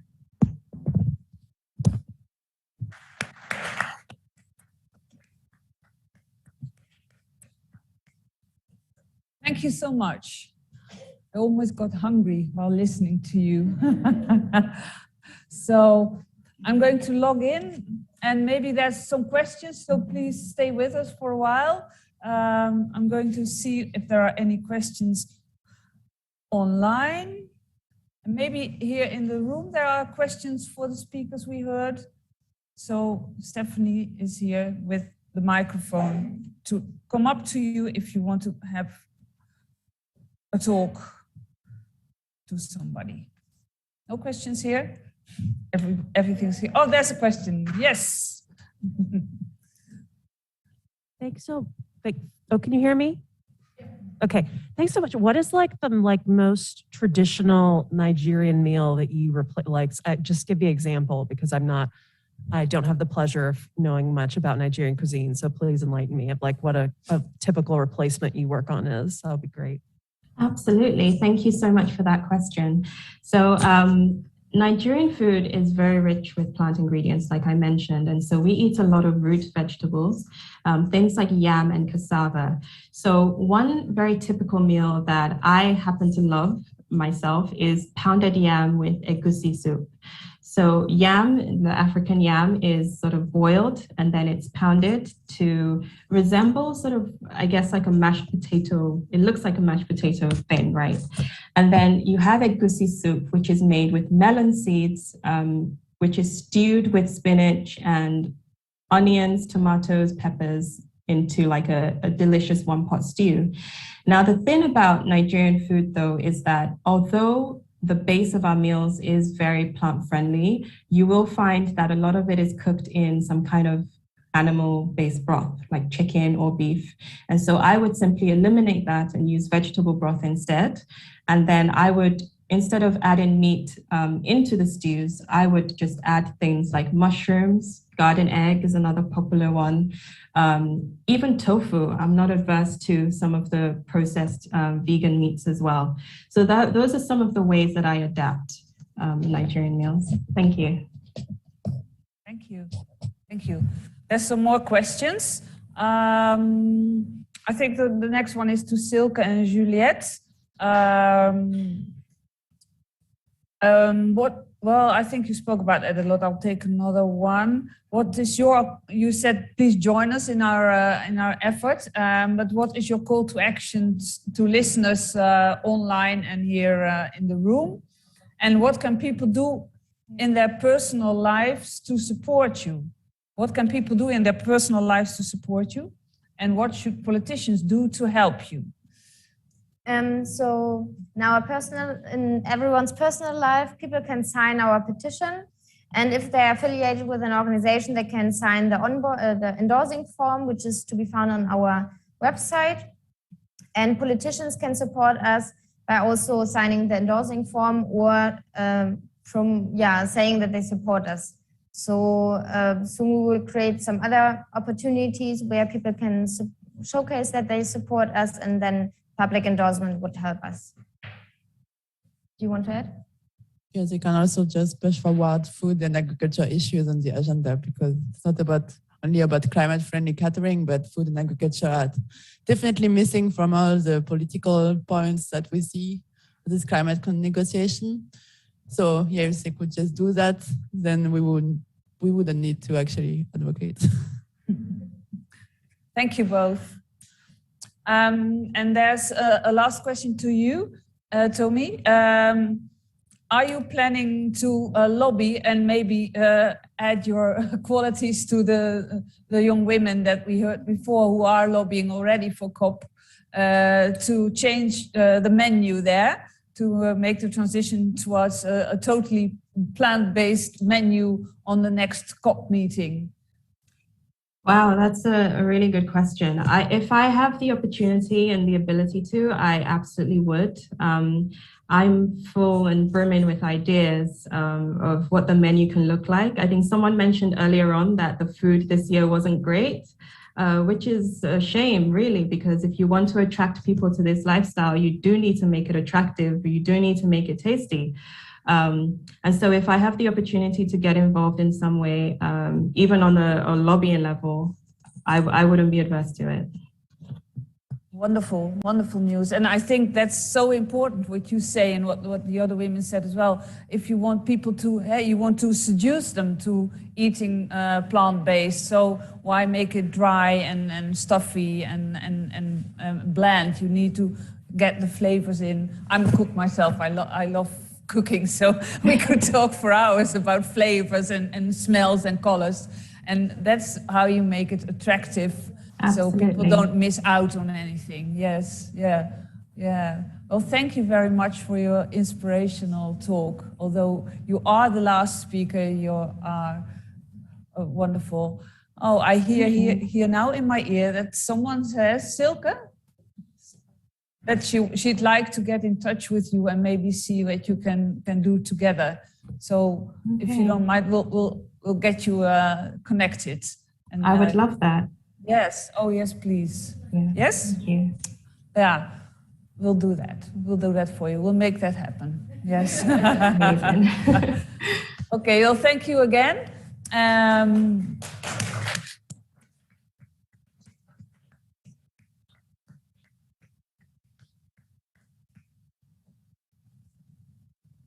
Bye.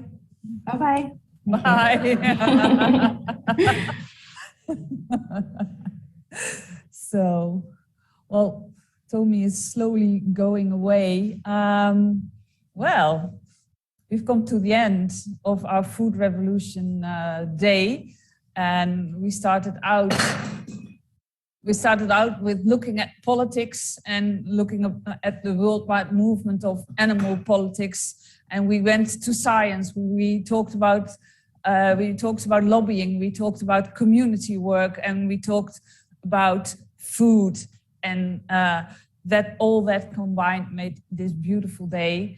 And I thank the organization, and I thank everybody who was here in the room and everybody who joined us online for your attention and your participation. I wish you a good night's sleep, and a healthy and plant-based day tomorrow. Thank you very much.